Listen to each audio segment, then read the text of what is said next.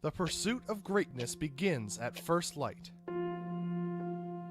and never, ever ends.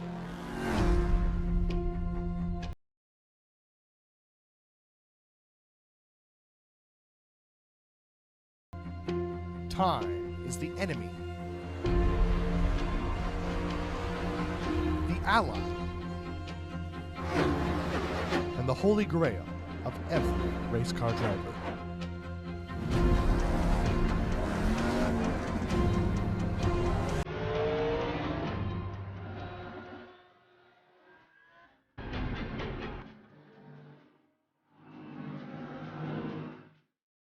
Who will be victorious? Only time will tell.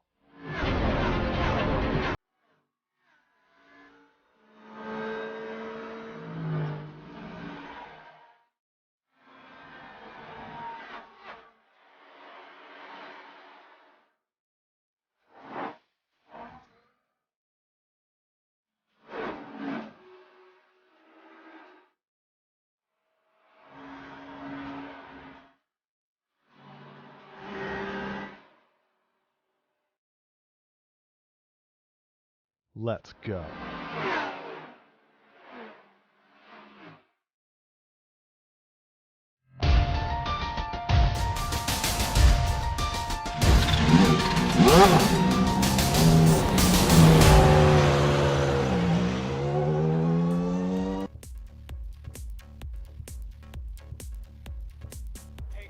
The Daytona 500, the great American race. For many, it is the American dream to win one of the most prestigious racing events in all the land.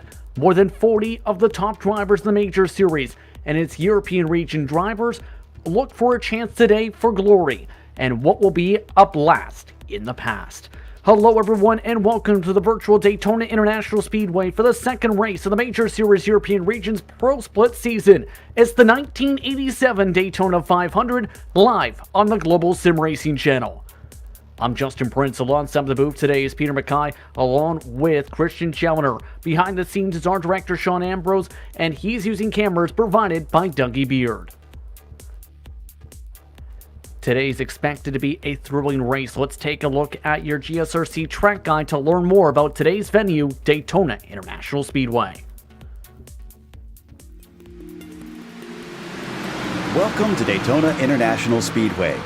This track began life after Bill France Sr. realized the Daytona Beach road course had outgrown itself.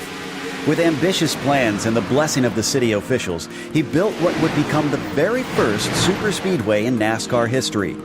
At 2.5 miles and with 31 degrees of banking, stock cars easily reach speeds of around 200 miles per hour. Pretty much every car can take the course flat out. This makes for one of the most unique styles of racing motorsports has ever seen. The slipstream allows drivers to stay with one another so easily that it becomes less about the speeds each driver can reach and more about the strategy of racing in a pack. Bump drafting is a technique in which the car behind actually pushes the car in front so that both are able to reach higher speeds.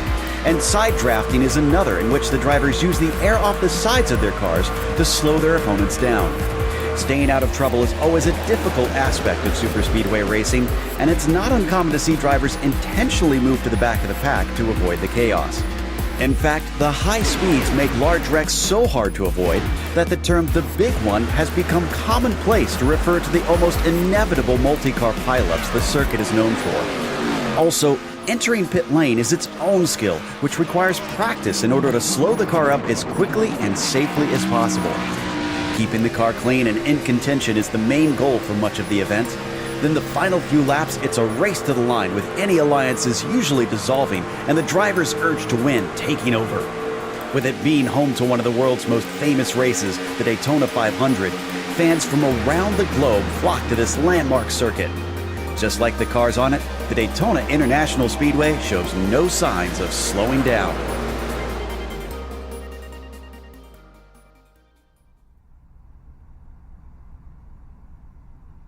That's a look at your GSRC track guide for Daytona International Speedway. Now, Peter, I turn to you first as we are throwing things back to 1987 today and what's expected to be a thrilling race. It should be a heart-pounding race, to say the very least, for these cars at this track. Indeed, it's an absolute pleasure to be here for this round of the Major Series for the throwback of the 1987 Daytona 500. Justin, this is going to be a white-knuckle ride for our drivers, because this was, of course, the last year that the Daytona 500 ran without restrictor plates. So you're going to see some massive straight line speed from these Ford Thunderbirds and Chevy Monte Carlo, and really it's going to be a matter of survival. We're going to be in for a real long haul to the flag, and it's going to be about who stays out of trouble and who can keep that car out the fence. It's going to be heart-pounding, to say the very least. Let's take a look at the race details, Christian. And as talked about, the cars are going to be difficult. The race is going to be difficult. 200 laps on the docket. Yeah, pretty tough cars to get around this place. A little bit easier on the modern surface compared with the legacy surface, but still a 200-lap race, so a full 500. So I expect it's going to be a long one. I expect that we're going to see drivers using that spare car. I'll genuinely be surprised if we get anybody who gets to the end of the race without using the spare car, if I'm totally honest, especially with it being open setups. That spoiler angle is kind of variable. A lot of guys trying to really trim it out, take it all the way down to 10 degrees, but I'm not really a fan of that. I think having some downforce on is actually a good idea, even at a track such as Daytona. It's going to be a big-time race, absolutely. But today is a race where we'll be racing for John, in reference to John King, who is currently suffering from brain cancer. Racing for John is the charity for today's action. Kinetic Racing did a tribute video in support of John. Let's take a look at that tribute video now.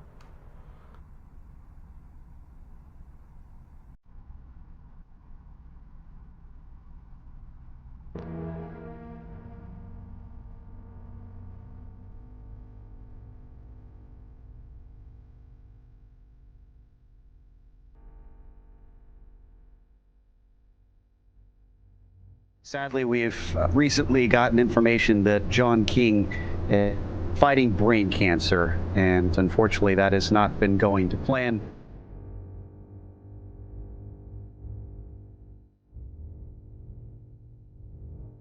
And they are fundraising to try and help him deal with some of the costs of that fight, which he has decided that he is now not going to fight anymore and has quit his treatment. So everybody's going to try and do what they can to help make this the best last few days that he could have.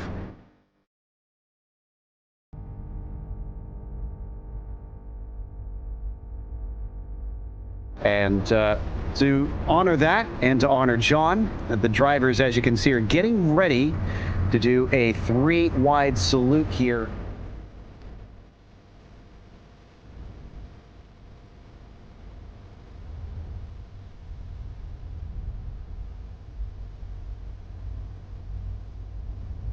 A short moment of silence in honor of a man that has touched many lives here in the sim and in real life, John King, who we hope this tribute will give him a big smile here today at Daytona.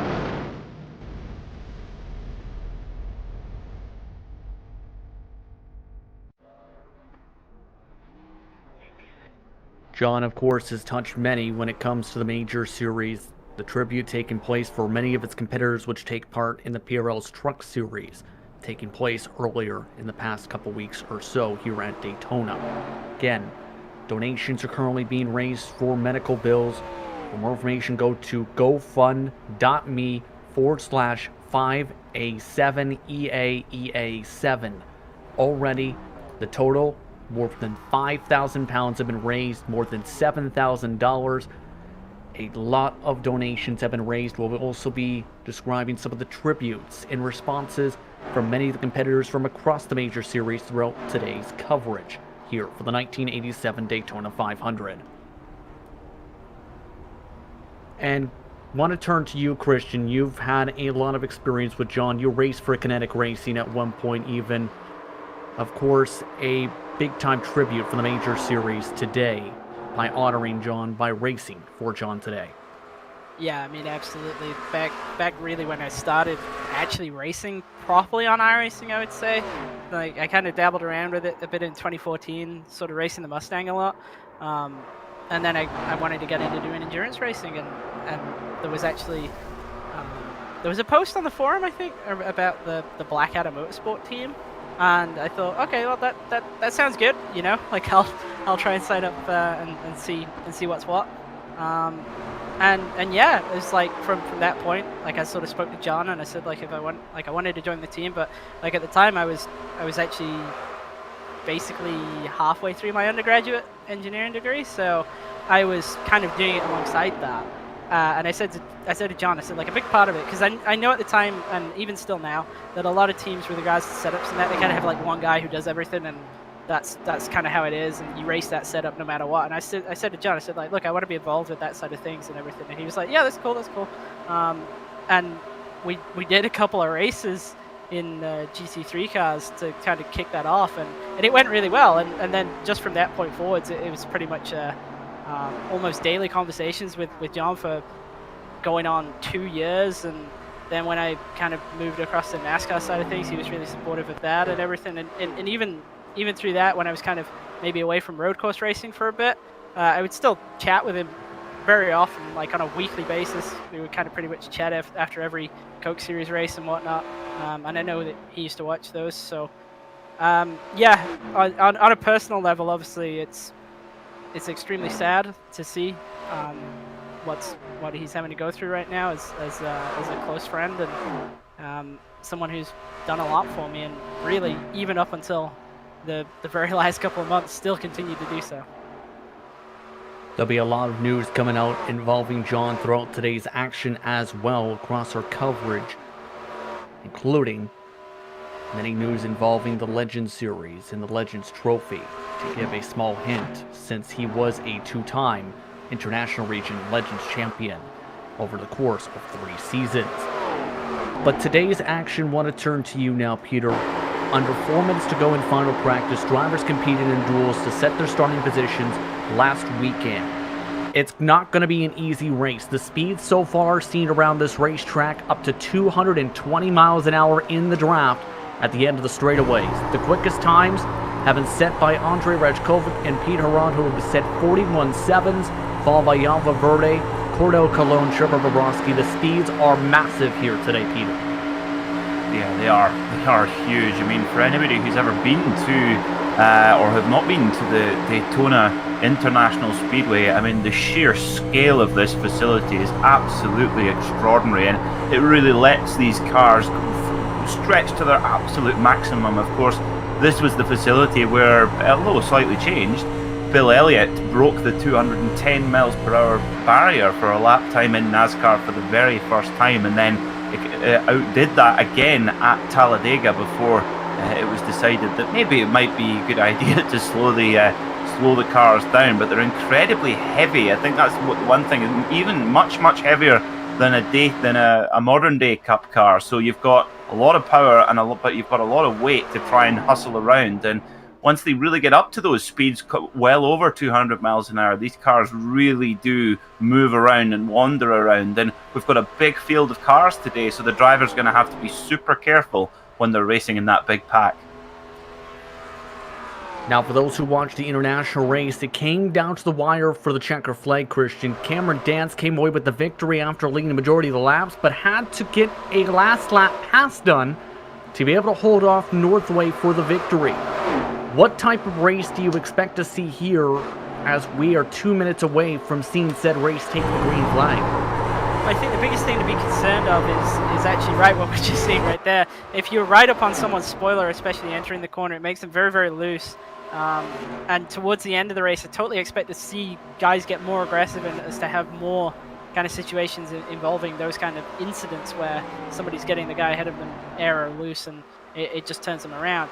But early on, there's really no need for that, so I expect that we're going to see a lot of people are going to take it pretty easy. We probably will see an early caution where somebody maybe gets a bit aggressive trying to get some track position, just catches somebody out. But I really think that the way to run this race is to kind of just maintain position on the lead lap for probably about 150 laps, which sounds rather boring, but it's the safe way to do it. and if you can do that, then you'll have a chance at the end. It is very, very, very possible to pass cars if you're aggressive on the top side, and it's extremely fun to do that. You know, like if you got everybody riding in the bottom lane, just go to the outside. You will get by them. The only time that becomes a little bit harder is when you get to the very head of the line. It's a lot more difficult to pass the leader, and that's when we'll probably see wrecks. If we get a situation where somebody is stuck to the outside of the leader for an extremely long time, they'll just get more and more aggressive, probably up until the point where there's contact and somebody goes around.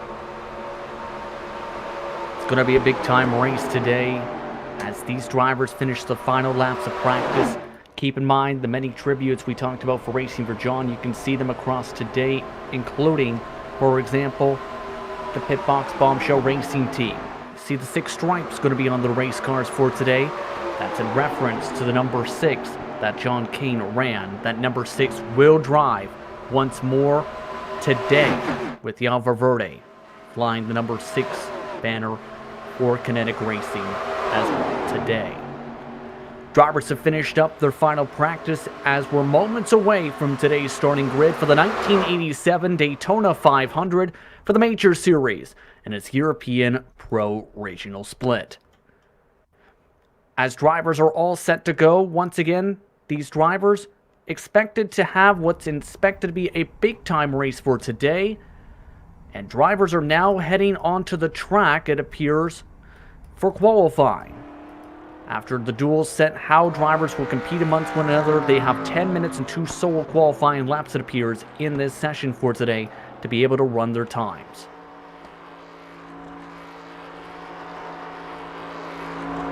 And keep in mind, qualifying is different for how you set up a car, Peter, compared to the race for how you want to maximize the speed compared to the stability in the draft.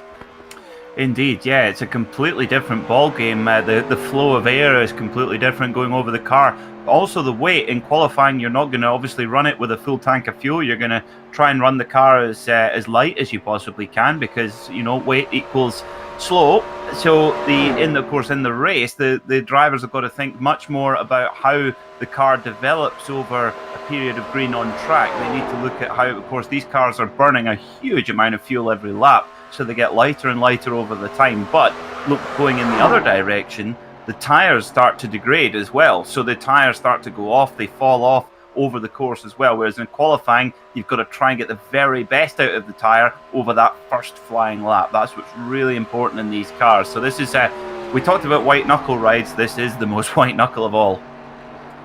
Christian, your thoughts here as we follow along with Udis Puteklis now in the 666 here for this session. Yeah, I would have to agree with that. Obviously, in qualifying, the car only has 2 options. It has qualifying tape and race tape, and the speed pickup when you actually go to qualifying tape is quite tremendous, and it's a very different experience. Even considering pack speeds, the car is very, very, very quick in qualifying trim, and obviously everybody's always trying to trim the spoiler out too. And you can see here with all this, it's a challenge to keep that thing going the right way, really. And it's not too different from driving a modern car in terms of what the goal is. The goal is really just minimizing scrub and obviously kind of having the highest minimum corner speed for that. But it's a strange car because it's more challenging but less challenging in a way. I find that you don't have to be quite as precise with this car, but it means that if you do make a mistake, it's harder to hold on to. Like the modern car, if you clip the apron, that's really a big mistake in qualifying at Daytona, and that costs you a lot of time in a relative sense. But you're never really worried about the car getting away from you. This is the opposite. You're worried about wrecking. Indeed. So far, 27 drivers have taken times here in this session. 2 more. Since is going and Ryan Mayer are among the drivers trying to set times for the first time. But one of the drivers who set a quick time in practice starting off the session was this man, Andrei Rechkovic. 43 flat the first time around, a 43.001 the second time around. Massively different compared to his 41.7 set earlier on in practice for today. That was without draft, keep in mind, for much of that respective run for the 99, so a big-time shock for him. Yeah, definitely not what he would have wanted there. The thing here with qualifying is, okay, it's a 500-mile race, but you want to avoid being in the back 10 pit stalls because it's very difficult to get down to them, and really the guy who qualifies last is a significant disadvantage under green flag pit stops, because right where you enter pit road is a kink, and pit stall for P40 is literally right at the edge of that wall. You can kind of see it there, right where the Sunoco sign is. So it's really hard to get into that box, and that's actually what happened to me in the 2.4 hour race here. If anybody remembers that, that's where my pit stall was, and even in a GT car it was difficult. So now imagine doing that from pretty much an extra 30 miles an hour faster in amongst a group of cars with a car that has essentially no brakes and no downforce. It's not easy. Following along with Ryan Mayer, and right now, keep in mind, Mayer, one of the drivers with dirt experience, Peter, and it's going to be interesting to see how he's able to deal with the slipping and sliding in these cars today, up on the top line for his first lap to gain momentum. Yeah, I think that experience will be particularly useful. Of course, on the dirt, you've got the car in a loose state all the time. The car moves around. You have to be very comfortable with that. And I mean, this is about as close as you're going to get to dirt on tarmac, if you like, because these cars, they like to go for a wander. They're kind of like that, the slightly restless child, these cars. They just wander about all over the place, and you go, no, come back, come here. Or maybe a dog that has selective hearing. Colin Martzoff, also one of the drivers able to make today's action for the Hansen brothers, a 43.979 to start off his qualifying. Seems like it's similar to the modern Cup cars to qualifying, where the second lap is the quickest lap by up to 9/10 for some of these drivers. Mayer slipping and sliding his way up to 11th position on the board, Christian. Yeah, I would definitely agree with that. It's really hard to get up to speed on that first lap, obviously, because you've got to stay on the apron coming off of turn 2 on the out lap, so you're pretty much guaranteed to not be at speed when you reach the line. So not surprising to see everybody go for that second lap, but I think what is maybe catches some guys out a little bit is that they're trying to run the high line kind of like you would with the modern car, and the modern car just does that. Like it's got no problem with running the third lane if you want to run it, whereas these it just drifts up. And I've noticed a couple of guys who definitely must be getting way closer to the wall than they're meaning to, especially in 3 and 4, just trying to maximize their exit speed. But I think it's actually maybe compromising them a little bit because they're getting surprised and ending close to the wall. They're probably having to lift a little bit, and they're actually probably losing speed on the run to the line. Clear up any confusion with qualifying and the duels for today. 15 drivers were locked into the top pro and sportsman splits based on their 2020 season results for the duels. Then, the top 2 drivers from Duel 1 qualifying times were locked into today's action for the Pro Split for the European side. The top 4 drivers then from each duel were then locked into said split, and if locked a driver into top 4 spot, then the extra spots would go based on pre-qualifying time. Other spots were allocated based on the pre-qualifying time for today's action for the duels. That was in turn where the qualifying now sets in for today's positioning for respective drivers. Overall, 33 drivers have now set times, followed on with Nicholas Skeets. Skeets up to 6th position for Kinetic Europe Casuals.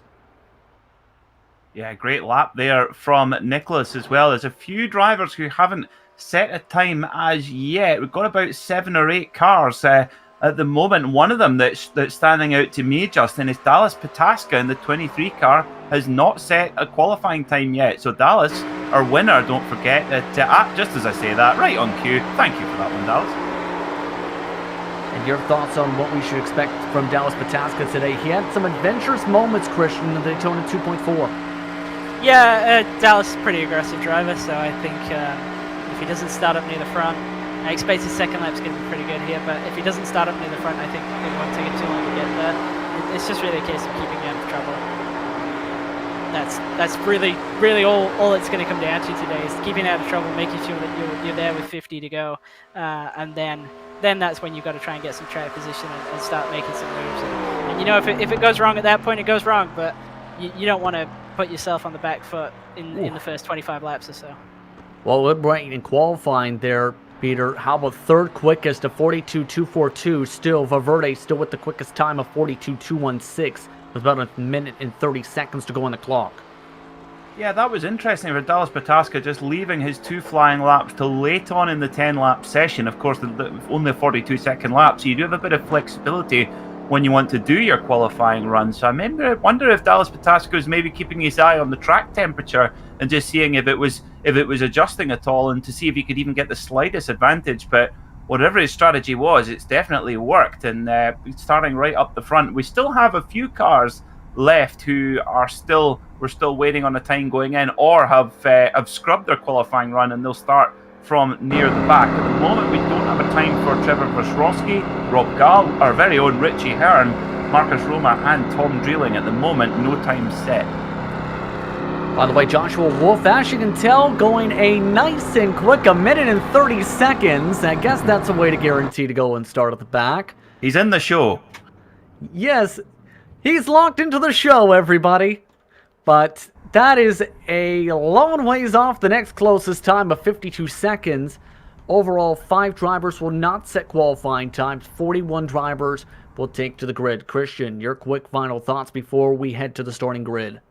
I would say, obviously, that the first and only restart double wide in terms of cars on the same lap with you side by side. After that, it's a case of lapped cars to the inside, which is definitely a factor and will cause problems at some point in the race, I'm sure. But certainly on the initial start, the goal really is just get everybody in a line and make sure you don't lose out too much. I mean, some guys I think will go to the back, but really it's just going to come down to being there at the end. I mean, that's it's always about with the 500. You just got to be there, especially if you're in the top 5 with 5 to go. You got a chance to win it. Let's take a look at your starting grid, as Kinetic Racing once more will be racing for John tonight, while Jan Valverde will be running the number 6 from the pole.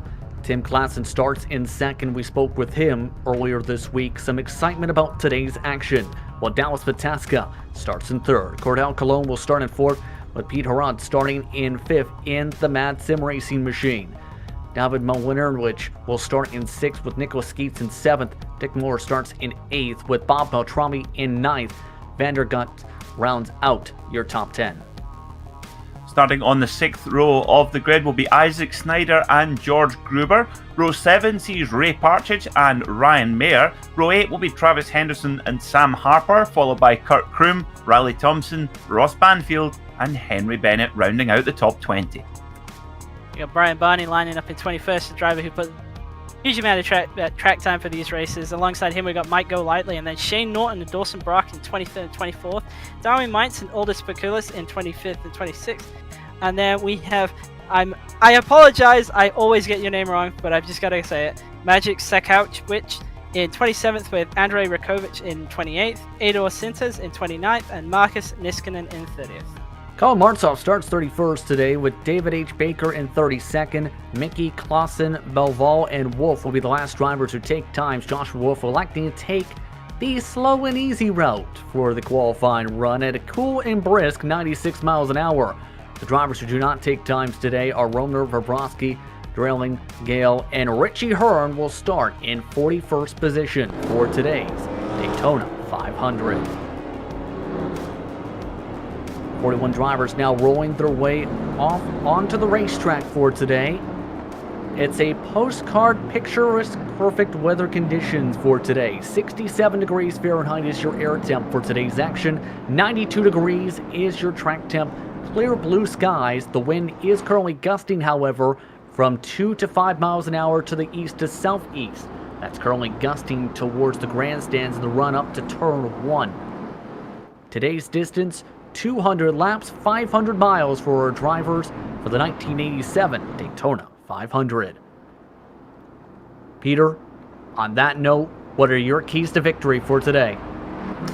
Patience, patience, patience, and patience again are going to be really, really important here. And also you've got to have your eyes on the back of your head. It's such a big pack, and you don't have to have an incident yourself to be taken out of the race. So it's going to be, you've got to have real high concentration on over such a long race. This is going to put the drivers to the ultimate test.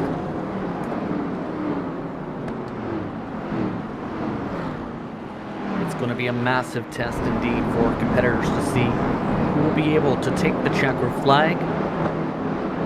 The test begins now. The iRacing pace car making its way down the front straightaway.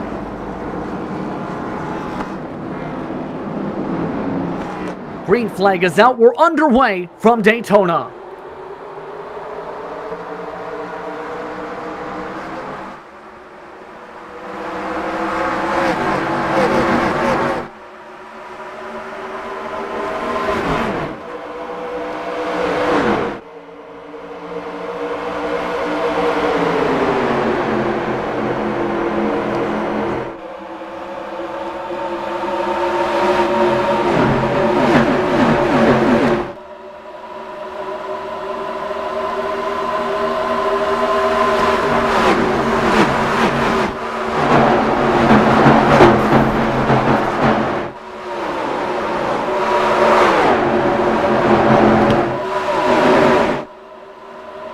Riley Thompson already up into the wall as well, several positions, while Valverde leads the first lap around to start the Daytona 500. A strong start for the number 6, Dallas Pataska, already up to second. Tim Classen's already up to third, single file. Much of the field already single file, in fact, up at the front. Yeah, it totally makes sense to do that as well so early on, obviously such a long race. I don't think that the damage that the 58 will have picked up by grabbing the wall in 3 and 4 will be too bad. You can get away with quite a substantial amount of damage on these cars without losing a lot of speed. The draft's pretty powerful as well, so definitely not too big of a reason to be concerned. Second lap also goes for Verde at this point, and this is where it's early on, as talked about by Christian. Some drivers need to be very patient early on. Pataska looking like he's being patient by just riding behind Valverde in the early going. Yeah, it's interesting though, but I think Pataska is also trying to create a precedent early, a little bit like the football player who puts in a big tackle early in the race. Dallas Pataska, he's doing the same thing. He's intimidating. He's using it. Well, Dale Earnhardt, he knew a thing or two about racing around here at Daytona, and I think that's maybe what Dallas Pataska is doing there as well. He's making himself very, very well known in the mirrors of Valverde and showing that he's very, very comfortable to run at these enormous speeds. I mean, look at that, nearly 210 miles an hour through the tri-oval. That is just extraordinary. And of course, Dale Earnhardt in 1987 had such a dominant year, Peter. Was one of the talks of this season, in fact, in this race, along with Bill Elliott. That was, of course, the battle between the Thunderbird and the Monte Carlo back in the day. Yeah, it's funny, isn't it? Of course, there's such a polarizing subject. You're either a Ford guy or you're a GM guy, and I guess you were either a Bill Elliott guy or a Dale Earnhardt guy as well. Of course, Bill Elliott went on to win here and at Talladega, but Dale Earnhardt got the last laugh. He went on to win the championship by an enormous 500 points in his Chevrolet Monte Carlo. Now, we do have probably a little bit more representation for Chevrolet today, but we do have a couple of Fords fighting up the front there. The cars in 3rd and 4th right now. Glasses and Harrod, they are running the Ford car. Yes, indeed, and following along with an Air Force Thunderbird, and this is a throwback to Days of Thunder, the Super Mad Sim Racing paint scheme from Keith Haran. Following on board with in 4th position. Lifetime and end scoring is available, by the way, for today at GSRC.tv to keep up with your favorite teams and drivers. Once again, GSRC.tv for lifetime and end scoring. You've got to love the paint schemes, though, in the many of these throwbacks today, Christian, especially going back to the flavor of the 1980s. Yeah, there's some wicked ones out there for sure, and I think the cars in general really lend themselves to some really cool paint schemes, and obviously there's a ton of nostalgia associated with it, and I'm glad to see that we do have a Days of Thunder car in here, because somebody had to do it. You know, like it just wouldn't really make sense if there wasn't at least one in there. Technically, though, correct me if I'm wrong, though, Peter, that would be more so a couple years after 1987, would it not? I believe so, yes. I'm not too much of a movie buff, but I do love Days of Thunder. I think they actually filmed it at Charlotte Motor Speedway, from my memory. I think they also filmed the Ricky Bobby, the Ballad of Ricky Bobby Talladega Nights at Charlotte Motor Speedway as well. And actually, I think Stroke a Race too. So Charlotte, home to the biggest TV in the world, at the Motor Speedway there, but also a lot of the great NASCAR films. I was going to say, Stroke a Race was among those cars, I remember, in what appeared to be one of the predecessors of Thunderbird at the time. Currently, it's Monte Carlo, Thunderbird, Monte Carlo up towards the front, though, for respective competitors 7 laps into the 1987 Daytona 500. Still single file through a majority of the pack. Closest side-by-side is currently around 15th and 16th. Ross Banfield's up 4 positions around that spot. Sam Harper, and one of our other paint schemes to keep an eye on today is among those cars today, the Mr. Bean Mini and Chuckle Brothers car. Still falling up towards the front, though. Pataska's kept up the pressure on the back end of Valverde. Yeah, I'm not too surprised to see Dallas not trying to go to the outside here, because really, when you're trying to pass the leader on your own, it's going to be really, really difficult. See him slide up the track a little bit there, but there's really no harm, no foul there. I'm a bit surprised. Trouble down the back straightaway. Riley Thompson is spun around in the bus stop. No caution flag. We stay green. And that's off the racing surface. He was in 27th position before the car just snapped hard left. And I think it was a technical issue here, guys, because his wheel, if you look towards where the tires are, went from straight to hard left. That is usually a sign of an issue with his equipment. Yeah, absolutely. Oh. It looks like the brakes locked on or something there. It's very strange. And that's tough when that happens, Christian, because you never know if that's going to end up happening, where one moment your steering wheel is working fine and the next moment you lose all steering. Yeah, absolutely, and that's a confidence thing that you don't want to have in the back of your mind. Obviously, with that's a really severe kind of issue, but even just something as simple as like a button not working or something can kind of give you the same feeling. So that's going to be there for him now the entire rest of the race, and hopefully it doesn't happen for him again, but I'm sure he'll be thinking about it. And I said he didn't have a lot to worry about after when he grabbed the wall on the first lap, but now I think maybe he does have something to worry about.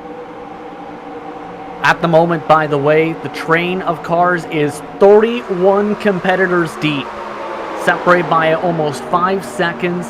Then there's a second pack, 32nd on back, that has started to form up, though. That is 9 seconds behind your leader of note, Wolf Wawrowski, Romer Clausen, along with Mickey Baker, Rob Gall, and Richie Herner in that pack. So 2 different groupings of cars currently running similar pace at the moment, 43.3s, Peter. Yeah, what is surprising me, well, no, actually, I'll rephrase that. What is impressing me is the respect and the patience from all the drivers being shown right now, because you don't always see it. Sometimes you see drivers who just want to tear to the front all the time, and it just creates wreck after wreck after wreck. But you can tell these are drivers who race against one another in all different disciplines. Here, you know, we do oval racing, we do endurance, we do dirt, we do everything here in the majors, and I think what we're seeing early on here is some excellent respect between all of the, and it's not just the front runners either, it's the whole way down the grid. All 44 cars, they're all just taking their time. They all know how important this is, and I think that's Christian, I'd love to hear your thoughts on this. You've obviously raced in the majors a lot. It seems to me that they know that they've got to take every discipline and really look at what the best way to go about the business is. Yeah, I would totally agree with that. And obviously, with it being the majors and being so many different cars ran throughout the year, everybody's aware that this is not the kind of thing that is kind of typical for most of the drivers in here, and you do see probably a bit more respect and a bit more space given than you might in, say, a series or a league that runs the same car all the time. So it's very helpful in that sense, and I'm really impressed as well, because it might seem a bit strange to say that a single file race is impressive, but it is, because it's not forced this way. Everybody's just taking it easy. I'm 100% sure that somebody could go to the outside here and really move their way forward in the pack. I'm just not really seeing many people trying to do that. Everybody seems pretty happy to run where they're at right now. Obviously, we've got that second pack off the back as well, and that's something that isn't too surprising to see. We see that in the real world as well. Guys and teams just kind of grouping up and saying they're just going to hang out in the back and wait for things to unfold. But where the panic kind of sets in for that strategy is when you see this happening, where the wrecks that you're expecting don't happen, and everybody just runs around ahead of you, and suddenly you'll find yourself with say 25 to go, and you'll still be in 36th, and obviously that's not what you want at all. I'm noticing, though, at the same time, Peter, these tires are starting to really squeal to the point where drivers are having a hard time sticking that bottom eventually. Do you feel somebody's just going to say, you know what, I want to try and take advantage of this? Oh, and somebody actually hit the wall. Colin Martzoff, I believe, might have smacked the wall. He's back to 28th position, was in the main pack. Several different drivers have been slipping and sliding up the track, and he was one of them. Very easy to do as well here. You see here, kind of just drifts up to the outside, and right as the banking kind of starts to move away, it just pulls you in towards the wall, and he got it pretty good. I think he'll be able to repair that. Trouble. More trouble. Andrei Rechkovic, one of the quickest drivers in practice today, is around down the back straightaway. No caution flag.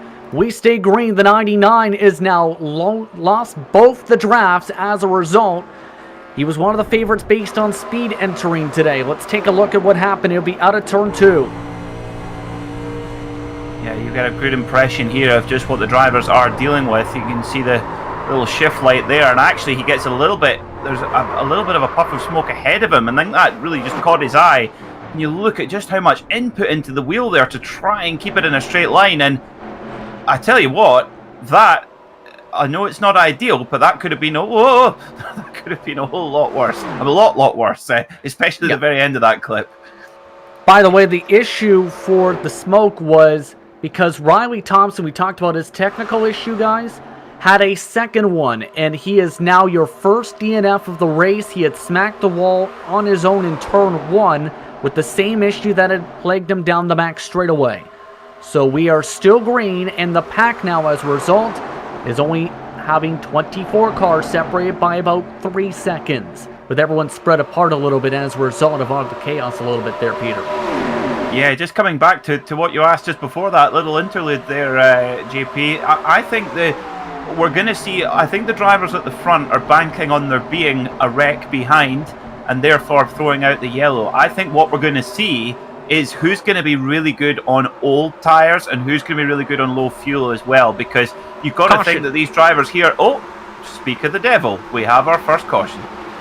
And it's Sakowicz who is around for trouble. Sakowicz in the number 8 machine with some significant damage for our first caution flag of the day, and it happens on lap 18. He really tore up there, so he's going to have definitely got into the wall, if not another car as well. Coming down the backstretch, trying to get it by the Kinetic car there, and looks like he's going to be clear on the entry to 3, but I imagine what's going to happen is they're all going to be tight to him. Drives in the middle, and everything's... right, okay. So this is something that always kind of happens. If you get a significant run, then you underestimate how fast you're actually entering the corner. And when it steps away from you, you have to really recognize that you have to start slowing down. You have to start lifting off the throttle. You cannot drive through it. As soon as it starts to get away from you, you have to start doing something to try and slow the car down and get off the gas. And I've seen it a lot throughout the week and in the dual races as well, especially, where drivers, when it starts to get away from them, they think that they can hold with it, and the reality of it is that you just can't. You gotta lift. If you don't lift, you're almost 100% certain to go around. As a result, we're under caution for the first time today. And it looks like everyone coming down for pit stops here. Now, Christian, here's the question. If we have a long green flag run, what's the normal window for these cars for today? I think you could probably get out to just around about anywhere between 35 and 40 laps. I'm not 100% sure on where it is. I know that you couldn't do the 50-lap duel without stopping for about 10 to 12 gallons of gas, so it's definitely short of 50. In terms of what you do here, strategy-wise, I think if you're nearer the back, you're probably still content to be there right now, but if somebody wants to go forwards, they could maybe try just taking rights only, and that would shuffle them up quite a bit, because the pit stop time is very, very long in this car. 24 seconds for the 4-tire strategies, and several drivers here have elected to take 2 tires. Tim Claessens is the first of them. Harrod, Cologne, Henderson, Ross Banfield, Snyder, Gruber, Mayer, Harper, and Shane Norton all elected to take 2 tires on this pit stop sequence. Interesting, Dallas Pataska, he's invested that time in the pits to put on 4 tires as well, so that drops him right into the heat of the pack. So we'll see. I think it depends how long this next green flag running period will be and how much, if that investment pays off or not. So he's throwing the dice pretty early here, guys, but as the saying goes, and I hate to be the doom merchant, but isn't it true that cautions breed cautions? Yes, indeed, and it's going to be tricky here, Christian, for these drivers on the 2 tires off the start because while it's Daytona, it's the 1987 cars, and we've seen how much they were sliding right before the caution flag. Yeah, the big thing with these tires is really heat, so it's not ideal to obviously run at a track like this, which generates a lot of tire temperature because the speeds are just so high and the loads are high as well. That really kind of exaggerates the fall off, I think is the best way of putting it. And if you get consecutive cautions where you can kind of bring the temperature of the tire down, then it really eats into the advantage of taking a fresh set.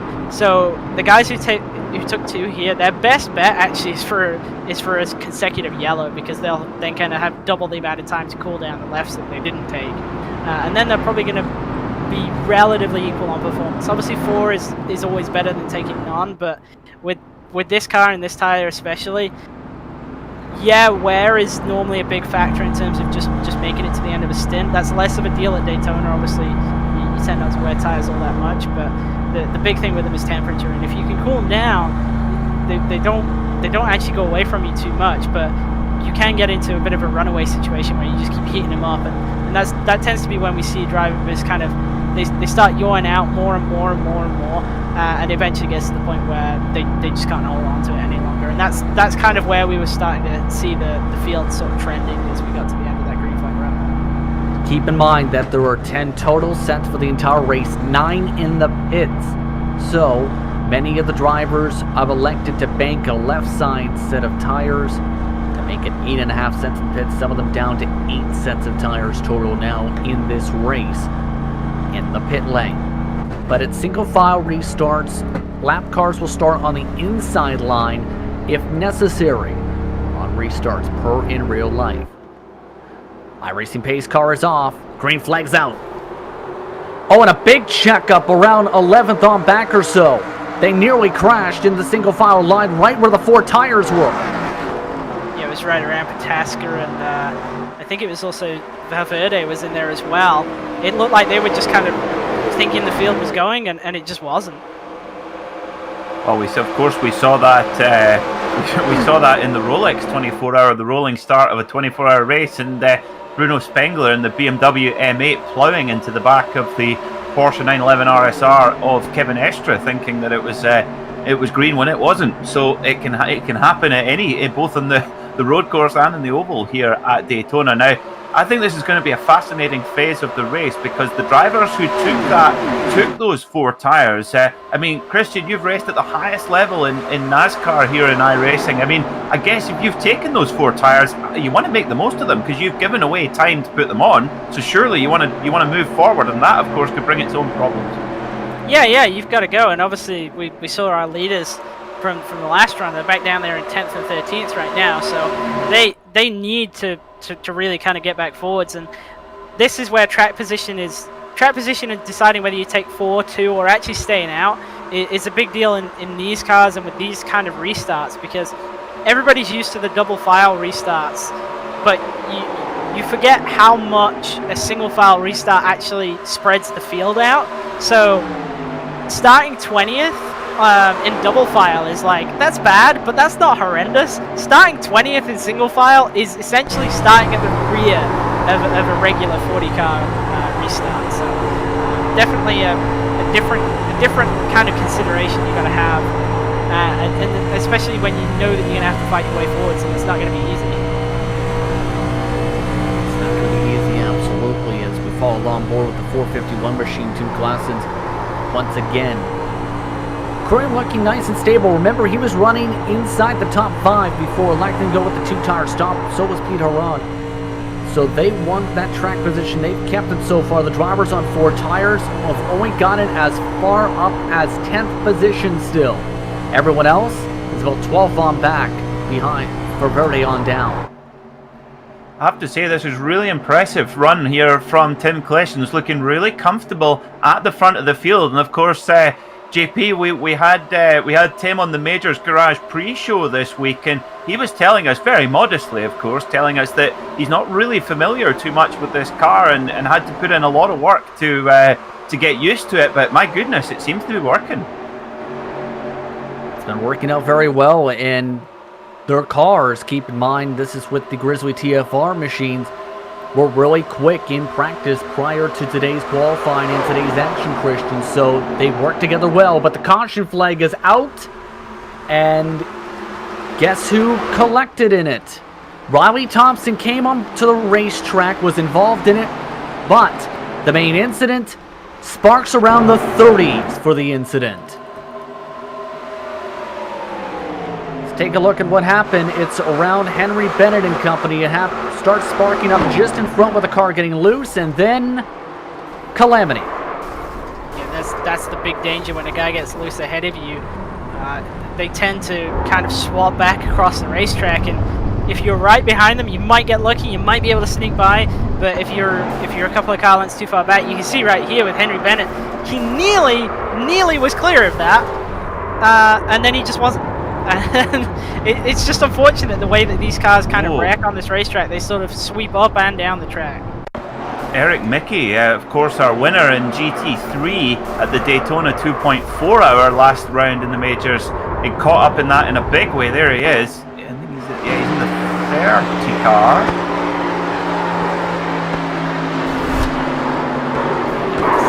Up there as Brian Barney in the V-Apex Racing Group Blue Machine. Hard into the fence. The Apex going back to Dale Senior inspired paint schemes for today's action with that big collision. Yeah, really unfortunate for Brian right there. You see he tried to get around it at the last minute, but unfortunately kind of turned himself up into the wall. Not anything he could have done. I mean, it's the worst thing, you know, when you're in these cars and you see a guy getting loose in front of you as you're kind of entering the corner. You know that there's just nothing you can do, because you really can't predict where the car's going to go. You know that the guy's going to hit the wall, but you don't know if he's going to go to the apron first. You don't know if he's going to bounce off the wall and come back at you. It's really a complete dice roll, and that's where track position is your friend, and that's why being at the front is never a bad thing, you know. 100% agree with you on that one, as majority of the field electing to stay out. Marcus Niskanen has elected top off, as well as Richie Hearn this caution, as well as Wolf, Gall, Varosky, Romner, Baker, Drailing, Henry Bennett, Mickey also down the pit lane, I should rather say, this yellow flag. Now it's talked about we're racing for John today. And again, this race in support of John King for today's action. One of the tributes provided from one of the drivers was Valverde himself in preparation for today, where he said, as it's easy to understand, John King means a lot to Kinetic Racing. John isn't just a team manager. John is the person that always has a kind word of support in and out of the track. Whenever you needed guidance, John wouldn't rest until he helped you in any way he could. For that, and he'll always be grateful. John Bossman King, the man, the myth, the legend. That is from Yal Valverde as a tribute coming into today's action. He's had a solid race today. Meanwhile, Peter, currently in 10th position on the fresh tires. He does have damage, though, on the back end of his race car from that checkup. Well, hopefully it's not affecting things too much. Of course, you do have an opportunity within the caution. It's a long way around here at Daytona, so you can dive into the pits and try and get some sneaky repairs if possible. But we'll see how many drivers take that option. But of course, we've got a number of drivers as well who do have the option. Although they're caught up in those wrecks, they can go back to the pits to get their spare car. Absolutely, as should be worth noting, Ray Partridge has elected now to come down for pit stops. As we get the 1 to go signal this time by, it is a quick yellow racetrack here at this facility for today's action. So we'll be restarting on lap 29. Tim Claessens is still in the lead. Harrod, followed by Cologne, Henderson, Banfield, your top 5 so far. Banfield up a massive number of positions, actually. Started back in 19th and now in the top 5. So some good strategy by him to get up to the front of the field so early on. Starting in 19th position in the UDOT's Motorsports machine. And you have to say, their cars are very fitting of the 1980s in general with their paint schemes. Then you add the 1980s cars, and it looks pretty slick. They also went with the 1980 style llama for today. Yes, that is a llama that is right up on top of the Unorthodox Motorsports logo. Well, I hope it's not going to spit. I don't think anyone was thinking about that, except for you. My brain works in funny ways, as you know, JP. We're all thinking about it now. Well, here's the interesting thing, though, with this restart procedure is, like in this era, lap cars will start on the inside line, so it's Riley Thompson and Darwin Mines who will be down on that line. Everyone else is on the right side of the racetrack. So we'll have to see how the lap traffic plays a factor now in this battle for the race lead as the green flag's out. 172 laps to go.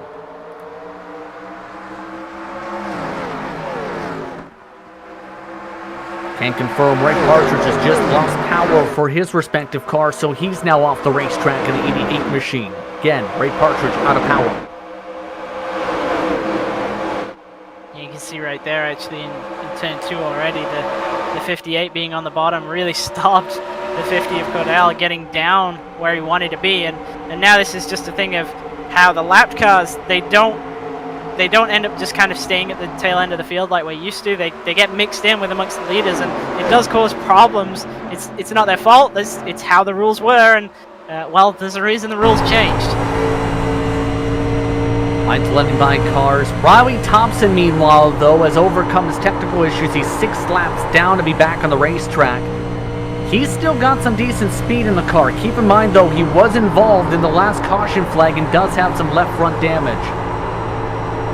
Well, hopefully Riley's got his technical issues sorted. I guess he has if he's out there on track. So really good news to see that. And with 6 laps down, that might sound a bit of a punishment exercise, but it was a long race, and with every caution there comes opportunities to fight back and get the wave around as well. So it's going to be exciting to see how Riley can do. And of course, there's plenty of cars in front who can hit issues as well. So I love that tenacity to never give up and see what you can get.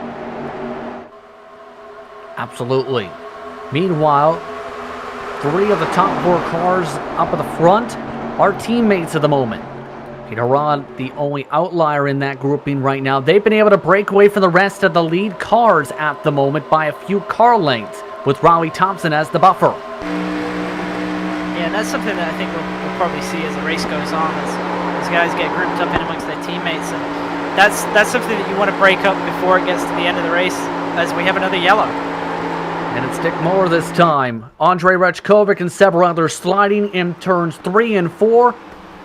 And we're back in our yellow as they are still wrecking at the bottom of the racetrack. So we're back under yellow here at Daytona, and this collision involving several cars once again. Let's take a look at what happened here. You see everybody pretty well spaced out at this point, actually, so there's no real need to be aggressive. The 11 looks like he's got a pretty good run on the 83 right here, goes to the inside. 83 just wasn't expecting him to send it in there like that, I guess. Rechkovic with a hard hit as well, and it collects several drivers as they come back up on the banking, some of them, while others, as they dodge in the grass, just get clipped. Here's an air look from the helicopter view. Yeah, I mean, for me, it's pretty clear that the 11's got a big run and is going to the inside, and just looks like a miscommunication, to be honest. I don't think the 83 was expecting the move. but I think in hindsight, you probably should have done. Claude Belval of note ended up taking a tow, and he's now in after blowing a motor. Now we're approaching lap 33. And at this point, do you think about potentially splitting off for various strategies here at this point? And the answer is... There's your answer. Ross Banfield says yes. A lot about the others, though, electing to stay out. Sam Harper and Dallas Pataska also coming in from the lead cars. The rest of the field, up towards the front at least, elected to stay out. About 17th on back also coming in for service. Banfield going for tyres. Looks like he's going to go for all 4 as well. No, just on the left-hand side for Banfield. You can see in the pit lane now very, very busy. But just... You know something, Peter? Did you just notice that on the left front, with how he set up his car here, when he came down on the jacks, he hit it so hard on the valence of this car, he damaged his 777. Oh dear. Well, that's an expensive mistake to do. At least it's not a Boeing 777. That'd be more expensive. Christian, you'll have to explain this because the ride height is critical, and you can see his ride height's very low on the left side. When it came down off the jacks, he smacked that left front and damaged the car. Yeah, that's not something that I've seen before. I'd have to probably take another look at the replay on that to try and figure out what's up. Obviously, he's running very, very low on that left front corner, which totally makes sense. It's what you would do around a racetrack such as this. But I mean, there's tech limit. It does look very low, though. I will say that. It looks lower than I thought you could actually get it.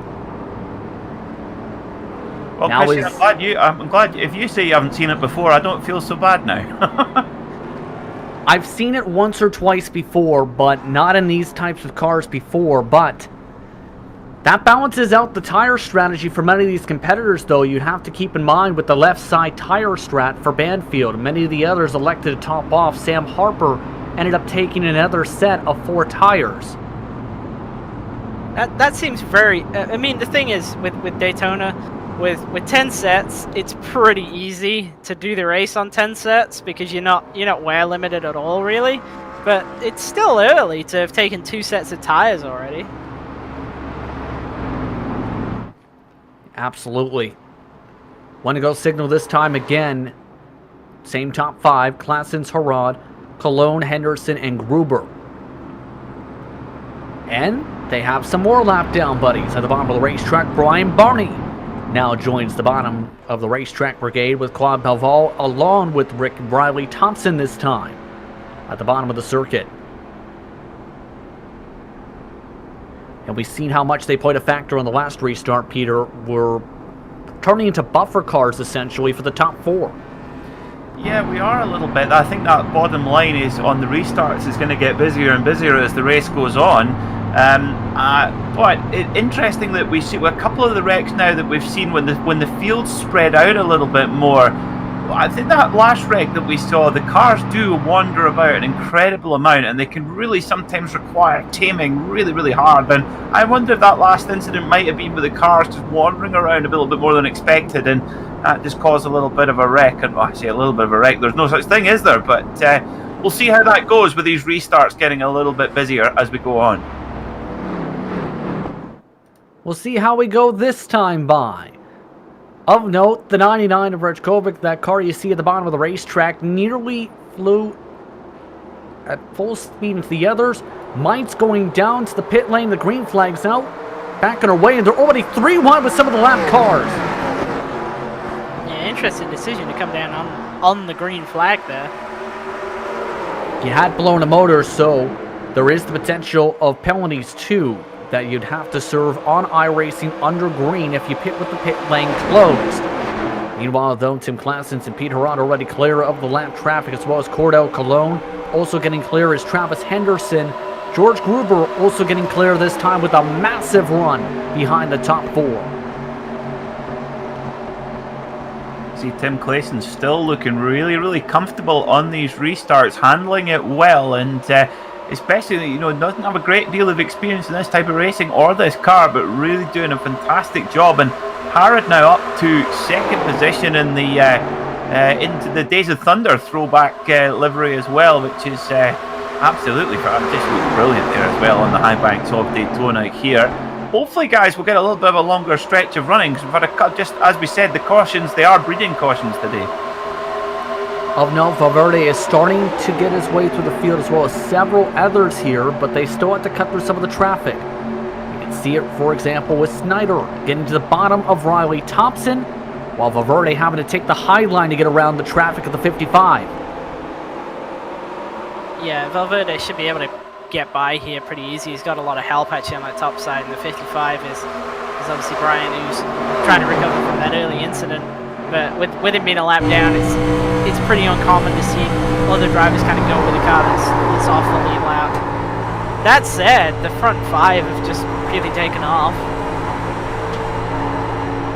Similar to the last restart, they're riding 42.4s at the front of the field, some of their fastest laps of the day so far.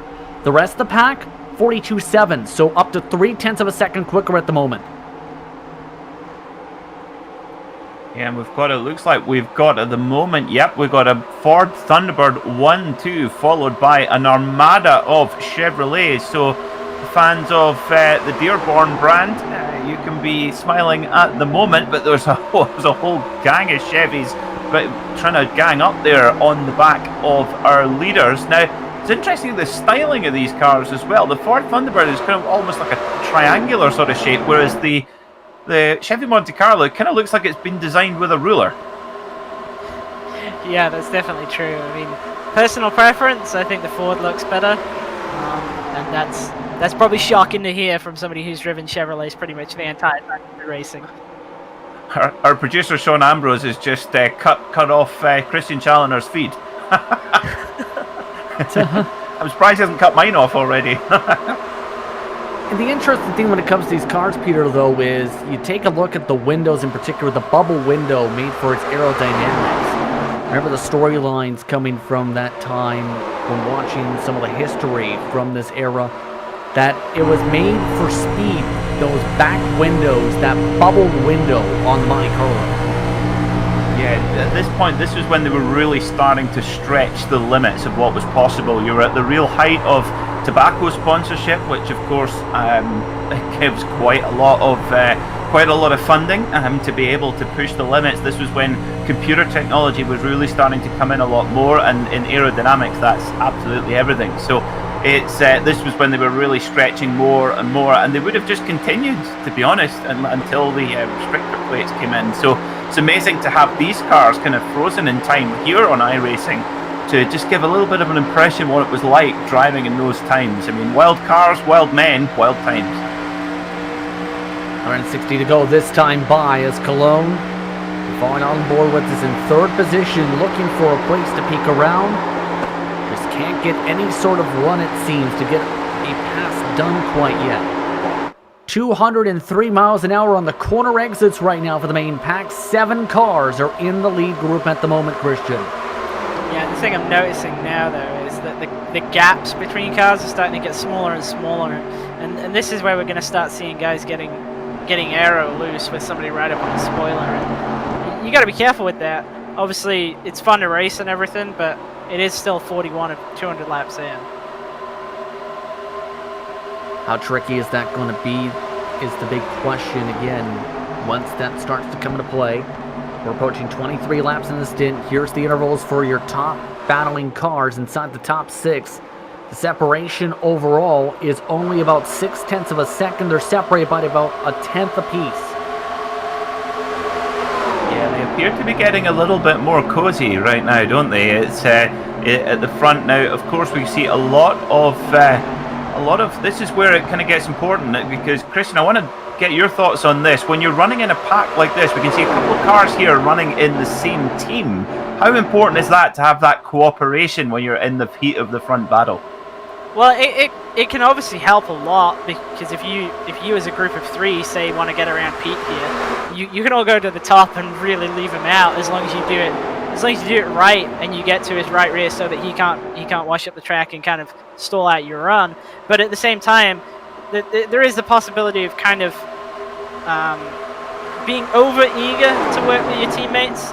where you're kind of like checking up too much and always trying to make sure that like the line's clear for them to come down and all that kind of stuff, and that's where it actually can get to the point where it's detrimental. But obviously, in this situation, I'd say for Pete, he's probably not particularly excited about having 3 cars from the same team all lined up right behind him. It means that as soon as he goes to the outside of Tim to try and take the lead, that they're just going to leave him. There's no way that they're going to go. Fascinating stuff, isn't it? Of course, the word teammate in motor racing is such an oxymoron, and certainly in Formula One, you wouldn't see Charles Leclerc and Sebastian Vettel draft matching with each other to try and catch up with the Mercedes, for example. Yeah, but there's a saying when it comes to super speedway racing with the modern cars, it's been you need teammates to be able to try and win in these types of races. But as seen for the international split, that wasn't necessarily the case with Cam Dance dominating up in front much of the race, or he didn't have teammates around for his battle for the race victory.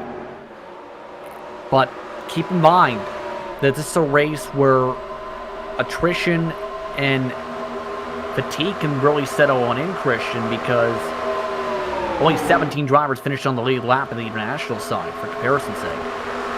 Yeah, you can wear yourself out really, really easy with these cars, and you got to be mindful of not doing that, obviously, in a race that's so long as this. And the other thing is you can go the opposite way. You can get kind of too comfortable, and you can get complacent with it, and that's when it will bite you, when you kind of go into 3-1 time and you feel that you're out and you're like, yeah, it's done this about 100 laps already now, it'll be fine, and then that one time it steps slightly too far will be the time when if you're lucky, you'll be able to chase after it, you'll lose track position, but you'll survive, and if you're unlucky, well, you'll be the next caution. So it's a fine line.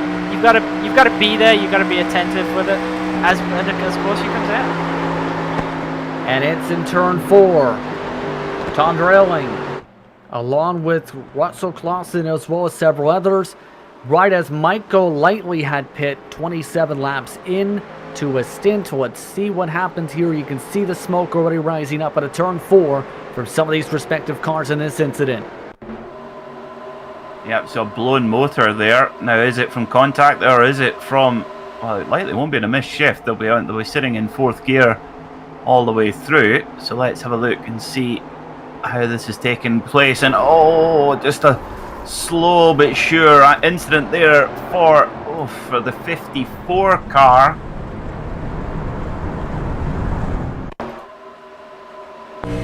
Take a look on board and see it as it happens, already to get to the rev limiter.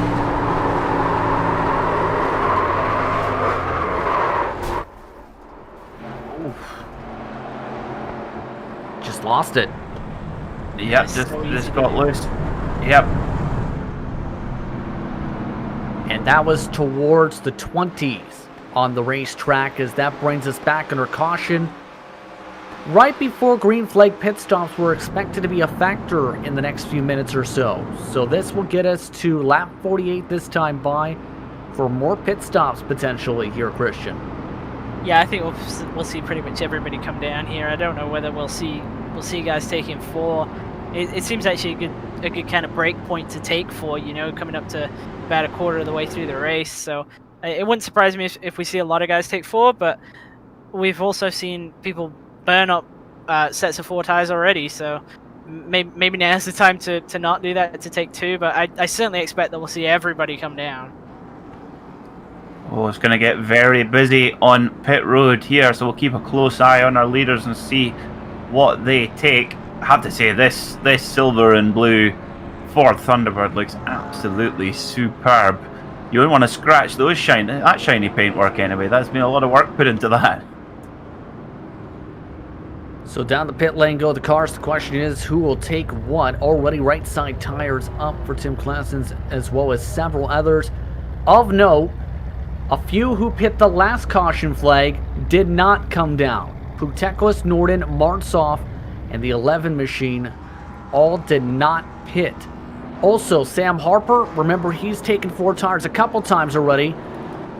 Just took only 2 tires this caution flag. Oh no, check that fuel, this caution flag. He's the first driver out.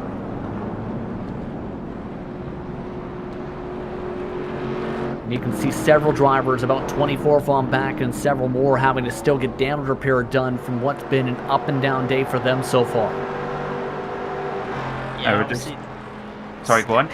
I was just going to say, obviously, damage so early on in the race is not what you want, and we've seen a lot of drivers already having to take the spare car. That's, yeah, before halfway is normally a bad sign if you're having to take the spare. But Teclis, though, is on a different strategy along with Shane Norton, along with Martzov, as mentioned as well with Sintis Galino.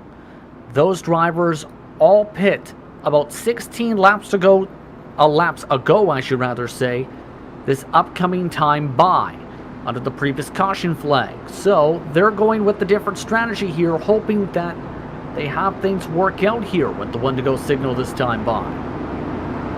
Before we go back to green, great to see so many watching our broadcast here on the Global Sim Racing channel and chatting away in the YouTube chat. Now, Christopher Boone says, he asked if I said Charlotte Flair. Now, that sounds more like an adult film star than a racing driver, but she's a wrestler. Ah, well, close enough. And the daughter of Ric Flair. Ah, Ric Flair has offspring, my God. So it's actually Charles Leclerc, the Ferrari driver, was what I meant. I do apologise, my accent can be hard to follow. No words.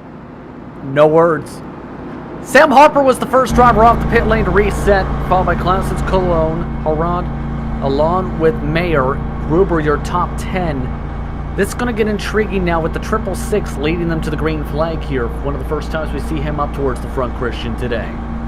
Yeah, and obviously it's a different ball game when you're kind of leading. He's about, if I've kind of worked this out right, he's roughly about a third of the way into his stint when that yellow came out. So obviously a bit of a disadvantage because now there's 4 cars at the front here who, if we do get a green flag pit stop, which I really hope we do because that'd be a pretty great spectacle to see guys kind of coming down on the pit road because it's really difficult to do, and I don't imagine many people will have practiced it.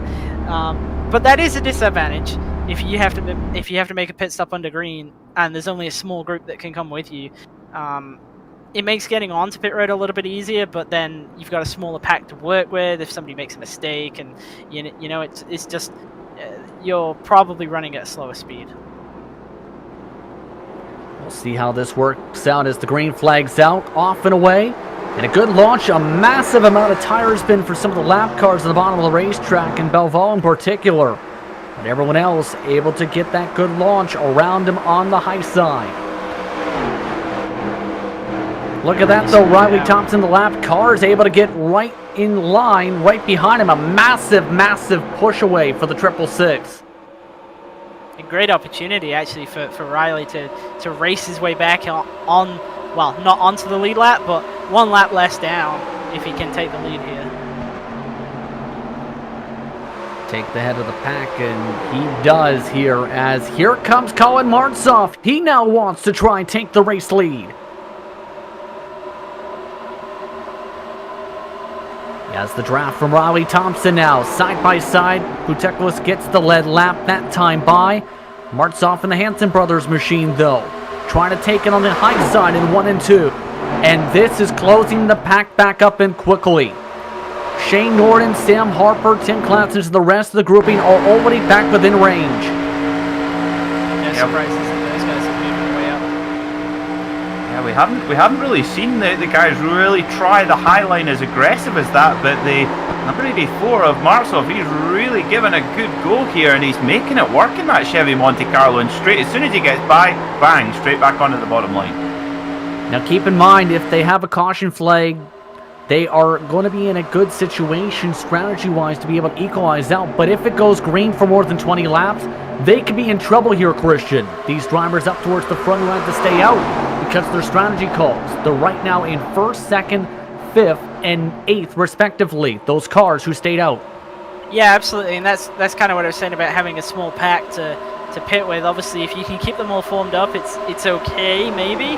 But 1st, 2nd, 5th, and 8th, that's already bad. That's already a big gap between the first two cars and everybody else, and that's going to really hurt you when it comes to making a green flag pit stop with that group, because you won't exit the pit lane formed up. Shane Norden had a big moment in 3 and 4. He's already been shuffled to 18th, make it 20th position now with a 95. He was just inside the top 10 a moment ago. So Norden falling hard down the pylon, all while Riley Thompson's been shuffled out by Butekwa. Sam Harper, though, is in 3rd position. What a run for Sam Harper. When it comes to racing for John, he mentioned that John King was helped him get him interested in the involvement competition committee, despite only having been in the series for 1 season. He says, thanks for taking a chance on me, and now he's got a chance to battle for the race lead early. 147 to go. Well, he might be running it for the Missed Apex team, but he's right on point just now. It is Sam Harper right there in the thick of the battle here at Daytona, and oh, that's, dearie me, number 58 car there taking a big old rest. That's Riley Thompson as well, trying to hang on to this lead battle, trying to get to the front. Of course, he can't afford to be patient here, can he, guys? He's got to get to the front wherever he possibly can in case the caution comes out. Absolutely, especially if he gets in front of the leaders with the caution out, he would be only 5 laps down and a chance to actually gain some more positions.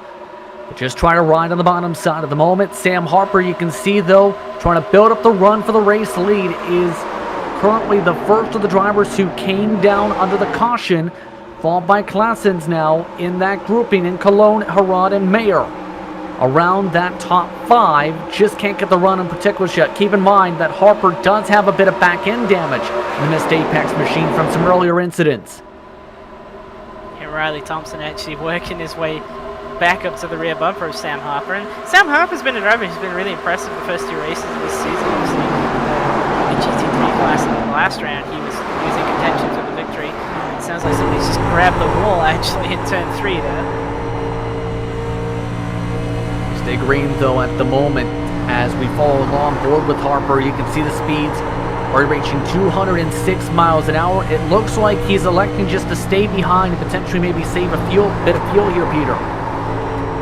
Yeah, of course, we haven't addressed that yet, have we? Of course, you kind of think surely at 200 miles an hour plus, saving fuel is the last thing if you're worried, but actually it's really important because any fuel that you use over and above your competitors, that's longer that you have to stand still in the lane filling back up again. So if you have the car in front punching a big hole in the air for you, or multiple cars in front of you pushing a big hole in the air, you don't have to use as much throttle and therefore don't have to use as much gas. So that's where Sam Harper can maybe just sit and get comfortable. Also, if you've not been running up the front for the majority of the race, which is the case for Sam Harper, you kind of have to get used to that pace at the front because it gets loud up there.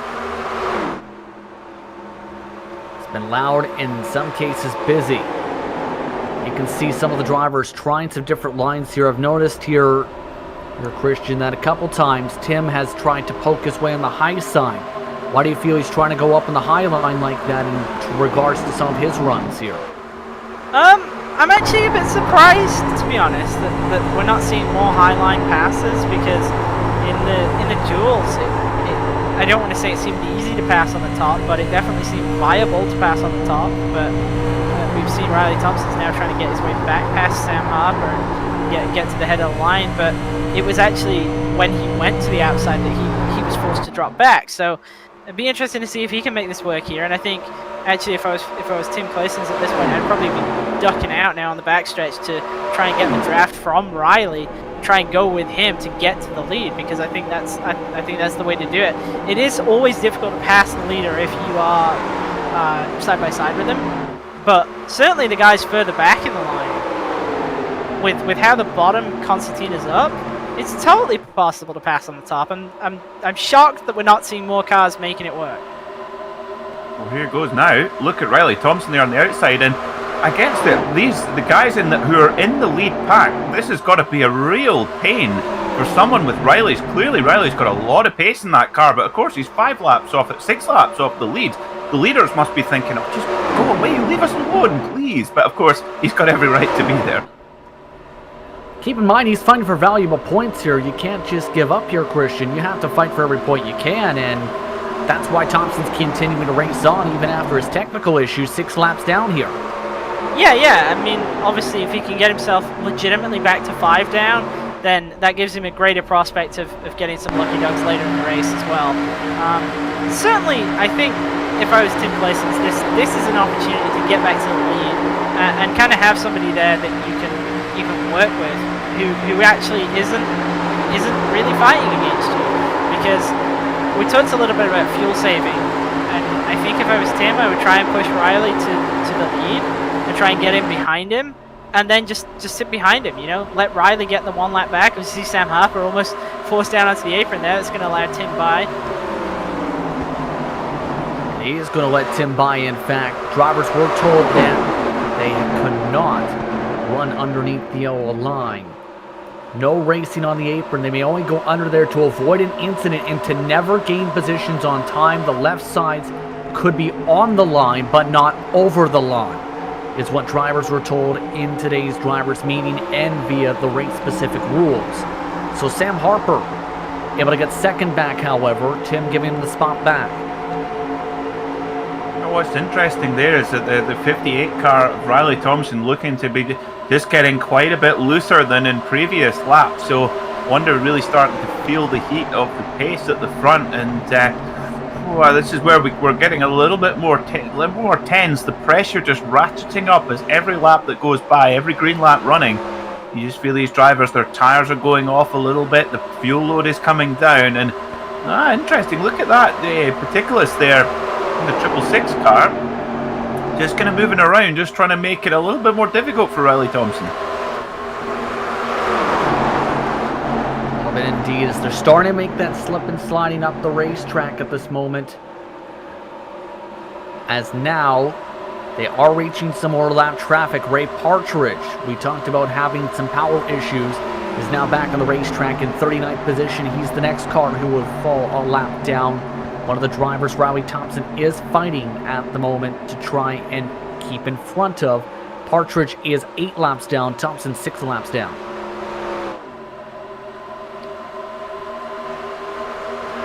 Just actually looking, there's not many guys trying to make the top line work at this point. Isaac Snyder's one of them. But the key to making that top line work is to be quite aggressive, both on entry and exit with the guy underneath you. And you do have to have a lot of trust in the person you're racing, because you have to be close to their door in both circumstances for the line to really carry enough speed. So you do have to be, it's not side drafting, it's just aggressive pinching really. But obviously for the 13 right here, does he really want to try that with the 123 ahead of him who keeps drifting up the track? And there we go, the 13 straight into the fence off of 4. And caution flag is out right behind him for the 11 machine around. So we are back under yellow as several more slide around in Calamity Corner. Rajkovic and several more involved. And I believe the 11 machine may have been part of the trigger. He was the first car around there we've seen hit that wall at a turn 4. That was from 21st position on the track last time by. This is the second incident that Adrian Santos Galindo has got involved in, so I guess that will be him done for repairs. Oh, he gets a big hip check there. And now, was that the... I wonder if we can get another look at it. I think this is the same car that he got involved... Yes, it is, the 83 car that he got involved with the last time. Yeah, I think it is the same pairing. I don't think there was any kind of ill will there. I think the 83 just kind of had a wiggle on, but yeah, those two probably not each other's greatest fans right now. And it also collected a few more cars, as we talked about. Rajkovic involved in our incident. His day has been significantly hampered from damage. He's already gone to the pit lane, and now this is a caution that Puteklis needed. Because guess what? Everyone's starting to roll their way down to the pit lane, and he had to come in within about 10 laps for the fuel. So he is now potentially a chance for the race lead, depending on the strategy here.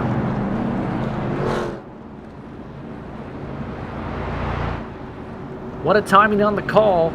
But a couple drivers have mixed up their pit calls here. Ryan Mayer and Isaac Snyder, I believe, have stayed out this time by. The rest of the field elected to come down this caution flag. I'm not sure I think this is by Isaac to stay out there. And it looks like a team decision on that regard, as Kurt Crum and Darwin Meitzel also among those drivers. The rest of the field off and away. Tim Claeson's, though, the first of the drivers off, and several taking either 2 tires or fuel only here, Christian. Yeah, I'm not really sure on a fuel only call at that point. We had been green for a decent bit there, so probably 2 tires was the safe option. But then again, I suppose if you're going with the attitude of I'm taking a pit stop anyway, you kind of might as well take all the damage in terms of track position right off the bat. I imagine that we've got guys out there who, even though we're getting a significant number of yellows, are still probably trying to work this race backwards from 200. I know that's what I would be trying to do, so that probably is an influence in terms of when you come down and which yellow you elect to pit on. Obviously, we've got a team decision here to stay out, and that could be influenced by that. So the bombshell machine staying out on the racetrack. Back in just a moment for more coverage of the 1987 Daytona 500 on GSRC.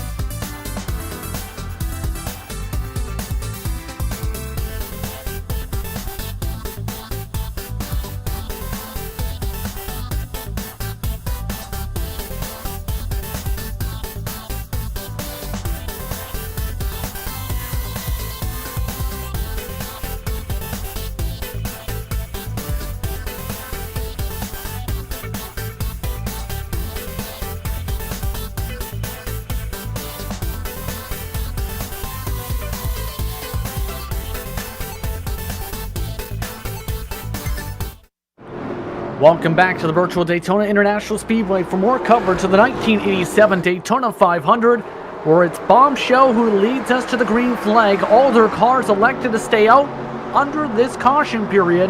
We're back underway. They're now 1 through 4, while several drivers elected to take fuel only. The first driver who took tires was Udis Buteklis, who is in 13th position on the racetrack.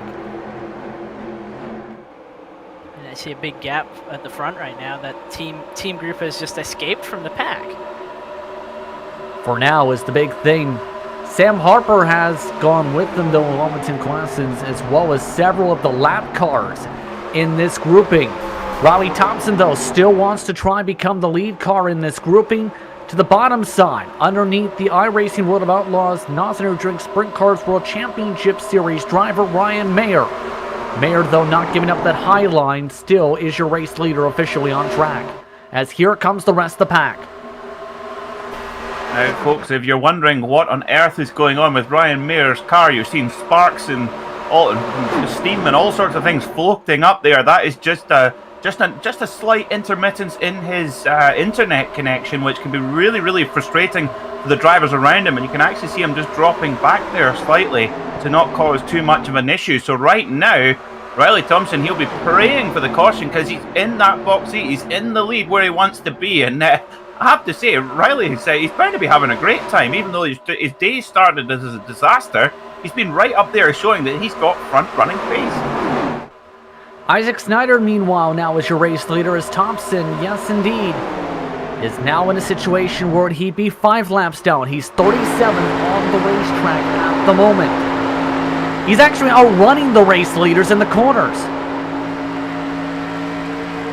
Yeah, he's definitely a driver that we know has good pace. It's just obviously a frustrating deal for him right now, being 5 down and on the verge of 6 down, so to speak, as we've got a huge move happening in the middle of the pack here. Right, the 777 just took everybody 3 wide on the backstretch and made it work. That's Ross Banfield you're talking about, who just made that move, and that was with lap traffic. So Banfield, with some major speed, was able to nearly get himself fully clear of Dallas Pataska. Another checkup, and now another pass coming from Banfield. He's taking advantage of all the major checkups here from all the drivers who took fuel only. Yeah, here we go. This is exactly what I was talking about getting the top line working, and this is what I was expecting to see, and now we're finally starting to see it. Just where the bottom line checks up, and that concertina effect allows you to just drive just straight past them on the top side. And the 777 and Banfield is just making it happen right now, and I'm really surprised that we're not seeing more trying to go with him. The 766 is trying to work with him, but that's about it right now. So the 777 is among the drivers, should note, that did go for the top off, but the 666 is the one who took the tires. Remember, under the caution as someone smacks the wall. I believe that might have been Haran, not quite sure, but a pink car just slammed the wall in the backdraw. Yeah, it was pink. He came off of the tri-oval right there and just got into the wall, and I think he'd be okay, but obviously it checked up all the momentum behind him. Look at Dick Miller in the 83 car. Of course, he's been involved in a couple of wrecks so far. He's trying to hang it up high there as well. He's fighting for laps back as well. He'll be in the spare car right now, so he cannot afford a wreck. Riley Thompson's still leading the pack, of course, multiple laps down. The car behind him, the Chevrolet Monte Carlo of Isaac Snyder, leading right now, but Sam Harper looking very comfortable too there as well, in what looks like one of the kind of lone Ford Thunderbirds fighting up the front.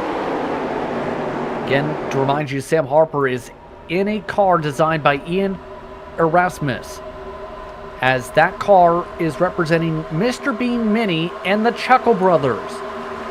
Both were the beloved British children, both Mr. Bean and the beloved children's television show on this race car for today. This team also having several other cars representing 1987 events in pop culture on their respective race cars. Harper looking very quick today, to say the very least. He's in the mix for the race lead again. Well, he'll be hoping that well, this was the catchphrase of the Chuckle Brothers, was to me, to you, to me, to you. So hopefully he'll have some teammates to get up there and help him and get into the lead. He needs some Chuckle Brothers around him. And guess what? It's a Ford. So it is a battle between Chevy versus Ford up towards the front end. Look who's there. It's Ross Banfield right behind him. Here's the slide up the racetrack. The race leader is now Harper, and a massive bit of sparks from Isaac Snyder's car there for him to lose the bottom. Yeah, it looked like Snyder was kind of always drifting up a little bit on the backstretch, and it kept kind of giving the inside up a little bit to Sam Harper, and Harper kept looking to make it happen, and I don't know whether it just distracted the 13 then as he got to 3 that time, but obviously a big loss in track position now. Snyder's already back to 7th position.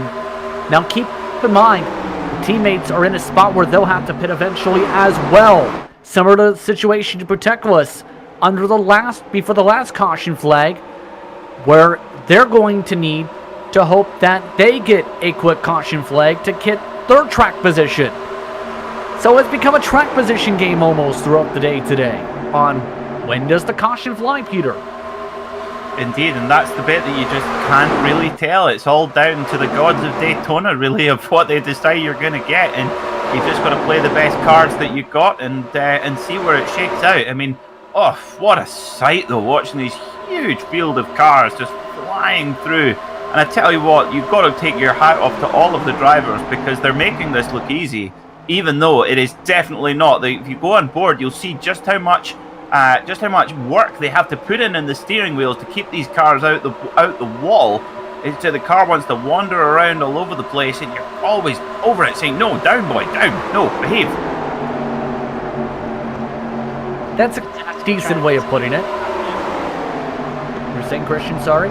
Same Pataska's trying to make the top work now, but looked like he was actually trying to just jump by one car and then get back down in the line, and can't really do that, but I imagine he's going to try and make the same move that Ross Banfield did around the top line here. It's the 23 machine you're referring to, as here comes the battle for the race lead. Banfield on the top line. Trying to poke his way up on that groove. No, not able to get the run. Thompson continues to give the draft to Sam Harper. Dick Moore now with the driver right on behind, but here comes Pataska all the way from the back into the top 10 to second. Tell you what, Pataska making that high line work really, really well. Oh dear me, just closing up slightly there, going up onto the highest part of the banking, but Pataska's going to hook it all the way up the high side on the cushion, and Banfield goes, "Ooh, I'll have a bit of that. That looks quite nice. I'll get my llama in behind there." Big runs of more than 250 miles an hour up there. The speeds massively slowing down to the bottom of the racetrack to 197 in 1 and 2 last time by for Harper. For Dallas Pataska, he's up to the race lead as they start wrecking. The 83 Dick Moore's around and collects one of the bombshell cars. We are under caution again.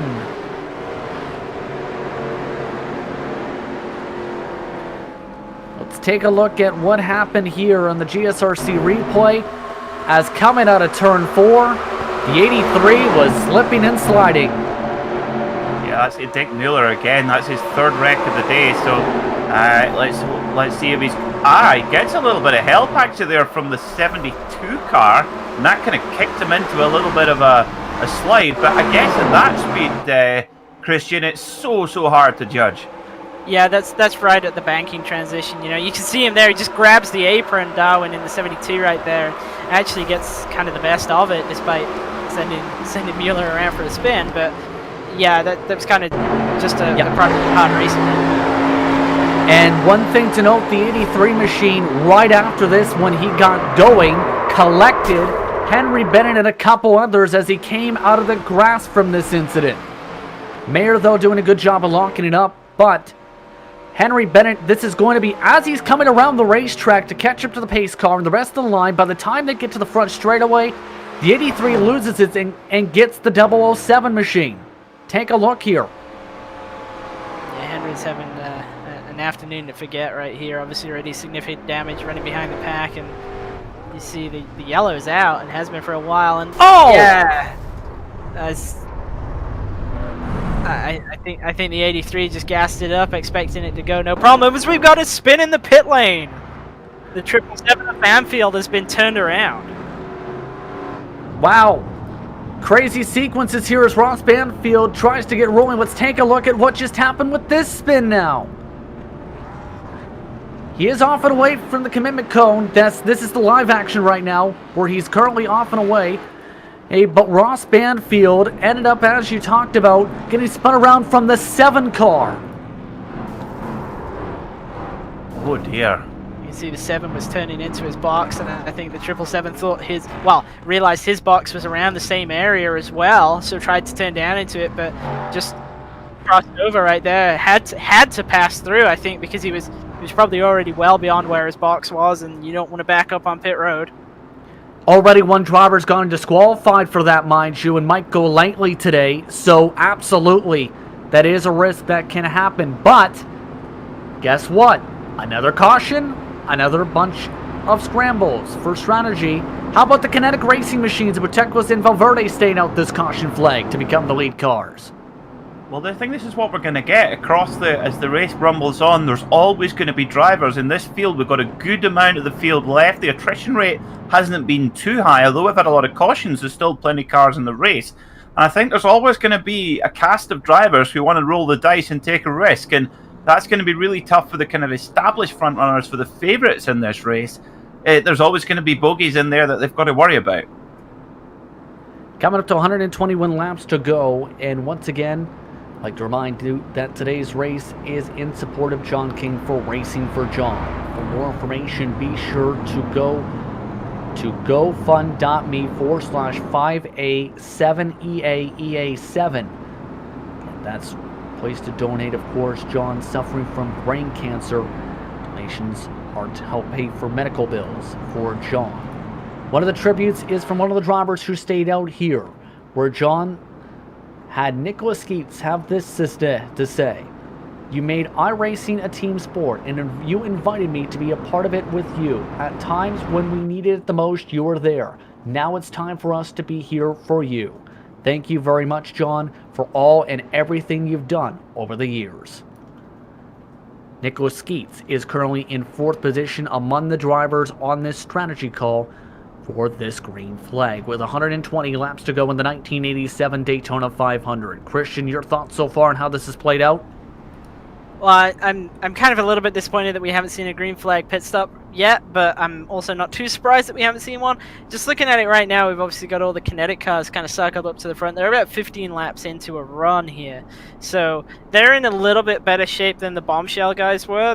Obviously, the Bombshell guys needed a pretty early caution. They needed one within about 10 laps for their strategy to kind of work out, and they did get one, but probably not the way that they would have wanted it with one of their own cars involved. So it's this whole team game thing. It keeps kind of flipping around in terms of who as a team is leading the race, really, and it's kind of interesting to see everybody trying to work together like that. Teamwork is important, as we talked about, and the teamwork from those 4 cars, see them all get a good launch off and away on the restart. Butek was the leader, for Verde second. Vandergood is in 3rd, and 4th is Nicholas Skeets. Shane Norton rounding out the top 5 at the moment. Most of them already clear of the lap traffic, and they seem to have the pace to be able to try and work together to get around the rest of them here. Keep in mind, you also have from that caution flag, Riley Thompson 5 laps down, and we're back under caution yet again to the back of the field. 29th on back involved, Claude Belval and several others to the apron.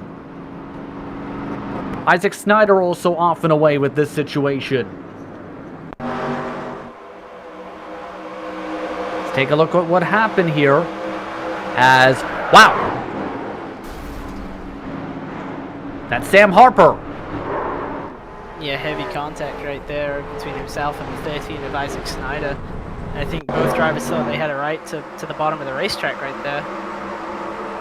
I believe there's also a secondary incident where 3 other cars were stopped, but hard contact one. on I the think right side.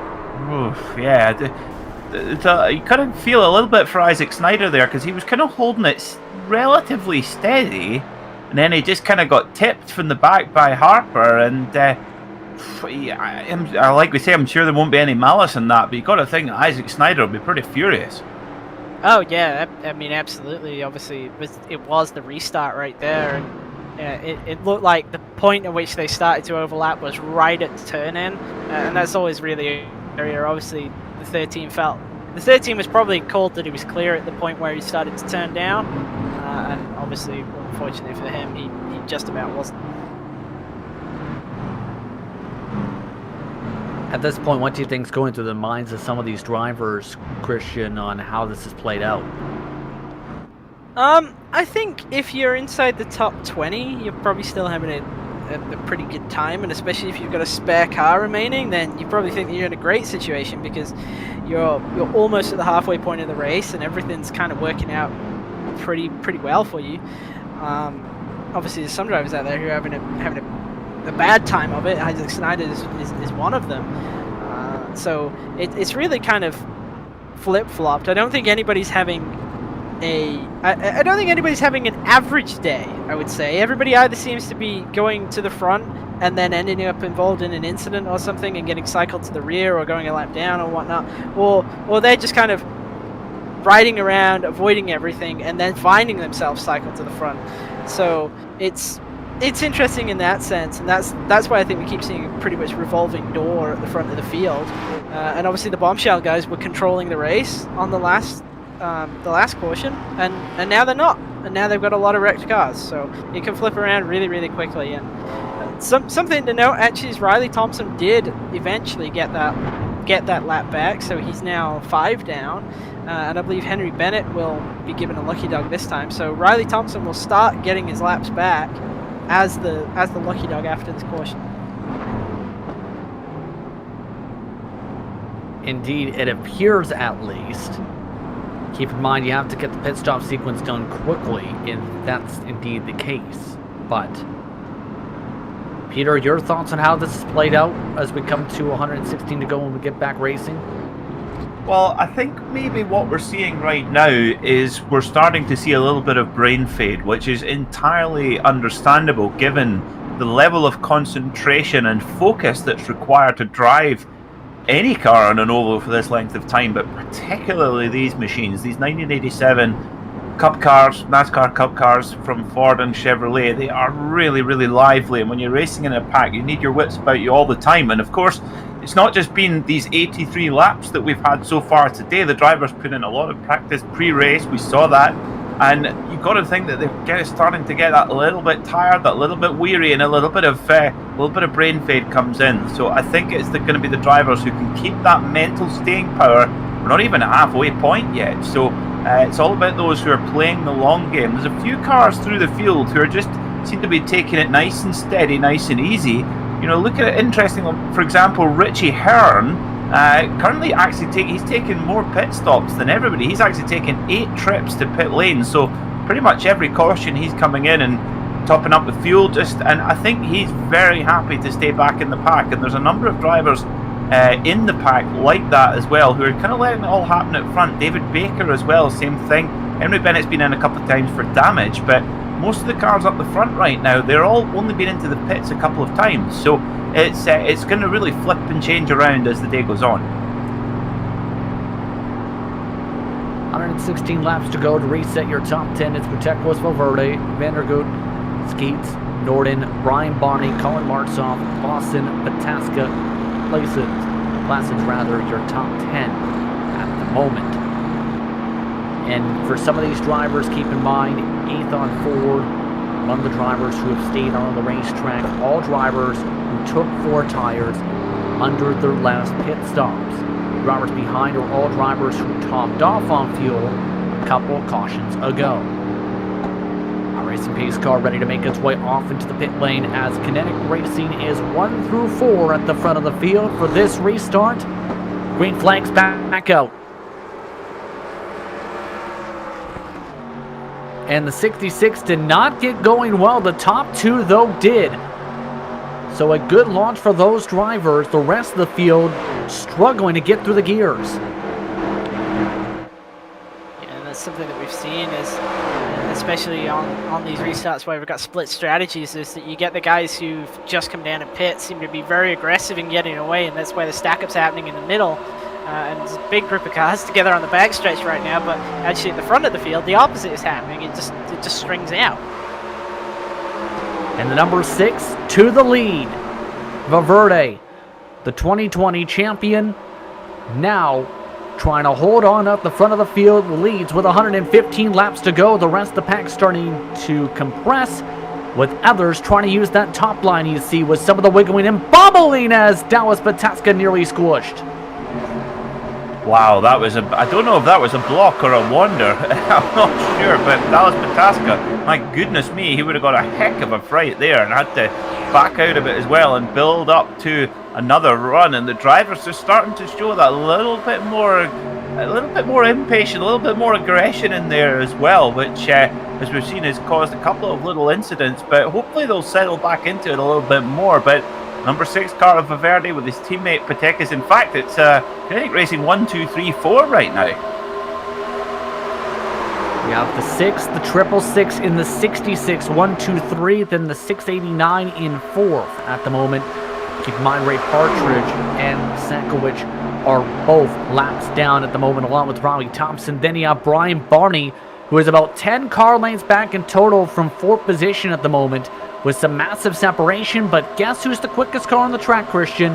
It is Pataska at the moment. 42.4 last time by.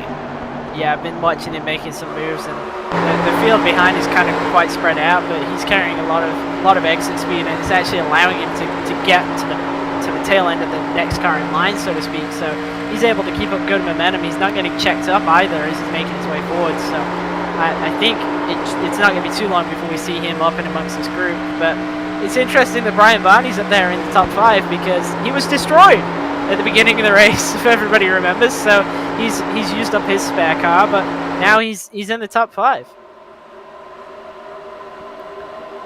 Indeed, and just trying to ride along with the lap cars at the moment. Pataska clawing his way to those cars at the moment.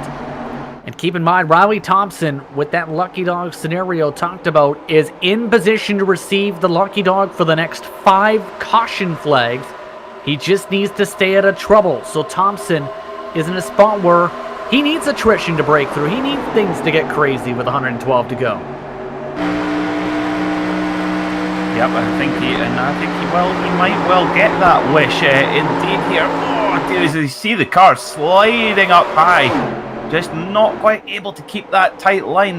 Maybe perhaps as we go through the afternoon, the temperature starting to rise, maybe making things a little bit more tense up at the front. You see him riding on board with Riley Thompson. Despite his issues, 5 laps down, started in 35th, but up to 18th. It's more so started 18th than is 35th position, to rephrase, but still, either way, he's got speed, obviously, to try and contend. It's just a matter of being patient here. Barney, meanwhile, is pulling Dallas Pataska forward, on board with him. See, he's content on riding behind Thompson, or no, he's not. To the inside of the 58 with the help of Pataska from behind.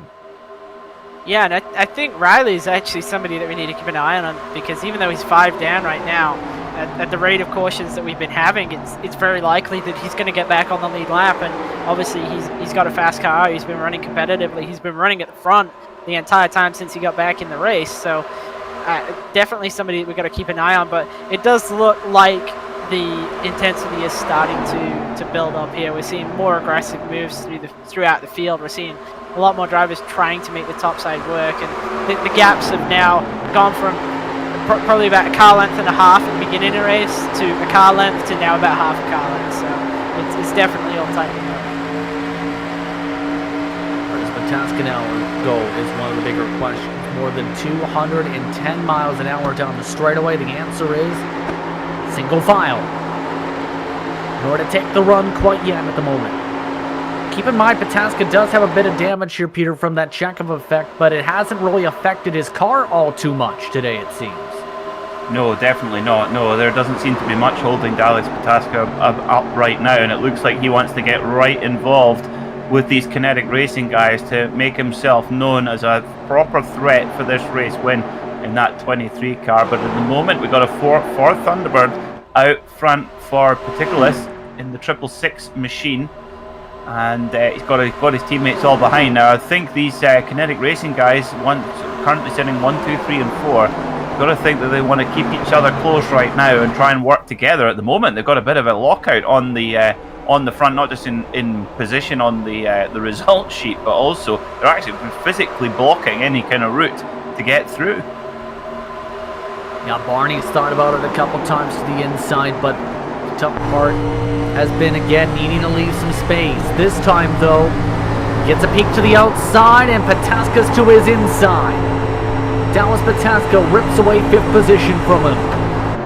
Yeah, I'm not sure whether Barney just kind of checked up there, because it looked like Nick got a little bit of the apron off of 4 and it slowed everybody down, but it's really hurt Brian. He's going all the way to the back on the top side right now. Indeed here. Barney shuffled all the way back behind the 50 machine at the moment. That's Cologne. That's now 8th position for Barney. Right up in front of him, Pataska thought about a swing to the inside of Skeets. Couldn't get the run. Still, Puteklis and Valverde 1-2 at the front of the field. Now keep in mind, their window is now within 10 laps. Where did we hear this record before? Last time that's happened, trouble happened. Will we get green flag pit stops for these Kinetic cars is the big question. Yeah, that's the thing, and I think with how aggressive everybody's being right now, I think the probability of that is honestly low, but it could happen. I would like to see it happen. I know they probably don't want to see it happen because it's going to hurt them in terms of obviously track position massively. But I want to see some green flag pit stops in this race. It's hard to get the car stopped. I want to see some people challenged by it. I want to see Calamity Corner, absolutely, Peter. Yeah, I think you were about to say the same thing. You have to start braking at Daytona Beach Airport to try and get the car slowed down. Yeah. Yeah, it's going to be fun to see pit stops here for these cars to see if they're going to be able to get them wound down from 200 plus miles an hour down to a pit speed limit of 60. Aboard the Speedrun currently in 9th position now on the racetrack. Right behind Brian Barney at the moment, you can see all the shuffling now. Some of these drivers are having to get off these corners as a ton of rubber buildup has built up across this racetrack. And a ton of marbles too, Christian. Yeah, I mean, these cars and these tires especially, they allow quite a lot of slip without kind of giving up on you. But what the thing is because of that, you get a lot of wear, and that's why you see so much rubber down on the racetrack. But that's also why you can see the cars at such high angles and relatively in control still. Some of these cars, though, you can tell are starting to bottom out a little bit with some of the sparks here. Does that become a concern when you see that happen for some of these cars, Christian, or no?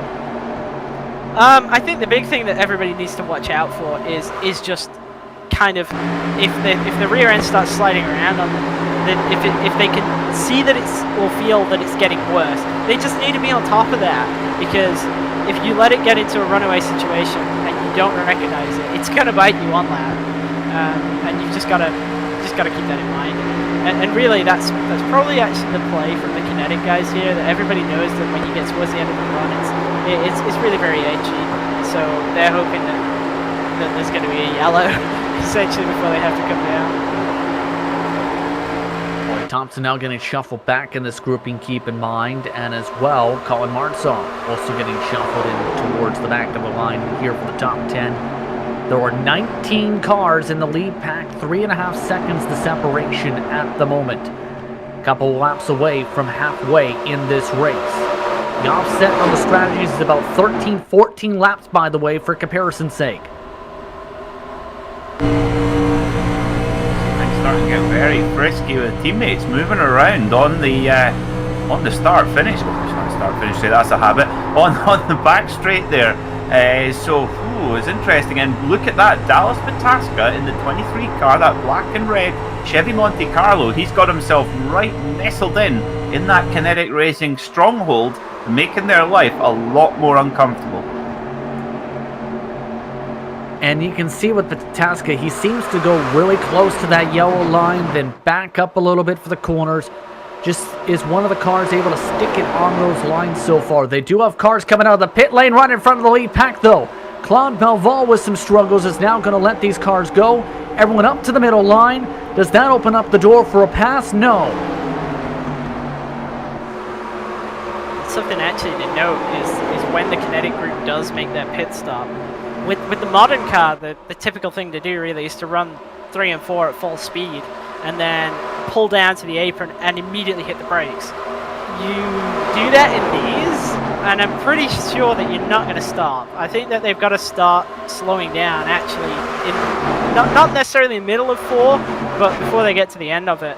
And that's going to be a huge deal for everybody behind, and they're going to have to really communicate to everybody that they are pitting. Otherwise, Pataska's going to completely bowl over this whole line if he's behind them and they hit the brakes. Drivers are now celebrating because they are reaching halfway this time by 100 laps down this time of the stripe. 100 laps to go for the Daytona 500 for 1987. Kinetic Racing 1, 2, 3, 4, Putequis, Valverde, Vandergunt, and Skeets. Those drivers as they reach halfway this time. These drivers, go ahead, Peter. Sorry, my apologies, JP. I have to say this is just fantastic seeing Riley Thompson. He's just hanging it up there on the high side. These Kinetic guys are probably looking out their side mirror saying, who is this guy? How is he doing this? He's 5 laps down, and he's just hanging there with us with almost no draft as well. And Christian, I agree with you. I think that if we get a few more cautions, Riley could get back in the lead lap, and then who knows? I mean, what a story that could be. Yeah, he's bad fast now. I mean, he's able to hold them there on his own. For sure, I think if he gets, I mean, if he can get to the de facto lead and then get the lucky dog, he's basically going to get 2 laps back in one go. So the more he can kind of shorten that down, the better his prospects are. I think at the moment it's looking like we're going to have a decent green flag run, which is going to go against him. It's not what he wants to see. But obviously as we get to the end of the race, there's an expectation of yellows as everybody gets more aggressive. So I think he's definitely got a shot of getting back on the lead lap and getting into contention here. And he's definitely fast enough to get. The downside, keep in mind, is Belval is on the 1 lap down sequence now after he had a difference on his pit stops. So Thompson is not in that lucky dog spot now as a result here.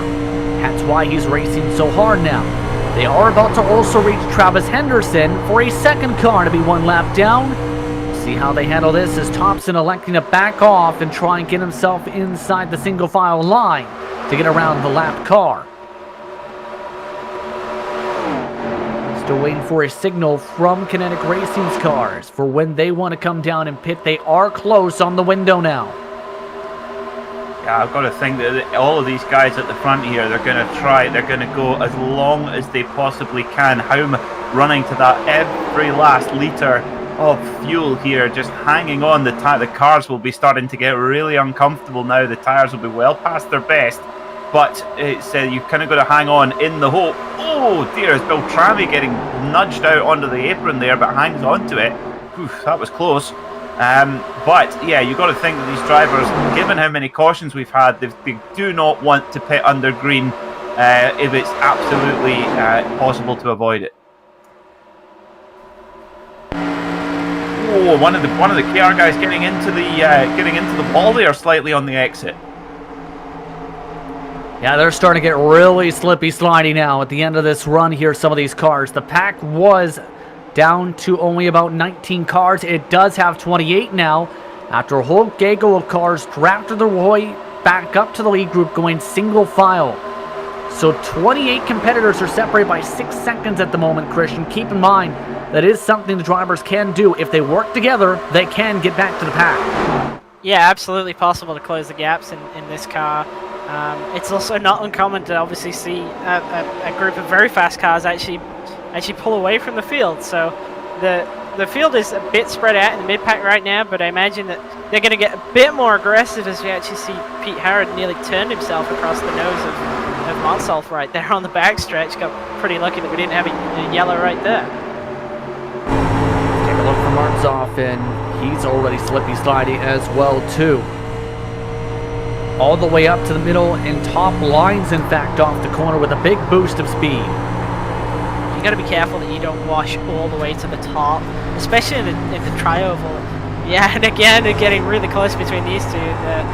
They're racing pretty hard right now. And it still seems a little early to do that on lap 106, but I guess it's getting to the point where people are going to start panicking about their track position. And I know that sounds crazy with over 90 laps to go, but you know, it's just a natural thing, and you can kind of see it towards the tail end of the 28 that are effectively in the lead pack. We're seeing more drivers trying to go to the top side and trying to advance their position. And that's the funny thing, Christian, too, is I remember talking with some of the drivers for the eNASCAR Coca-Cola iRacing Series race in the Modern Cup cars, where people were panicking about track position from lap 1 in preparation for that race. Totally. It was always a thing. I remember one year, we pretty much always started at the back, which was kind of funny, but one year we were, I think, still 30-something after 20-odd laps, and I remember saying to my spotter, I was like, hey, this is bad. Like, we need to do something. And he's like, man, there's 80 to go, and I'm like, I don't know, this is bad. We've done 20 laps, and we've got like 5 spots. We need to be advancing faster than this. So, yeah, you can totally be kind of racing from 100 to go as we see the Kinetic guys pitting. Here we go. Can they get it stopped? Putekoulis does.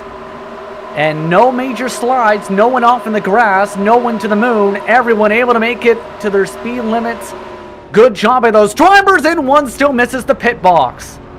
I think that's Shane Norton. Now this is where Particulous, he's got at a little bit of a disadvantage because remember, Particulous in that Ford Thunderbird, he's been the guy who's been doing all the heavy lifting. He's been running at the front that entire time, so he has got to take longer to put the fuel in that car. Yeah, it's very true. I think the advantage he had right there, despite being the leader, was that he had all his teammates with him, so they would have kind of worked their strategy around him rather than kind of leaving him out. Trouble, front straightaway, Ryan Mayer hits the wall, collects Marcus Niskanen, and we are under yellow, and what a time for that. Oh my goodness me, how is the pack going to shuffle here? You can see the Kinetic Racing guys on, they're staying on the apron there as well. How is this going to work out? Who is it going to play in the favour of? Well, probably not Kinetic Racing, I guess. Let's take a look at the replay. It was Ryan Mayer who slammed hard into the wall and collected his teammate and Niskanen right behind him. Taking a look, this is Niskanen. Now Mayer right there hits the wall, collects Niskanen right there. So easy to do that, especially towards the end of a run, and especially when you're trying to make up some track position as well. And that's where I was going when I was saying about being careful about running into the top line, because you can run the middle quite easily, but if you drift up, it's a whole different game. And guess what, folks? All the drivers who just pit, they are one lap down. But they might be able to get away possibly here, since the other drivers would have had to pit in about 10 laps themselves. We'll have to see how this all plays out, because this could be big on how their strategy now plays out the rest of this race. What a time for that.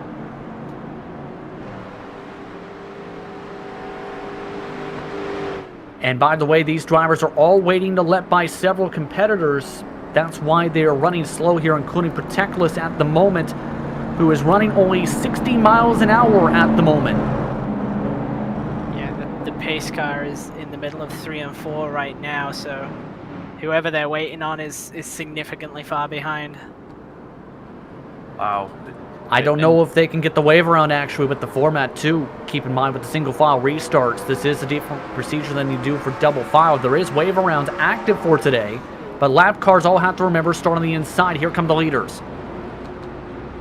I'm very surprised to see Riley Thompson pit right there. Obviously, everybody's tight on fuel, but still, it might have been worth a gamble to try and get that extra lap.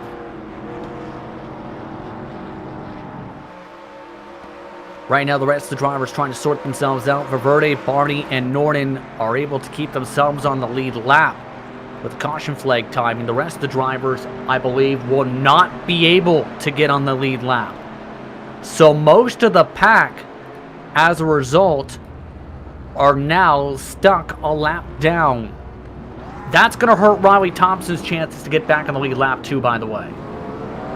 Yeah, will do. And I tell you, it just shows you when everything looks steady and everything looks calm, how the race can just flip on its head out of absolutely nowhere. I mean, Kinetic Racing were looking so strong there, running that whole green flag section just in flying formation, really, and now they've got a lot of work to do. And the interesting thing about this time is the technical thing when it came to this restart format is that drivers that normally would be today wave around cars to get to the back of the tail end of the lead lap would start in front of the race leaders as the tail end of the lead lap. So we'll have to see what they do here with these cars. The interesting wrinkle to all of that and where the confusion lies is the lucky dog for today. For our competitors, the driver in that range is Tom Drailing, believe. This caution flag. 90 laps to go this time by. Coming up now to 89, rather, this time by. Yeah, a lot of confusion right now as to where everybody needs to be lining up. You see a lot of the Kinetic cars running slowly on the bottom of the racetrack here. And as you say, in terms of wave arounds and whatnot, obviously it's a different format to what everybody's used to and with the restarts. And as you say, restarting ahead of the leader in the line was a thing. So just a little bit tricky for everybody to get figured out and get kind of all sorted out. I tell you what, guys, this is making me feel like I should have stayed in school a bit longer, because I am confused right now. So here's what we do know. Dallas Pataska's in the lead. Tim Klassens is in second. Cologne, Colin Martzov, Haran, Mainz, Gruber, Beltrami, Melnerich, and Valverde is your top 10 at the moment. All the lap down cars on the left side of the racetrack include Thompson, Vandergoot, Skeets, Puteklis, Sakowicz, Partridge, Klassen, and that is it on the bottom of the racetrack. So with 88 laps to go, that is the situation now. Dallas Pataska, who was quick early on in this race, is to the point, Christian. Yeah, and I think he got a little bit lucky right there. Obviously he was in position behind the Kinetic guys when they pit, so it's not really a surprise that he's ended up as the leader, but obviously he didn't have to make a green flag stop himself, and kind of passed 4 cars by default. Keep in mind, Brian Barney is among the drivers who did keep a lap and is in a scenario where he is now in 12th position. Shane Norton is in 14th position. The rest of the drivers who ended up pitting appear to be a lap down in this scenario. iRacing pace car is off, green flag, 88 to go. Off we go then. So we'll see. We've got some great to see in our YouTube chat, Bill Soup Zand saying that this is why Penske split their strategy between their cars, and quite an important point, guys. They're just having all the cars on the same strategy. It's just bitten Kinetic Racing there. Bobby Thompson trying to get himself clear, meanwhile, as Dallas Pataska gets himself clear of the lap traffic. Klassens with the big push from behind, as well as the 50 machine. Now some of the traffic, though, thinking about going 3 wide. They go back 2 wide as you look from Dallas Pataska trying to pull off and away. And it's going to be difficult to get past that pairing of Pataska and Klassens at the front of the field now. I think that's 2 of the best cars out there. I think that's really going to make it difficult for drivers like Riley Thompson and the Kinetic drivers who've gone a lap down to get back on the lead lap. You've got to pass 2 extremely good cars. And we've got Beltrami's having a big moment. That's definitely Beltrami's in the air. Caution is out, and we have one of our first rollovers of the day. And Bob Beltrami on his lid. Beltrami's salami went flying up to the sky in turns 1 and 2 after he got loose, and he is still on his lid from this incident. Take a look at the Dog Bear Red machine. You can see him in amongst the pack and obviously pushing pretty hard. He didn't have anybody right tight to his spoiler, so interesting to see that the car just got away from him in his own. You see it did that whole thing that we've seen all race long, where it cuts down to the apron and then goes back up to the wall, and he got a little bit of assistance for that exceptional roll and flip that we saw. Got a bit of a help as well from the 777 Chevy Monte Carlo of Ross Banfield, who couldn't get out of the way, and it's showing that it might have been designed by the ruler, but it makes an excellent skateboard ramp, the Chevy Monte Carlo. I don't know about you guys, but it was a nice looking flying salami. Well, the salamis are round, aren't they? So they are going to roll when you drop them. It was to the point where the tires were still spinning, and that's an incident Bob will never forget, likely. Significant damage, and we're back under yellow with 85 to go this time by. So on that note, that will regroup the entire field once again. Keep in mind, Dallas Pataska still in your race lead. No major changes for your top 5 as a result of the caution flag.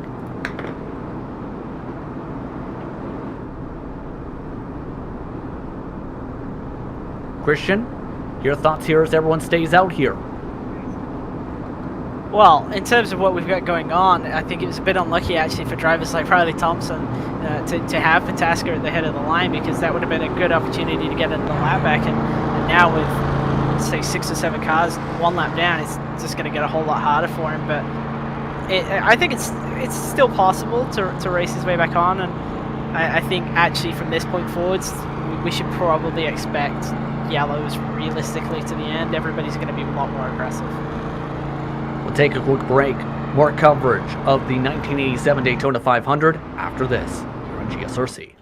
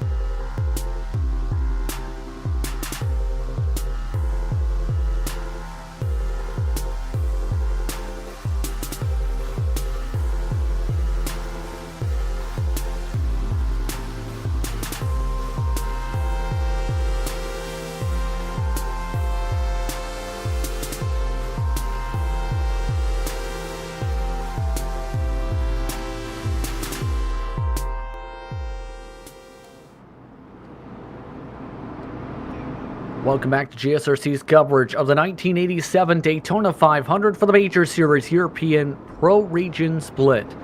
As right now, Dallas Pataska is in the lead, Tim Klassen's in second, Cologne, Martzoff, and Haran round out your top five at the moment. Currently 83 laps to go for today's action as we are racing for John in today's race. Again, to donate, go to gofund.me/5A7EAEA7. John King, of course, suffering from brain cancer. Donations go to pay for medical bills for John King. These drivers all set to get back underway, where it's Dallas Pataska in control of the field. We'll see how things play out for the final 83 laps. It is still a two-stopper to get to the end on gas. As the pace car is off, we're back underway.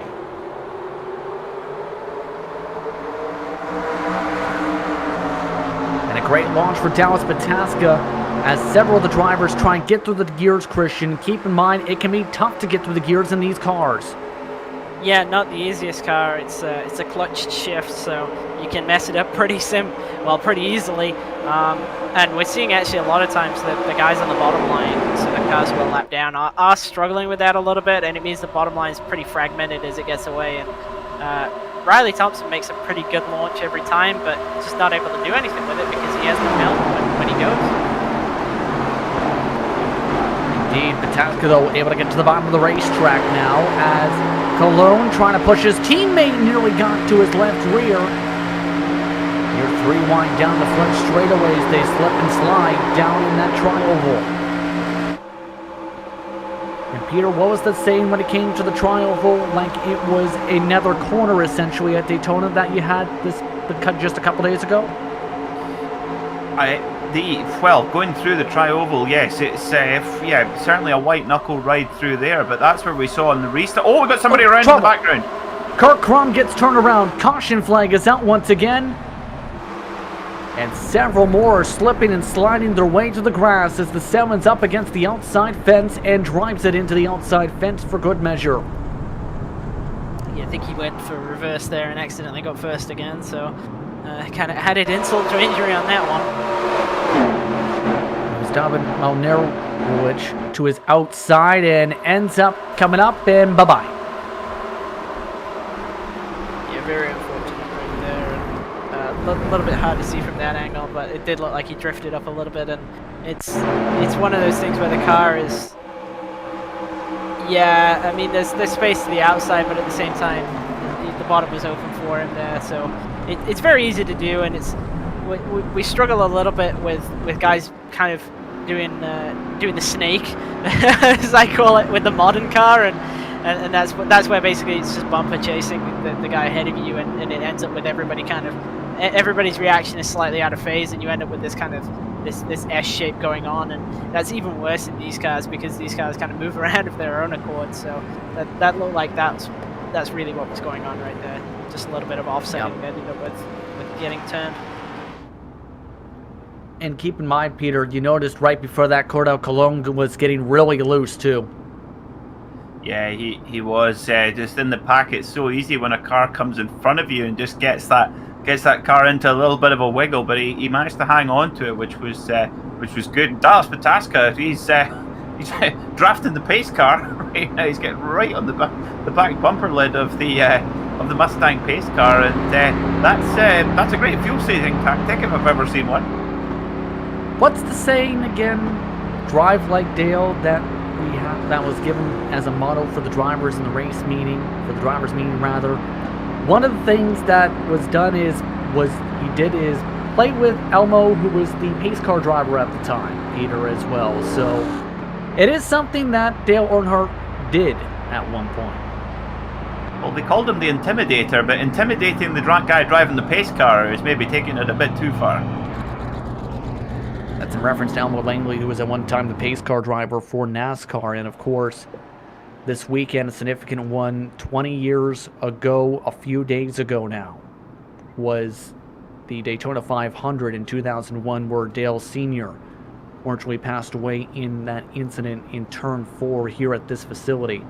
He had a lot of memories from back in the day, Peter, and that's why so many drivers are throwing back to Dale Sr. as well, not just with the 87 significance, but as well 2001 significance from this weekend. Indeed, and that was obviously we lost the most famous stock car driver of all time. In fact, one of the most famous drivers full stop of all time is Dale Earnhardt. But at the time there was quite a movement for the adoption of the HANDS device, the head and neck restraint device that you see with any racing driver now at the professional level. You'll see them wearing that device, and that was created to stop things like that happening. And ever since that point, the device has been almost universally used across every professional racing series. So it's very sad. We all miss Dale out there on track, and what a legend he was. But sometimes when you get a high profile incident like that, it can really have huge leaps in safety. I mean, we saw that in Formula 1 with Ayrton Senna as well. I'm going to go signal this time by, and right now one of the main sayings for those watching on the YouTube version of broadcast is you can't keep all the eggs in the same basket. Well, one of the eggs that was in the potential basket for drivers who pit before is an 8th. How about Valverde, who's worked his way up inside the top 10 now? He was one of those drivers who was just able to keep himself on the lead lap barely at the time. Yeah, if the caution had come out maybe 1 second later, I think he would have been off the lead lap, but obviously it didn't, and he was one of the lucky Kinetic cars to actually stay on the lead lap, and as you say, back up in 8th right now, and looks like he's moving his way forwards. Looks like he's got a little bit of left front damage, but I don't think that's going to be much. And look at Salami Beltrami's car. All of a sudden, shiny new. He had another Salami Mobile just waiting there in the pit. Spare car, back in the game. He'll be working from the bottom of the line with the rest of the lap down cars at the moment. But Pataska is still your race leader.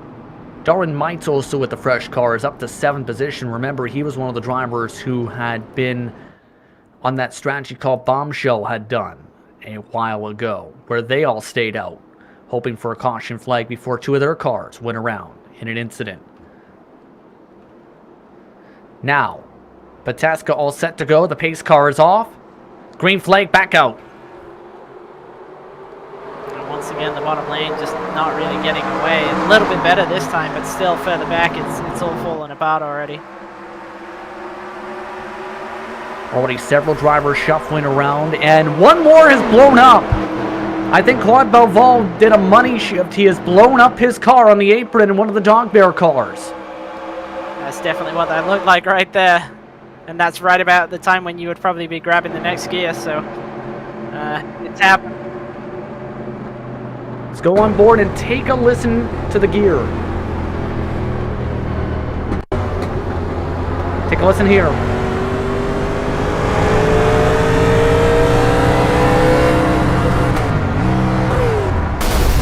Yep. You've seen the gears also go, as well as that rev limiter, straight to 7,000 plus. Yeah, you could see the dial going there, couldn't you? It was, I tell you what, it takes a lot to blow up a Ford motor. I mean, a Chevy motor, it's like chocolate, but tell you what, that must have been a bad misshift. Can tell where your love is. He is on the bottom of the racetrack on the apron, should note, though.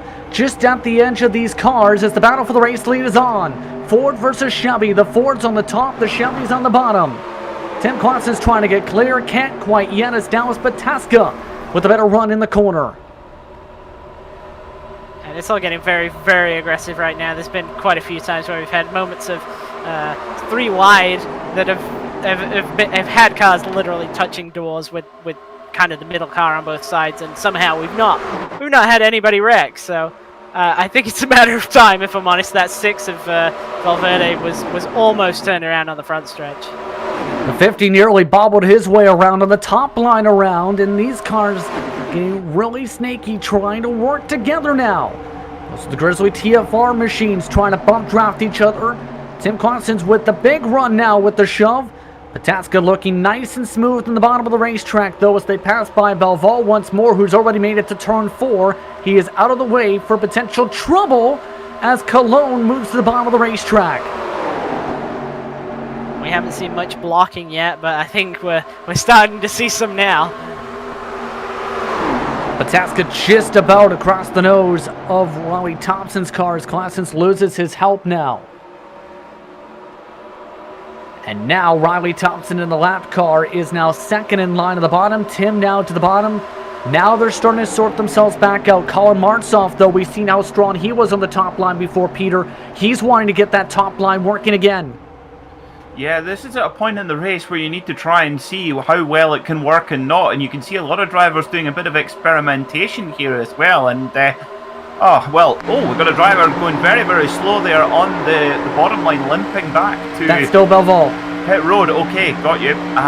So look at this. This is a great onboard. Colin Martzoff up on the high side, 200 miles an hour in the corner. I mean, that is just extraordinary on 1980s tyres. And gets a bump from... Oh, that was the 666 car there. Oh, of course, which is one of the Kinetic Racing cars a lap down. That's our former leader, Uldis Particulist. Well, he was putting the moves on there. Oh. That could have been big. That was right off of turn 2, and take a look from above where it was a massive, massive moment. Yeah, all this was definitely not clear right here. Just wandered up high there, and it was almost like he wasn't necessarily in control there. For the lead, Dallas Pataska's lost his help. Tim Clausen has shuffled him out. He's now to the point. Riley Thompson now leads the bottom, but the top line is still moving with Pataska going 218 miles an hour on the top groove. Oh, but Pataska really struggling to hold it there. He's just starting to float towards the wall. He's really playing fast and loose now. It's Dallas Pataska in the 23 car. Of course, the number we see now in NASCAR with Michael Jordan coming in as a team owner, of course. And it's now starting to get very frisky indeed. Now, Riley Thompson, he is not the leader of the race, but he's the leader of the pack critically. And if a yellow were to come out now, then he would get another lap back. That would get him to 4 laps down, indeed. But Pataska wants the lead. Tim Clausen now goes to the outside now to try and defend. He goes back in front of Riley Thompson. Here comes that pink and white machine, and Pete Gerardo for Mad Sim Racing now joining the top line as well to try and join the fight. And I think these guys are going to clear Riley here because Pataska's going to push Claeson's, and it should be relatively easy, but Riley's able to hold on the bottom still. That Super Mad car coming in quickly and committed to try and work with Pataska on that top groove, it seems, throughout this run so far, coming up to 70 laps to go.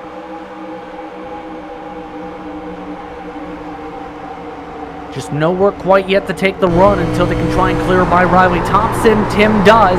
He moves to the bottom of the racetrack.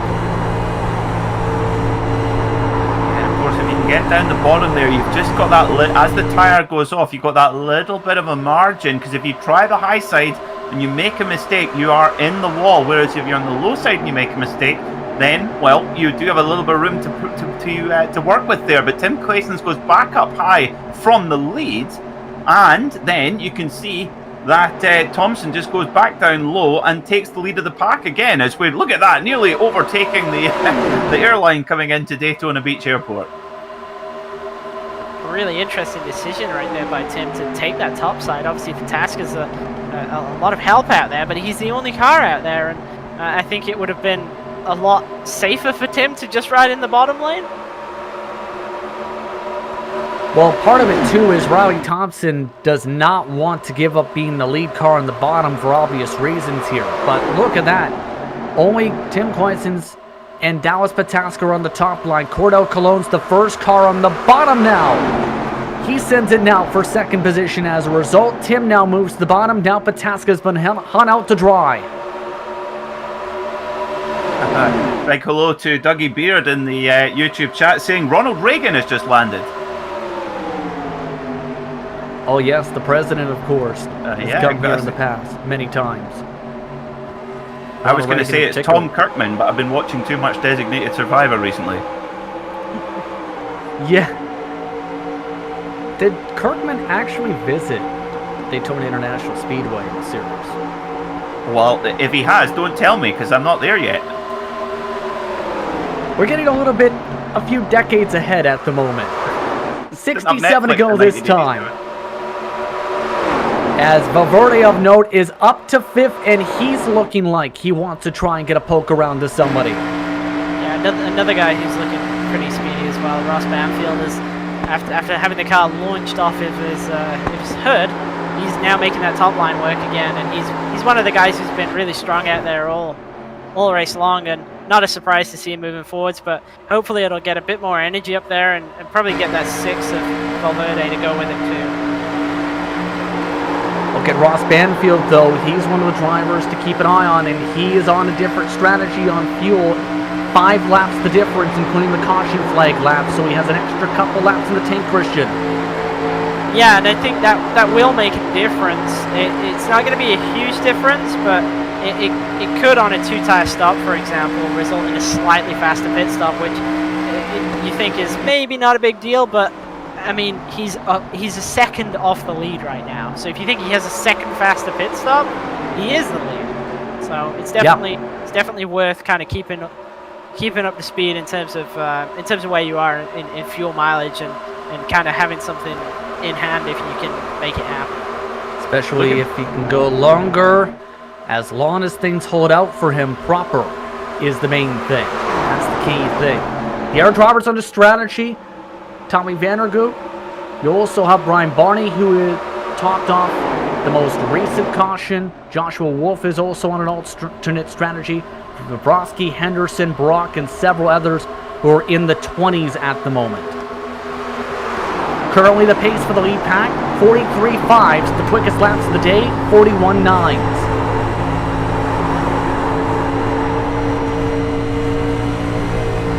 Yeah, I have to think that the fastest laps actually don't originate from the leader, but more those guys where there's the decent-sized gaps and that they're able to kind of run at full speed and kind of a bit more of a qualifying line. And I think that's why we sort of see the drivers in the middle, so like the 777 of Banfield, able to kind of zoom up to the front, seemingly unchallenged, and then they'll kind of stall out when they do get to the leader.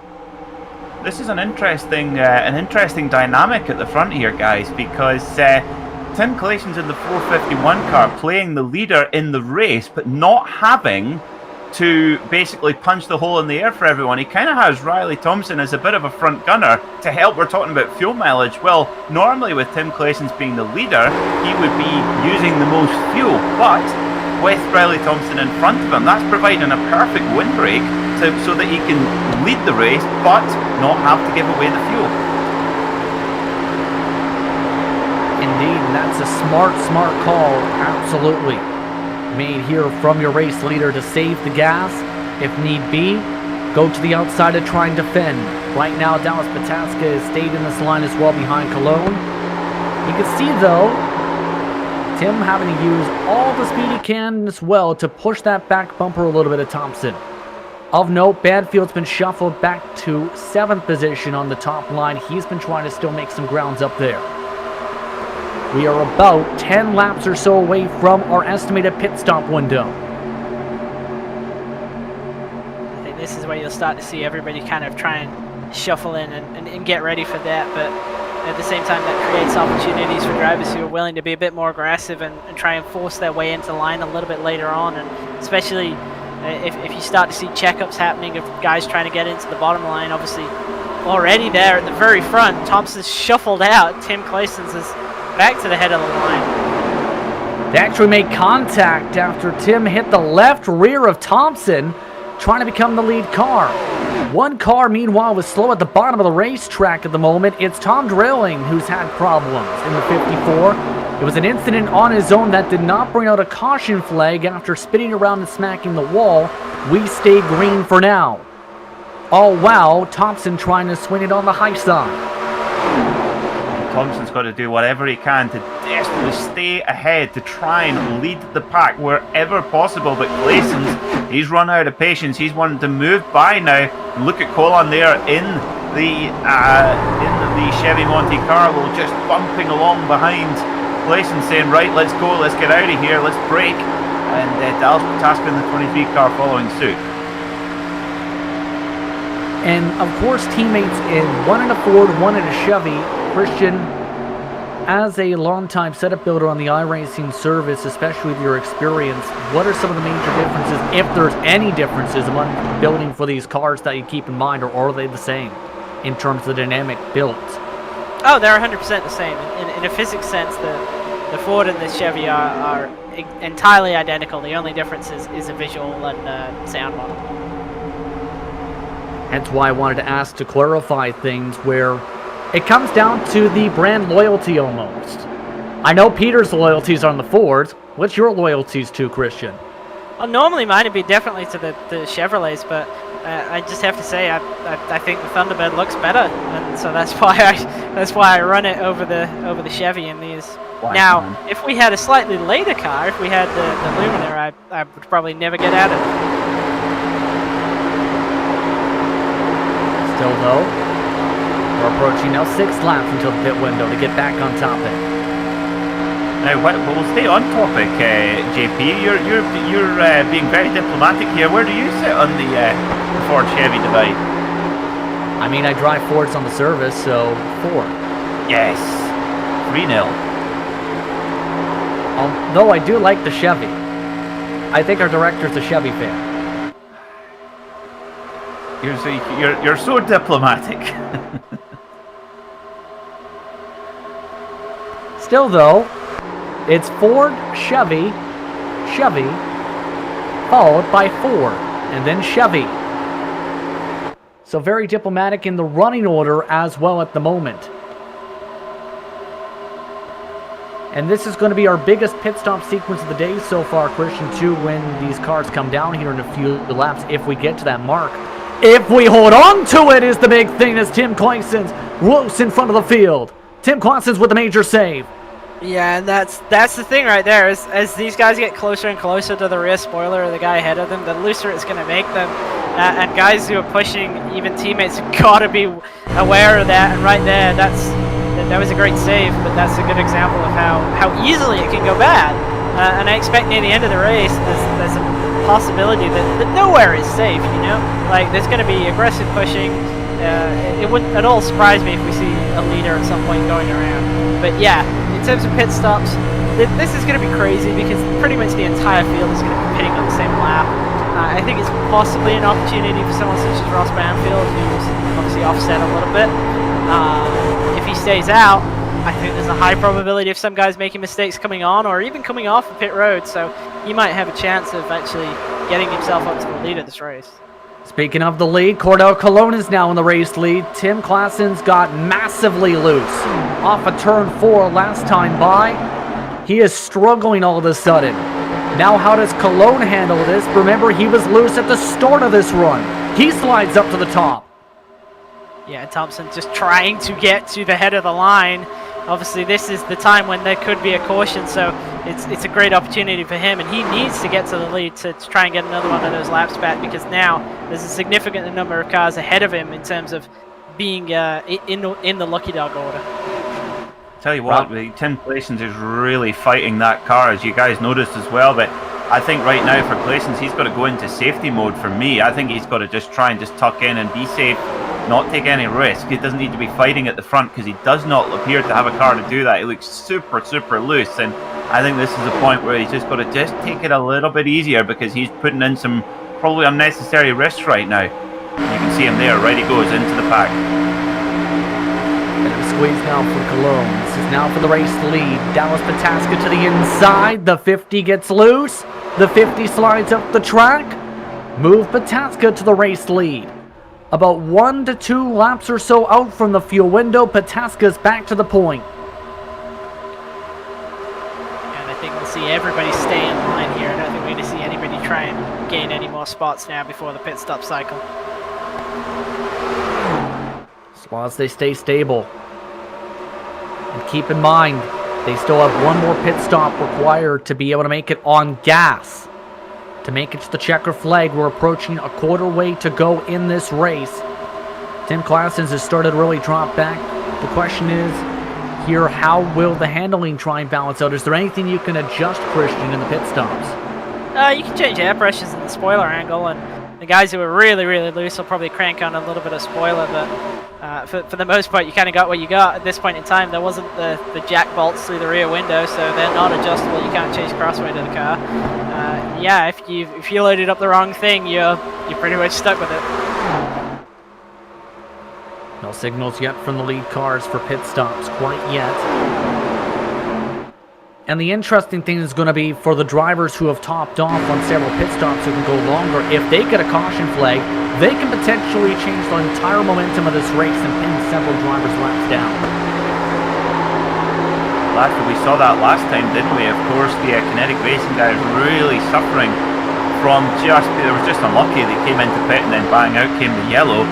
And how long will we be before the same thing, well, will the same thing happen again? We'll see, but Dallas Pataska, he's just playing this one really, really smart. And Riley Thompson's probably gone from having a lot of fun leading at this race to thinking, dear me, I'm the diesel locomotive for all the field behind. But if he can stay in this place until the pit stops, he will get that another lap back. But the time is running out for Riley Thompson to feature in this race. Keep in mind, Valverde has got the least amount of fuel expected in the tank. Is now 41 laps this time, buying the stint now for the Kinetic Racing machine. One of the drivers who have to stay out. Last caution flag period. Staying out one more time now is Valverde in the Kinetic machine. He's in 6th position. Now the drivers who can stretch it the furthest again, keep in mind, are Brian Barney, who's in 15th position, followed by Dawson Brock in 18th. Henry Bennett is in 21st. He can also stretch it, as well as a whole pack of cars that are around 24th on back. Field is 33 coming to 34 laps in his stint. He can only stretch it about 5 laps or so, plus further potentially, than the rest of the drivers around him at the moment. So, some drivers can stretch it up to 10 laps additionally on the gas to try and go for their second to last expected stops here. Yeah, big gamble, but definitely worth trying to do it. Coming up to 50 laps to go this upcoming time by. Should be worth noting that Russell Clausen is now out of the race. Tom Drailing, Claude Belval, Eric Mickey, Dick Moore, Raj Kovic, and Go Langley are the only drivers currently out of the race. Give a shout out to Magic Sakowicz, who is in 37th position, 37 laps down. He could finish as high as 34th if this run continues and the 8 machine stays out of trouble. It should be worth noting. Yeah, because of course we got a long season here in the major series across a variety of different disciplines where some drivers will feel more comfortable than others. Of course, Eric Mickey, our winner in the GT3 category at Daytona in the 2.4-hour race on the road course, out of this race. So things can flip on their head massively, but you just got to keep going as long as you possibly can and just pick up, if you get a bad day, just pick up the points. Do whatever you can to keep the car turning. But it's, and I'm sure that's what Riley Thompson's going to try and do here as well. He's ran at the front so comfortably. He's not holding up the leaders at all, otherwise they would have gone by. But this is just, this is so tense now, because how much fuel is left in any of these cars? They must be getting close by now. Looks like some of the drivers now taking a peek a little bit there, thinking about some new moves. No, not able to do so. Should be worth noting that now back rolling is Tom Grelling's car after 8 minutes and 48 seconds worth of repair. So, had one more car back to the circuit that will be circulating around. Something I've just been trying to keep an eye on right here is I feel like I might have been sold a dummy on this fuel mileage that I asked for a while ago, where someone from one of the teams out there told me it was 35 laps, and we've definitely gone longer than 35 laps. But Yeah. if you can really run out to about 40 laps, as we see pretty much everybody's coming down now, so that to me looks like the mileage is somewhere around that sort of 38 to 40 laps. And there's a driver out there who might be able to do this on only one more stop, and that's Brian Barney, while everybody else has to make 2. So if he can make it on only one more stop, he's almost certainly going to win the race. Well, this is interesting, because I was just thinking that if there was going to be any drivers who might be able to do that, and of course, if we have a pretty caution-heavy last 50 laps or so, which we could well do, of course, when you're lapping under caution, you can save fuel a lot compared to when you're on full throttle. So this is going to be fascinating to watch how this one shakes out over the last little part of this race. Oh, trouble on the front straightaway, involving several of those cars who could have stayed out. That'll be yellow. Partridge, several others flipping. And just like that, throw the strategy out the window, because Dawson Brock and several others just crashed. And a great As a matter of fact, Brian Barney was the one who got hooked there, Christian. Yeah, and obviously a great opportunity to win the race there is completely flipped around, and now there's really good chance, because that was his spare car. Let's take a look as the 12 machine to his outside, and then things get wild after contact with the wall, and several more taking it 3. Yeah, you see the bombshell car that just came down into his right rear and just hooked him at the racetrack. And we talk about the big one at Daytona, and I think that's probably it right there. This race just got interesting strategy-wise because of that. By the way, those were the cars we were just talking about potentially making a one more stop. You can check that off the list of potential possibilities for those cars at least. Now it comes down to, is this a fuel-saving race to the end? Henderson just about making it through, is he? No. Well, the Tide washing liquid has been a sponsor of NASCAR for such a long time, or was a sponsor for such a long time, but that felt like being in a washing machine. And he must have thought he was clear right there, and then at the last minute, he's barrel rolling. And guess what? With the caution flag too, Ross Banfield is the leader and was lapping by a majority of your drivers who were just in the lead pack, including Cordell Colon, Shane Norton, Yudas Putekilis, and several others. A majority of the cars who did pit barely are currently scored on the lead lap. So now it gets tight here. Again, the max fuel estimated was around 40 plus laps or so. Banfield reaching lap 40 on his stint. The others with the caution laps reaching 45 or so this time by. So what a break for Banfield after having some quick pace. Yeah, and I think you've got to try and stretch this out now. It's going to be really difficult. I don't even know if it's actually going to be possible at a decent pace, but I think you have to try, you know? Like, if you can do this without stopping again, This is just a huge advantage. Yeah. It's full laps worth of advantage. And the question's going to be how many top off as well here, too, now in the gas. Yeah, absolutely. That's definitely going to be a thing that we got to watch for. And there's a gamble there, too, because if you come down and top off and lose all the track position, and then there's a yellow 5 laps into the run, the whole reason why you topped off was all for nothing. So it's a risk. It's definitely a risk-reward thing. We're probably going to see some drivers top off and some drivers elect to try and just hope on a yellow in this run. I think it could go either way. Keep in mind that there were drivers who stayed out. Tim Klassens, Gruber, Harrod, Ronirowicz, along with Sam Harper. All different in strategies. Harper was actually the first driver off the pit lane, however, on his 7th scheduled pit stop of this race. So Harper, the first one off there, with Banfield taking an extra 2 seconds to drive to the lane. Harper now back in the conversation. He was in the 20s before the caution flag.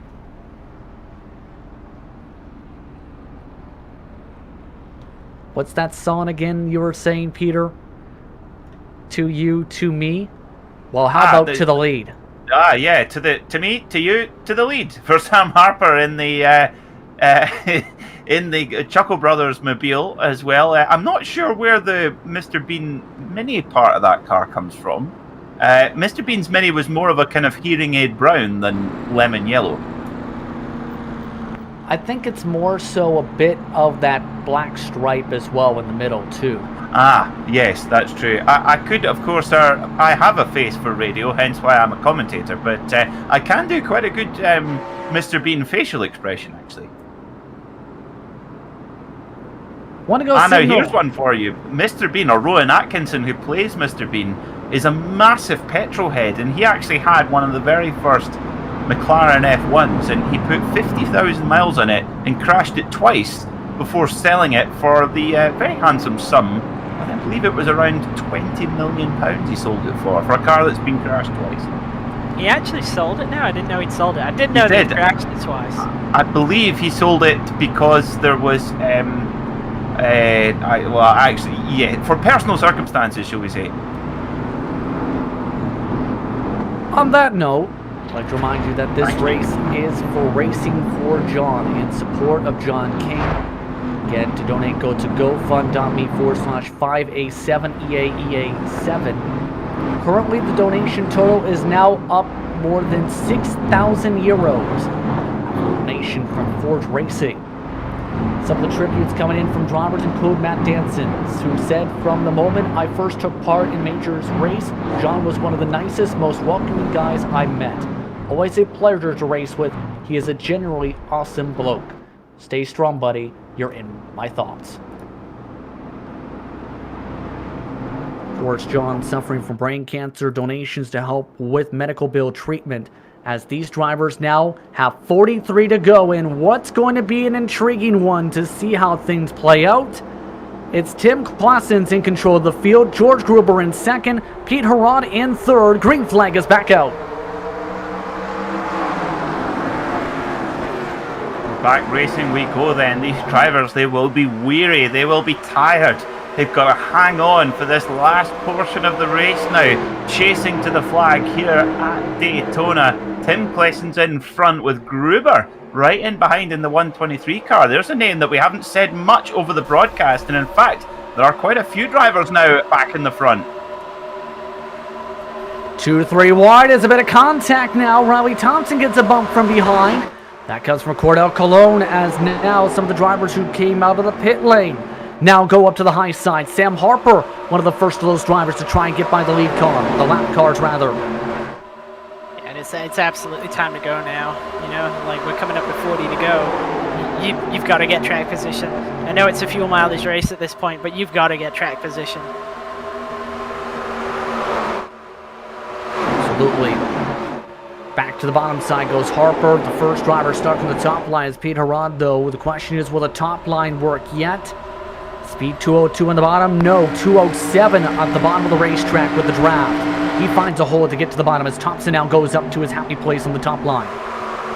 I don't know if so much he found a hole or if he made one, as we've got a car going around in the middle of the pack. It's Martzolf. Colin Martzoff sends David H. Baker and several others scattering. Caution is out. David H. Baker up and over, while several more continue to slide in turn 4. Well, there goes the concerns on fuel potentially. But David H. Baker took the biggest ride in this incident, Peter, going flying for a good corner. Well, yeah, there's the engine's blowing as well, but I think that's the least of his worries. Let's see what happened to David Baker. He's got plenty of room at the moment in that 33 machine, so where does it all kick off? Ahead of him, and oh, well, David did everything he possibly could to try and avoid that wreck at very high speed, but there wasn't a great deal to do, and oh, it's just dominoes here as well. Now, most importantly, does he stick the landing? I believe he did. Let's take a look on board.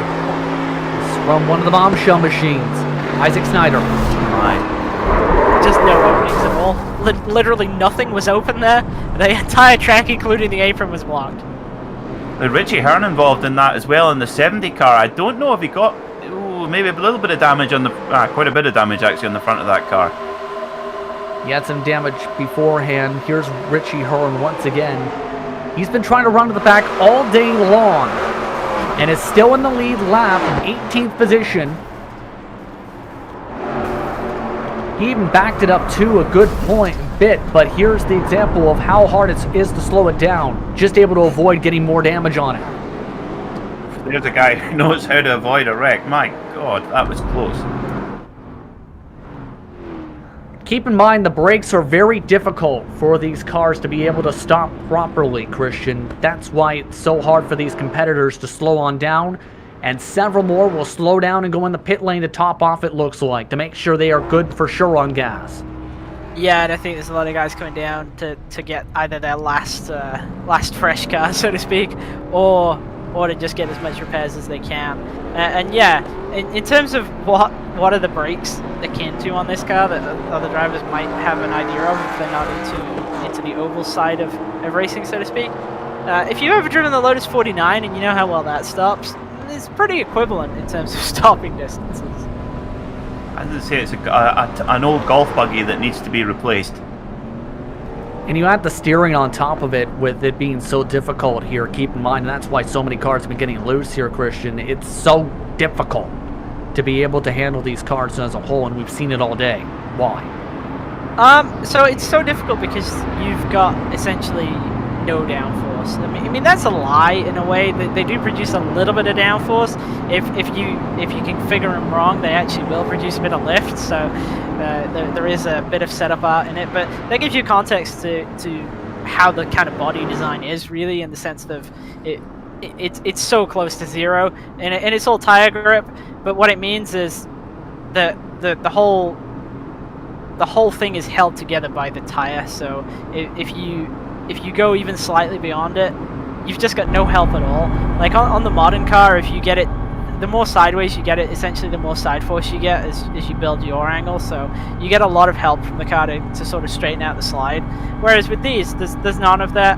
I don't think even people knew what side force was when this car was a thing. So you've just got no help once you overstep the tire, and because you've only got the tire as well, it means that it wanders down the straightaway and all that kind of thing, and it's just there's not precision when you're driving this car.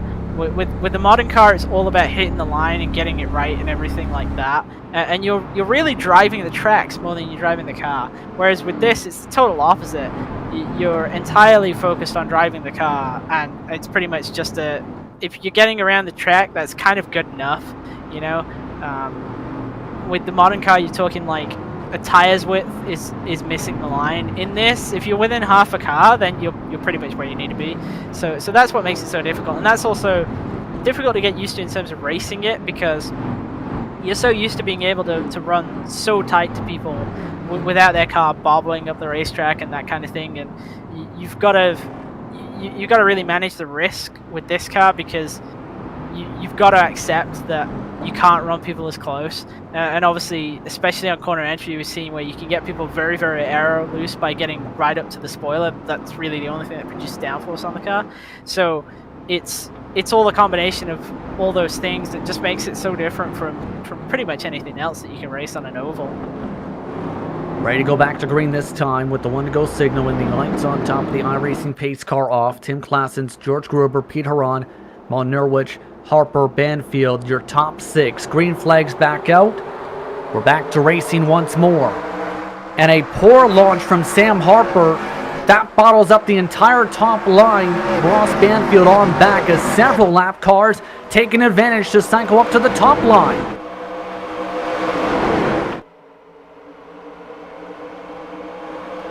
Up at the front though, Tim Klassens with some help trying to get clear of the rest of the lap traffic. Yeah, and I think this is when the format kind of helps out actually the leaders, because you get those lapped cars down there on the bottom lane who are all actually pretty fast. Nobody's really down there because they were slow. They didn't go down the lap on pace. They went down it just on strategy or incident. So it helps the leader because it stops people getting a run on them right off the bat, you know. And obviously right now he's basically unchallenged for the lead. Indeed, for now.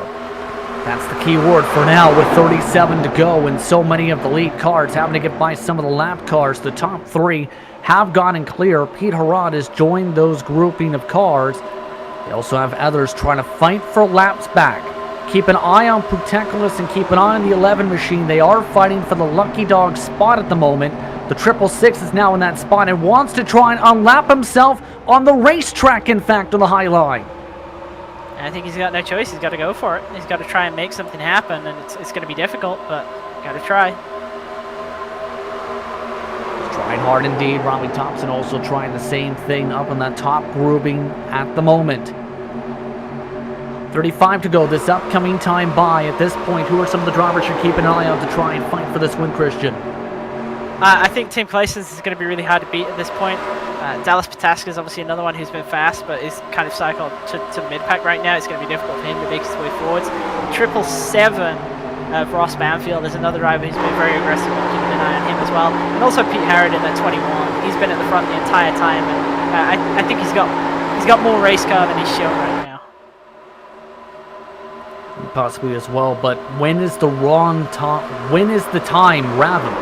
You feel these drivers have to show something to be able to get themselves in position to make the move? Well, I think the goal is to get to the top 5 and then work it out from there. And I would say realistically, to make a good pass for the lead, you probably want to start working on it as early as lap 190, because you're gonna have to get people to go with you to the top side. It's pretty clear to me that Tim will run the bottom with Gruber behind him. And they'll basically be impossible to pass. So you've got to get some way of building up momentum in the top line, and to get guys to go up there, you've got to make it look viable as all this gets into the fence. Oh, and contact from Ross Banfield. He spins around, nearly blows over as he gets hit. Caution flag is out. Yeah, huge damage to the 777 right there, and I think that was his last car as well. So there goes one of mine, one to watch. Take a look at what happened here and take a look on board as this started with a car scraping the wall in front of him, I believe. Yeah, it was actually a group of cars on the outside lane who all got into it. Unfortunately for Ross, he just happened to be the guy who got the worst of it, and as you say, nearly blew over right there. Let's take a look from above, and yes, that's Sam Harper right underneath. 2 cars in the top lane all get into it. Riley Thompson just about avoids it, but actually sends Bob Beltrami down pit road. So we had 2 separate incidents break out, in fact, there, yeah. Beltrami nearly involved in another massive one, and you see that's what the 666 hitting the... Likely speeding, though. That's frightening. You know, and he's just like got it locked down, and you can see the end of the pit wall coming up at him whilst he's still pointing at it. Yeah, obviously a speeding on entry penalty, and probably actually entered closed pit too. So a little bit of a harsh penalty for him after nearly being eliminated from the race there. Keep in mind that there is an incident limit for today's race of 26 incident points, where if you reach that mark, you are done for the day. So keep that in mind for some of the drivers who have had some eventful moments here. Dallas Pataska, Cordell Cologne, Nicholas Skeets, Dawson Brock, Ross Banfield, Isaac Steiner, Marcus Romner, Trevor Bobrovsky, and several others have come in. And guess what? Pataska has used his fast repair with 33 laps to go. So Pataska now with the fresh car after having damage much of this race and having a quick car while doing so. Yeah, and I think that's a decision by him that he's made to really go for it at this point. Kind of surprised he took the fast repair though, because he was still able to run at the front, and I don't think we're done with cautions yet. Keep in mind that there are no green-white checkers in today's event. It is to the scheduled distance expected for today's action here at Daytona of 200 laps, 500 miles. 32 to go this time by. What do you expect from Pataska now, having to come from 13th position here on the restart to get up to these cars? It's going to be difficult because it's essentially starting from P26. Obviously, he's got all those cars on the inside of him who are a lap down as well. It's going to be really difficult. He's going to have to be very, very aggressive. He's going to have to force some 3 wides on the straightaways and just hope that people lift and let him go, because otherwise I don't see how he's going to be able to get that many spots forwards in such a short amount of time. Joshua Wolf, meanwhile, we haven't talked about him much all day. How about him? He's your biggest mover, plus 29 from 36 to 7th. He's been running in the back all day. Yeah, obviously one of those drivers who picked up on that strategy of just trying to stay out of it until it gets to the end, and he's made that work for now, but now it's time to start trying to get some track position and trying to win this race. Thing is, those Grizzly TFR cars have been quick all day, Christian. Yeah, they have. They're one of the cars that looks probably on the side of trimmed out. I would say it looks a little bit less stable than a lot of the others out there, but it's definitely a fast car. Trouble for Dallas Pataska. He just ran into the back end of one of those Grizzly TFR cars in a checkup with David H. Baker. I believe he's avoided damage, however. That could have been bad for his car, let's put it that way. I believe he did give a tiny bit of damage, though, to the 33's right rear. Yeah, that's definitely something you want to avoid, but again, kind of being so far back in line, it's pretty easy to get involved in. You were saying, though, about that speed, though, with these cars. In terms of damage? In terms of the Grizzly TFR cars. Oh yeah, they're definitely fast, but they do look like they're some of the more unstable cars out there to me, so I think that's... It's both a help and a hindrance, you know. I think raw pace wise they're very, very quick, but then I think if you can get up to them and you start getting them loose, then they'll have to start lifting. They're not going to be able to hold on to it. 31 to go this time by. It's Tim Claessen's in the race lead still, followed by Gruber, Harad, Monirowicz, Harper, Vandergant, along with Wolf, Crum, Meitz, Valverde, your top 10. All set to get back to racing from the virtual Daytona International Speedway. Green flags back out. And another good launch once again from the Grizzly TFR machines at the front of the field. Very strung out behind the top 5, though. Now by at least 5, 6 plus car lengths. Sam Harper, it seems, just been struggling to get through the gears, and that's partly why there. It's the second straight restart. He struggled to get on the gas.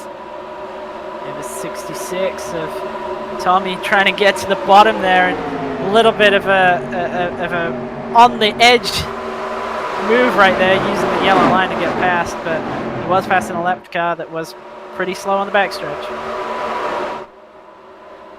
Here comes Sam Harper, though. That's up to speed now. He's got a big head of speed of 210 miles an hour into the tri-oval and having to lift his way through the slipping and sliding.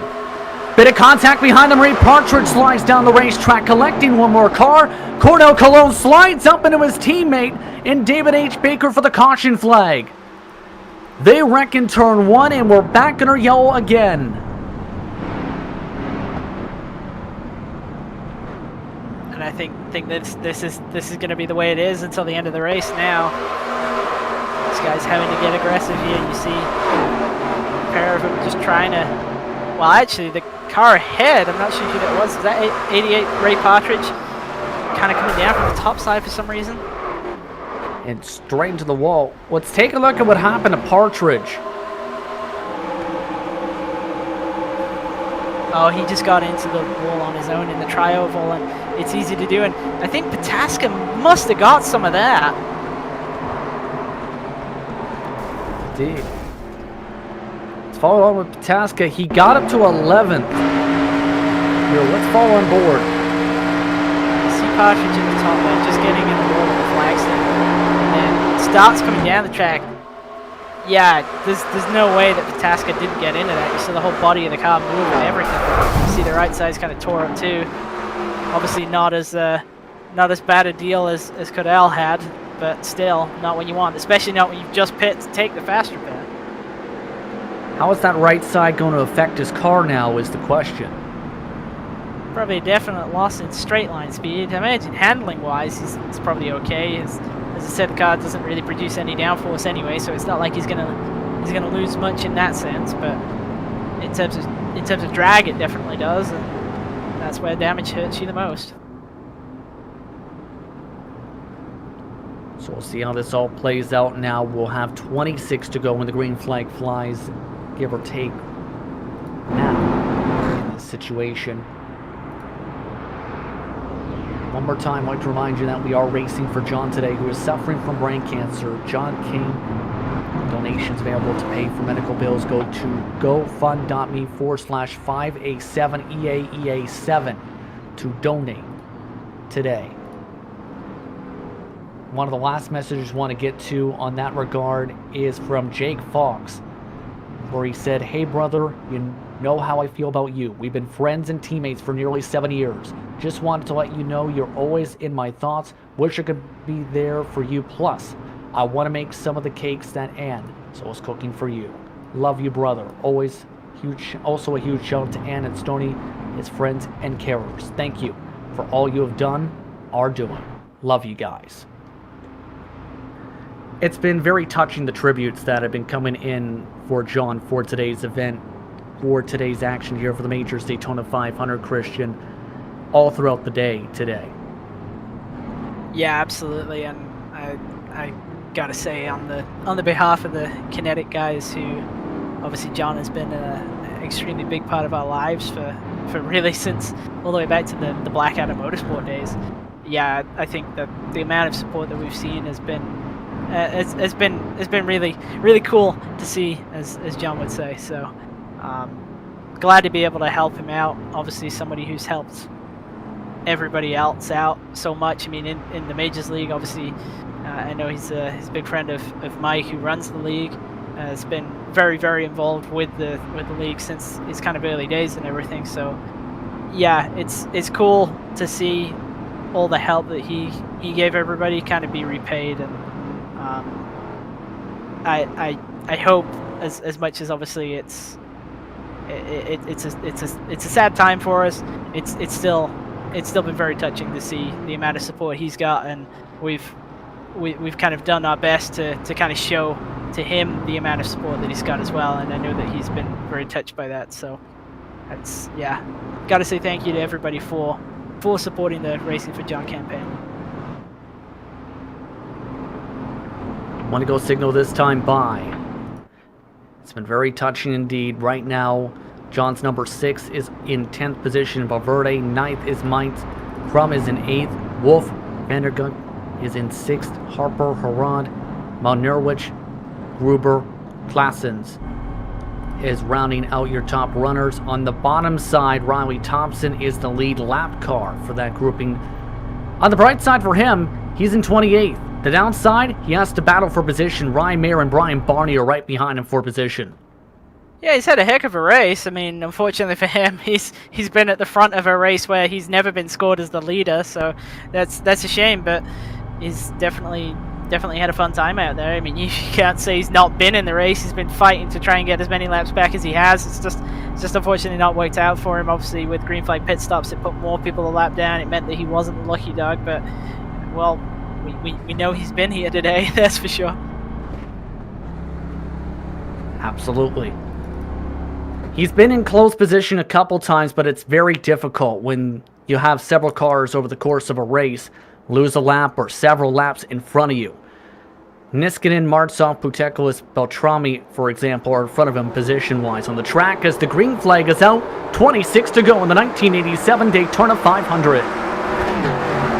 Once again, Clason's with a good jump there, and Gruber and the 69 behind him working together pretty well on the top side. Kind of left Harrod behind a little bit, actually. To say, having teammates help for those types of restarts. Bit of a checkup, though, on that top line. Yeah, now further back in the pack, we got some aggressive moves going on. The 6 and the 23 trying to move their way through. Lapped cars on the bottom, not really running at quite full speed. Pataska 3 wide. Several of these drivers want to get through some of these cars in quickly. Pataska shuffled out by Darwin Mites. Valverde trying to get clear of several others, and does. Putenko is able to get single file as well. Valverde still is in 9th position as a result of all the shuffling, and they're losing tons of time for the drivers who are up towards the front who have very minimal traffic to get through. Yeah, see, that's the thing. It's so strange to say that they're all the way back in like 9th. And actually looks like they're almost further back than that because there's so many lapped cars in amongst it. Should be worth mentioning when it comes to racing for John. We'd like to shout out Ready on TV for donating 20 euros for Racing for John for their cover. They cover the Euro Sportsman's Division. Hearing that has just wrapped things up for today's action. I congratulate those drivers who competed in the Sportsman Division today for our European races. But the traffic is getting thick for some of the competitors back there. They've lost nearly a full second for the cars, about 8th on back for the lap traffic. The main pack of cars includes several lap cars and 7 leaders. Yeah, it's going to be difficult for those guys further back now to catch up. They have got sufficient time to do it, obviously, under green flag conditions, but it's going to be hard. They have to run this pack down, and this pack has got pretty much the fastest cars in it. So, not an easy task. Oh, trouble! Valverde! He clips one car up into the wall. One of the Team Mad cars sliding, and Zakowicz. He's still trying to save it on the apron. One more slides behind him, and Niskanen into the inside fence.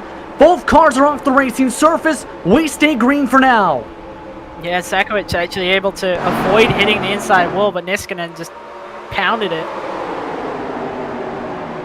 That really has broken up the pack as a result. Darwin Mites is now 5+ seconds behind because of that. Kurt Crum, Dallas Pataska have lost the draft as well. Pataska's significant back-end damage now on the 23. Yeah, that strategy has just not worked out at all for Pataska. Now he's going to have to really rely on making some very, very aggressive moves. Obviously, with that rear-end damage is not going to be helping him, and out of the draft as well. Well, out of the draft of the lead pack, we should say. Speaking of the lead pack, single file now, coming to 22 laps to go that time by. Now it's the matter of when these drivers start to poke out. It's Klassens, it's Gruber, it's Monerwich, the teammates who are 1, 2, 3, then it's Harrod, Harper, then Vandergun. Wolf, Crum, Pataska, the top 9 separated by 2 seconds.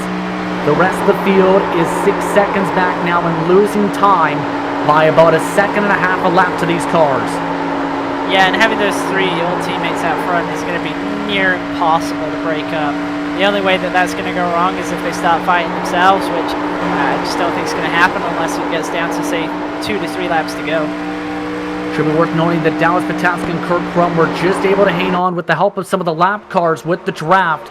They are now within this main pack by 1.6 seconds. The quickest cars were Pataska with a 42.6 and a 42.2 by Cordell Cologne in the 14th place on back and the 10th on backpack.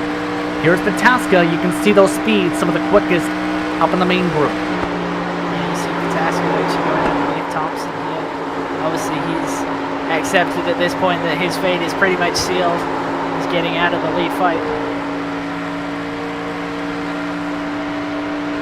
How far do you think Pataska can end up getting then, overall, with the damage? I mean, to be honest, unless the lead pack starts to really get double file and starts fighting each other, I don't really see how he's going to get anywhere. I mean, there's just not... He's got no help behind him. Everybody ahead is content to run single file right now. Nobody ahead is able to make any moves to the outside and make them stick. It's going to be very, very difficult for him to go anywhere. I think he might, especially if it starts to stack up, which it is doing a little bit. Here is a bit of an opportunity, but he's just had all of his momentum killed.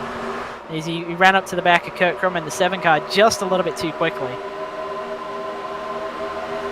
Now the lap cars, keep in mind, that are in this group include Buteklis. We also have mixed into this grouping of cars up front here still. That's it. The rest are all lead lap cars that appeared in this grouping. It's not like before where you had drivers like Riley Thompson up at the very front of the grouping of these cars now. Dallas Pataska, though, wanting to make some moves now to the inside of Kurt Crum. That's for 8th. Yeah, and he might be able to make this stick here. Obviously, Kurt Crum's got no help on the top side, but he's going to run up on the back of Aldous entering 3, and that might check his run, but he just slides up in between, gets to the outside of the 666. Trouble down in the back straightaway. Cordell Colon and a couple others spinning. We're under caution. They spun on the apron of the racetrack and then came up close enough to, I believe, to the racing surface to trigger the caution flag. There was also the 23rd place car, I believe, in Bobrovsky that was starting to lose control down the front straightaway. Let's take a look at the reason here for this incident. You see a lot of hard racing going on right here. Everybody really tight to each other's door, less than a car. And then, yeah, just the 11 just gets turned on the nose of the 50, and the 50's having his own moment and can't gather it up. The 11 nearly blew over as well in the incident. This is going to bunch that pack right up. With 23 lead lap cars still on the track, Butek was in the lucky dog position. And interestingly, not really a significant amount of damage to either car in that incident. Obviously, if there had been a blowover, we really wouldn't be saying the same thing, but still, it kind of got lucky with that one. So coming up to 31 laps here, do you expect everyone to stay out here in turn, Christian? Yeah, I think so. I don't think there's anything to be gained by coming down and getting a set of tires right now. We've got 23 on the lead lap. That's obviously very, very far back starting on the top side, so yeah. It's just not viable to take tires at this point. Especially with 17 laps to go. And you indeed see that here. That everyone electing to stay out here who can in this situation. Tim Claessens, Gruber, Malnerwich, Harper, Harrod rather than Harper, Vandergoot, Wolf, Pataska, Crum, Valverde, Skeets, Meitz, Romner, Norden, and the 11 machine all staying out. The 11 staying out despite a near blowover. Ross Banfield, Isaac Snyder, Cordell Cologne, Dawson Brock, David H. Baker, Bobrovsky, Rob Gall, as well as Richie Hearn, all elected to come down this caution. And as talked about, now 24 cars on the lead lap because Buteklis is in 24th on the lead lap. I definitely think that that's the last round of pit stops that we're going to see unless anybody has damage that they're trying to fix, because it's just not going to work out. Obviously, with the single file restart, you're giving up so much track position, and it's just so difficult to pass unless you've got a massive advantage. So it's really not viable for anybody inside the top 10 to pit from this point onwards. So with 15 laps to go, what type of level intensity do we expect to see here now, that knowing it's going to come down to a couple restarts left? I think we should probably expect to start seeing some stack-ups happening on the restarts themselves, you know, because obviously guys will be trying to maybe time it a little bit to try and get a good jump and get a good push, and it is tricky with these cars to get a good pull away, and that's I think is going to be the biggest difference. Obviously, we've seen everybody kind of spreads out at the moment, and I think that's going to change. I think we might actually see a couple of cars getting turned on restarts, which is not what we want to see. But I think there's a little bit of an inevitability about it, to be honest. So the major series at its 1987 Daytona 500 going to come down to 15 laps. With the 1 to go signal this time by at the 16 lap to go mark. The Kinetic Machines have had some spectacular moments today. The number 66 currently its highest running car in 6th position, looking to win for John today. Started in 10th, has kept the car fairly clean. A quiet race today for Tommy. Yeah, Tommy's a very solid driver and always kind of puts keeping the car in one piece to kind of the forefront of his mind. So I'm not at all surprised to see that he's only got minor left front damage there, and that he's one of the kind of surviving cars in the top 10 at this point. I'm not sure without help he's going to be able to get much further forwards, but I hate to play favorites, but I would like to see it. I definitely would like to see him try and get a couple more spots out of this and get a top 5. I want to share one more tribute to Racing for John for today's action. This one coming specifically from Aaron Roos, where he said, "I personally only first heard of John when signing up for the Majors 500. However, from reading his bio, you can see that John was a big part of the racing community. He purchased multiple copies of a helmet design that was done in John's honor and will wear it for the Majors 500 as well as for many of the races throughout the next few weeks." Again, that's Aaron Roos taking part in today's action. As well, plenty of support coming from the Major Series for Racing for John throughout the day today. Keep in mind that at 10 laps to go, if there's a caution flag, the lap cars will shuffle towards the back per railroad policy. As we're underway with 15 laps to go, we'll see who can come home with the victory if we stay green.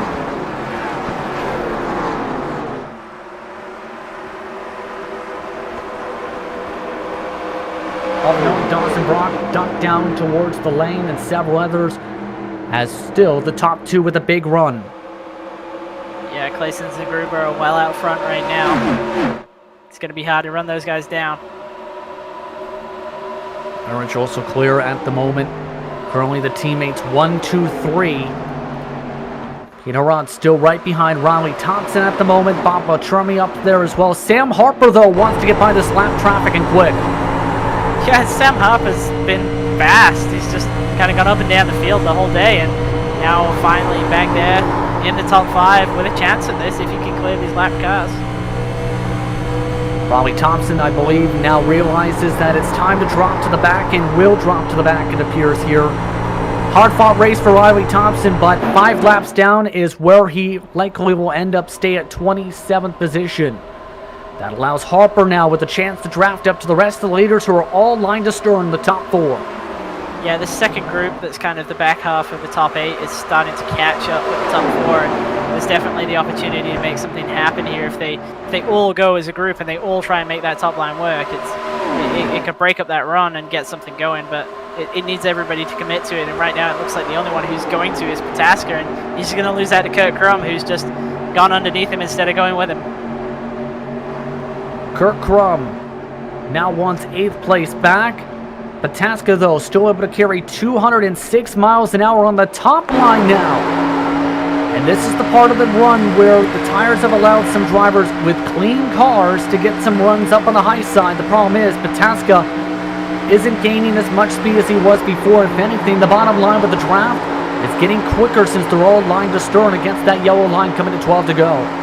Yeah, that's the problem. He's trying to work out there on his own. He also has rear end damage, so it just needs help. If nobody goes out there, then that line's not going to go. But you've got to go and do it relatively early on. You've got to build momentum there. You can't wait until 2 to go. It's not going to work. Dawson Brock, of note, is now out of the race. Cordell Cologne's had to duck down to the pit lane once more for service. He was one of the cars left on the lead lap. Currently, there are 15 cars in the main pack separated by 2.4 seconds. Joshua Wolf, meanwhile, trying to now drive on the high side. Can't get around Sam Harper. Is Harper able to defend for now? Pataska cuts to the bottom. Able to get back around Kurt Crum. Yeah, and a bit surprised by that, actually, because I think Pataska had just kind of got himself a friend there, and Joshua Wolf going to the top side, and to kind of cut underneath him means that relationship's over before it ever got going. Who knows? Relationships can pop up to the point where there's 3 wine moments that can happen. How about a wreck down the back straightaway? One car blowing up and over in Wolf. They crash for the caution flag. Yeah, that was the 12 of Joshua Wolf going for the blowover right there. It looked like Tommy and those guys all kind of got together. It looked like Sam Harper ended up getting shuffled to the middle, and then it's just really difficult to get 3 wide to come off that corner in these cars, and there was a bit of contact. 2 cars went to the fence, and the 12 went over. 3 wide sometimes can lead to disaster. Door-to-door contact from the middle line, then the top line. Wolf ramps off of Kirk Crum and up and over. Several of your lead cars involved. Wolf, after running in the back all day, trying to keep it clean. Significant damage. Yeah, just going a little bit too late in the deal, and obviously the blowover and landing on the roof of the car and then going for some more rolls as well is not going to help you out. Some of the Kinetic cars having to go for a slide as well. Valverde able to avoid it. 689, not so much. Yeah, definitely a lot of kind of collateral damage in that. Coming off the corner there, it's pretty hard to avoid for guys who are kind of already committed to their lines and whatnot, and slowing it down is just not easy. The wreck went on for quite some time, so not too surprising that we had quite a few cars in it. So now under 10 laps to go. The intensity level may go up a little bit higher here, Christian. This is going to be intriguing now, to where there's going to be maybe a couple more chances for some of these drivers depending on how the cautions fly.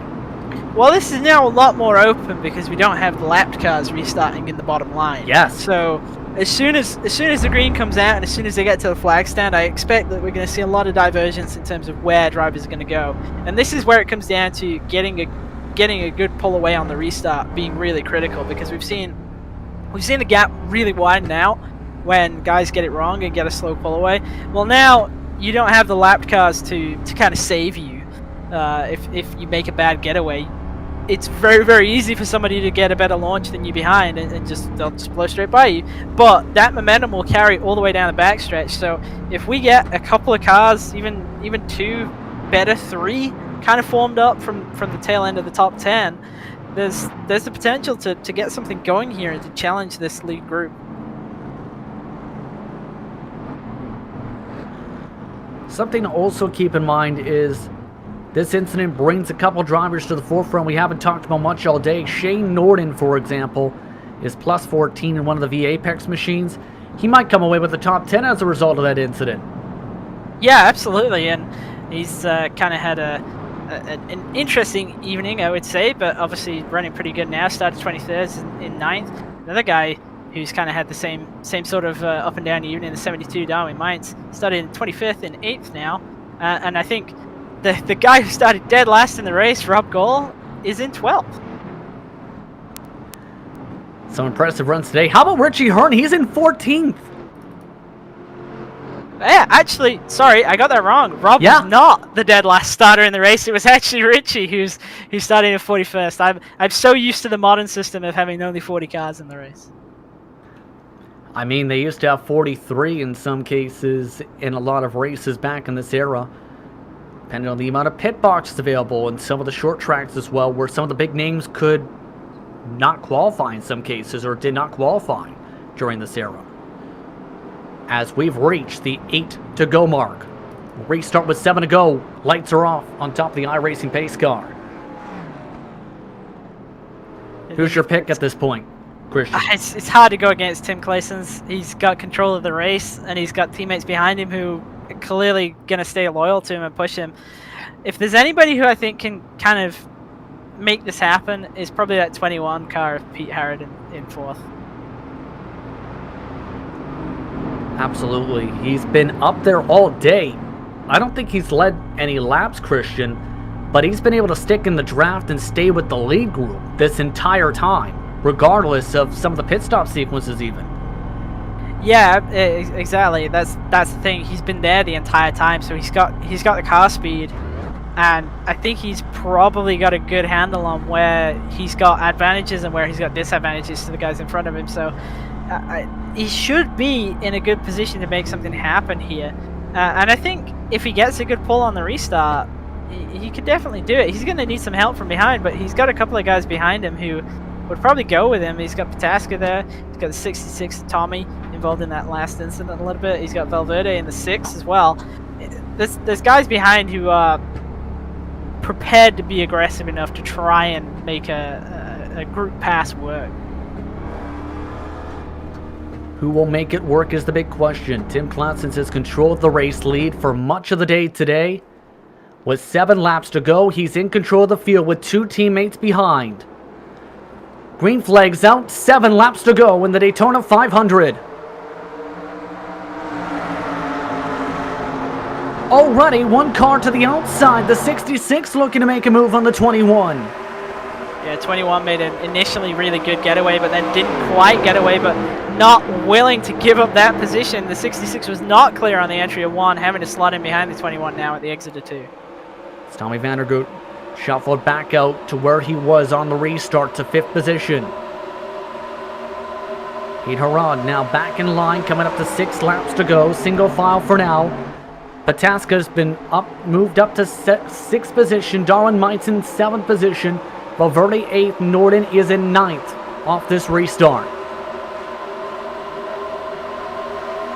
It's just now a question of waiting to see who goes to the outside first. And Pataska is the guy who goes for it. Who's going to go with him? Anybody? Any takers? Anyone? No, but he is going to get a faster run on the high side. Now the 66 joins him on that line. He tries to get some draft as Pataska pulls away off the corner. 210 miles an hour on the line, coming up 5.5 laps to go. It was too late to pull out for the 66, though. That was the problem. He was pulling out at the point when he had no momentum, and that's why he just fell backwards right there. And this sounds like there's some contact happening in the back as well. Those are among the drivers around 13th or so on back. Pataska able to find a hole. He's up to 5th. 5 laps to go this time by. He's looking to make that same move again. This time on the outside of Harrod. Thinks better of it. Drops in behind the 21. Point of no return for this race. Approximately 3 laps to go for today. We approach 4.5 laps to go now. Will anyone have anything to pass Tim Claessens up at the front of the field?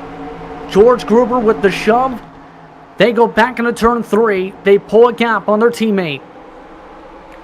Shane Norton was having a look on the top side, but just didn't work for him and got really, really tight in the middle of the corner and washed up the racetrack.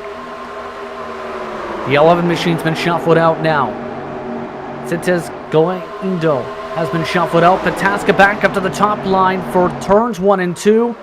Has no help, though, in front of him. Back to the bottom of the racetrack for the final 3.5 laps. Yeah, I think Pataska right there decided to drop back to see if he could kind of wind the car up, but it hasn't really given him enough of a go at it. And Harrod in front of him is just riding right now. Pataska's going to go to his outside, but he really needs the 21 to go with him. 21 though, stuck on the bottom side. Pete Harrod. Now here comes some help from Darwin Mites, who tries to give a shove. No, he shuffles him out. 3 to go. There's a whole lot of shuffling happening for around the back end of the top 5, but the key point of this is that nobody at the back end of the top 5 is going to win the race, so these guys have got to somehow come to an agreement and actually start trying to work together instead of just sort of snaking each other for that last top 5. That's the tough thing with the teammates, too. You have to find some help where your friends are, and right now the friends are 1, 2, 3 for the final 2 laps. Next flag ends the race from this point on. Final 2 laps coming up for the Daytona 500. And Shane Norton's been sent to the fence on the exit of 4 there. He gets hit from behind. They slide. Caution is out. Tim Claessens, your leader, as they wreck in the tri-oval. Richie Hearn involved. Several more drivers with some trouble. Again, it was Shane Norton with the trouble. Shane Norton up in the World Christian, and that is big, as that will likely end the race. Yeah, obviously no green light check-ins back in 1987. What happened was Norton was coming off of 4, and the 50 kind of ran up the racetrack with him, and the two just got together, and unfortunately for Norton, he ended up going into the outside wall, and it looked like he had it back straight, but then afterwards, just a secondary contact really right there. So that incident collects several drivers, and in the end, the white flag is out. It's the final lap from Daytona for Tim Claessens. Spoke with him earlier this week on the Majors Garage pre-race show. Was excited about this race. Hoped to be able to have the opportunity to speak with us in the broadcast booth today. And guess what? He had a car to beat, Christian, all day long. Yeah, he's the driver who was at the front of the field for the vast majority of the race, if not the entire race. So just really controlled it in the last half, really, and made it happen. Obviously started second as well. Just had a fast car, did a good strategy, won the race. And when racing for John, it's been a memorable one, to say the least. We raced for John today, and in the end, Tim Claessens for Grizzly TFR come around the final corner to be able to celebrate. It's a team 1, 2, 3 today. Herod and Bataska top 5, but in the end, Tim Claessens, who took a couple-year break from the Major Series, returns to victory lane today. Once more, he wins the 1987 Daytona 500 for the European Pro Split.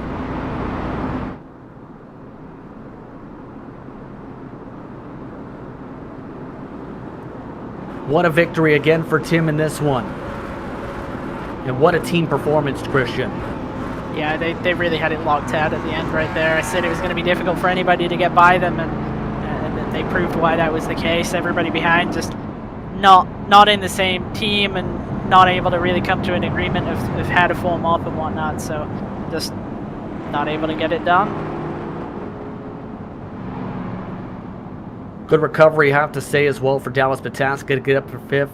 How about Darwin Mites up to 6th in the 11 machine? Able to finish in 7th position today. Yeah, I had a pretty quiet night for Mites, actually, right up until the end, and then able to get himself up there. Just misses out on the top 5, but still, great performance. Again, race is currently scored as official for our drivers at the moment, so they are allowed to pull off if they elect to do so, but right now the rest of the competitors waiting until they get down off of turn 4 to be able to celebrate this race. What a finish today. What a finish.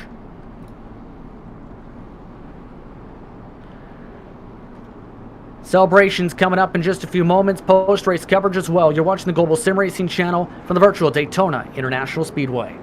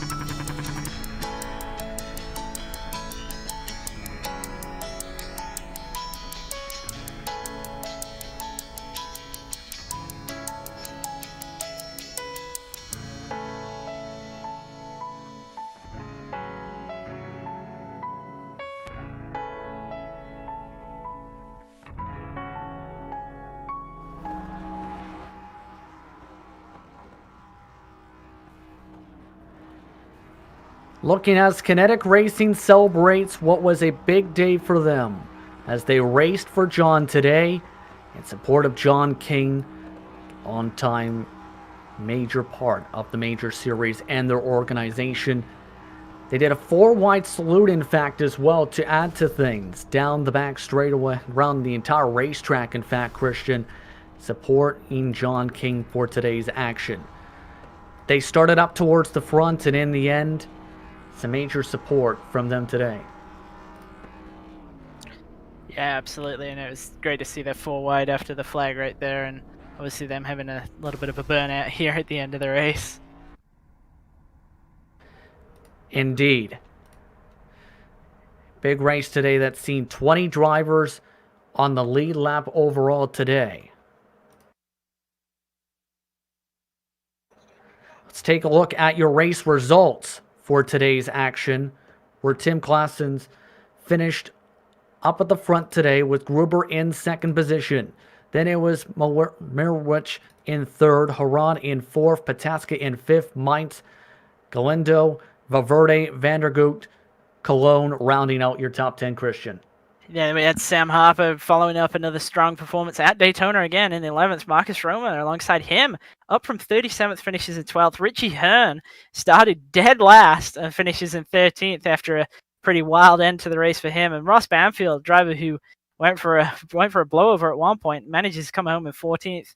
Nick Skeets behind him in 15th. David Baker in 16th. Isaac Snyder, very fast race car, unfortunately for him, involved in a number of incidents and comes home in 17th. Colin Martsolf, same again, really, started in 31st, got to the front of the field, had a number of incidents, and unfortunately for him, comes home in 18th. Trevor Vavrovsky, driver we didn't really talk about much all day, started 38th, doubled his starting position and finishes 19th. And Shane Norton rounds out the top 20 as the last car on the lead lap. Patekos finished 21st, Gall in 22nd, Valtrami Salami in 23rd, 3 laps down, Crum 5 laps down, 24th in front of Raleigh Thompson. Barney finished 26th, Mayer in 27th, Wolf, Niskanen, Drilling rounded out your top 30, Christian. And then finishing out the back end of the field here, we had 31st Dawson Brock and Travis Henderson, 31 laps down in 32nd. Henry Bennett, a driver who we saw involved in many incidents near the beginning of the race, comes home 35 laps down. Maciek Sakowicz in 34th, another driver who had an interesting evening. Ray Partridge, driver who went for a blowover, is in 35th. Claude Belvel, who blew up his own engine on a restart, comes home 36th. Russell Clayson, 37th.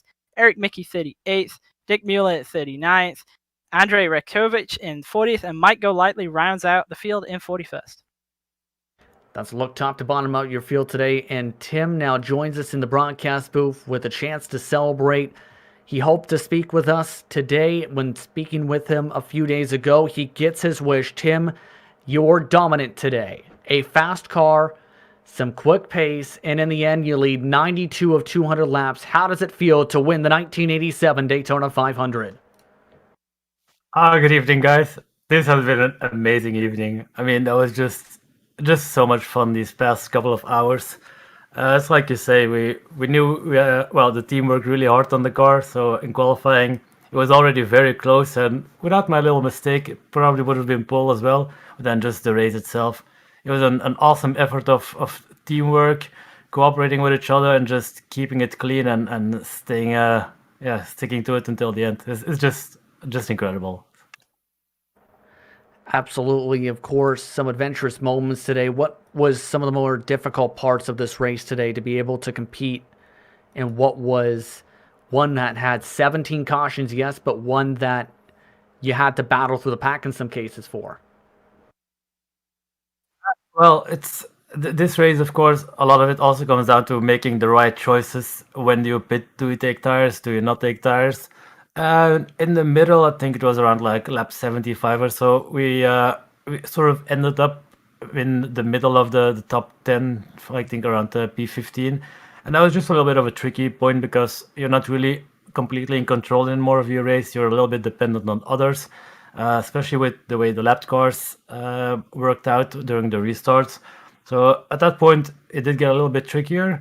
But yeah, the first half of the race until I think the last pit stop, basically, me and Cordell were just pretty much stuck together for the entire time, and we worked really well to stay together and keep pushing each other forwards, not to lose track of each other.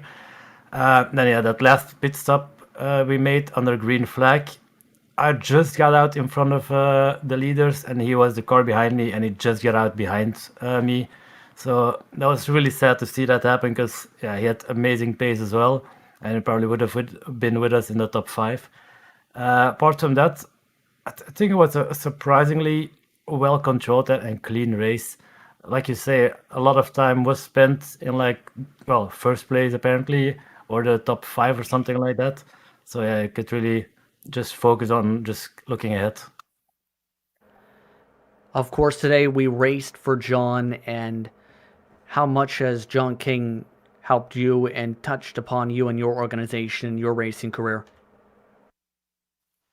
That's actually the first thing I said when we crossed the finish line on my stream. I said, this one's for John. This we all did it. This one, the car said it as well. We're all looking back with good memories towards him. I've raced with him many times, mostly in the past in the old Lotus car. I think he drove as well. I was speaking like 5-6 years ago. And of course, in the major series as well, he was a huge addition to the team. So yeah, it's sad to not see him with us at the moment, but this one was for him. Anyone you want to thank for the run today, or anything else you'd like to add? I want to really thank my teammates, like the entire TFR and Grizzly squad. They were it was a really fun couple of weeks leading up to this one. And the entire race as well. We spent the entire race all together, being able to communicate with each other. And yeah, just a lot of thanks to them, to TFR, Grizzly, and all the pretty sponsors on our car that made it possible. Congratulations on the victory today. Mate, and maybe again until over a month. Tim Claessens with the victory today. 1, 2, 3 for his organization. George Gruber now stands by with Christian Challoner. Joseph's pretty dominating performance there for you guys, and obviously the second half of the race, you all just really controlled it. You guys executed pit strategy brilliantly for the yellows and under green as well, and it really didn't look like it was going to be possible to challenge you guys at the end of the race. You all kind of just all grouped up, and you had that bottom line just totally locked down. Now, coming to the last couple of 5 laps or so, was there a possibility of maybe trying to take the race win for yourself, or you're always going to stick with Tim? I mean, obviously, you want to kind of. There's a little voice in the back of your head that tells you to go for it, but no, I think it was way more important to have the cars in 1, 2, 3 finishing. Like maybe if Tim made an error into the last 2 corners or something, but before then, I was going to be all the way behind him. That makes sense. I mean, it looks so difficult for any passes to really form around the leader on the top side the whole race. But you guys did manage to get to the front, and yourself started 12th. Tim started 2nd. How did you get grouped together? Because it just sort of happened where you were all kind of all in this line, and it was like, oh, it's going to be really difficult to pass these guys. And obviously the Kinetic guys nearly did the same thing. We saw the Bombshell guys do the same thing, but it worked out for you guys, and it didn't work out for them. They kind of came unstuck with pit strategy. How did you group everybody up, and how did you not make the same mistakes that they did? I think it was parts luck, parts our amazing setup that the guys in TFR Grizzly made, and also parts the calls from Cordell to pit at the right time.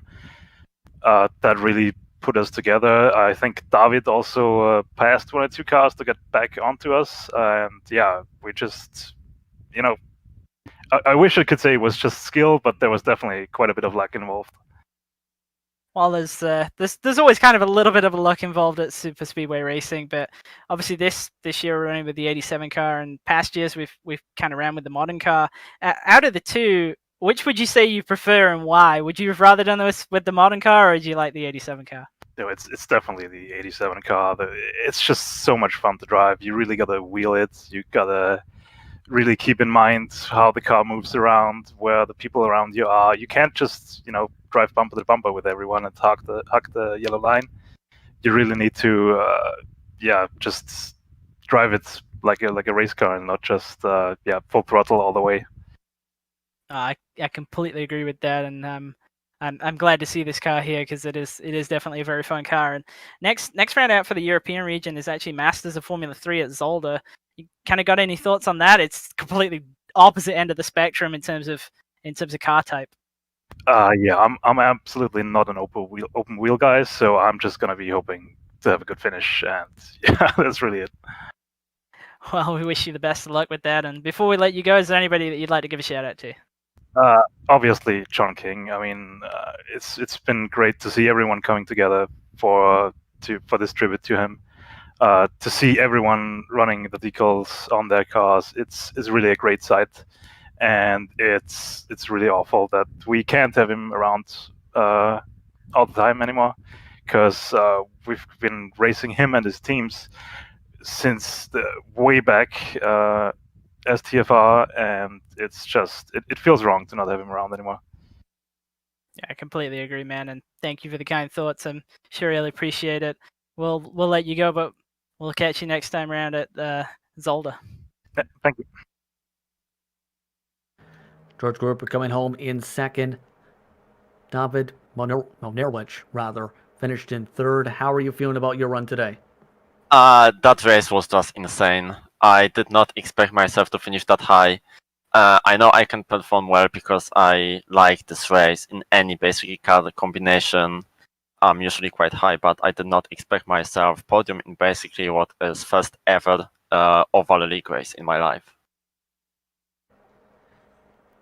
Indeed, and one of the main things, one of your fellow drivers for the Grizzly TFR partnership, which technically goes back-to-back for the 500s as well, is felt like it was not the best cars, but the best coordination and luck. How would you feel about how things played out for your organization? Is that the best way to describe it in your opinion, and why? Why not? Yeah, I agree with that. We saw that other teams might have a similar quality of setup to us, maybe a little bit better. But from what I personally saw, that our cooperation was the best. I saw the Bombshell had issues earlier in the race. I think they crashed into each other. Kinetic also had some troubles. They were super unlucky with their pit stop.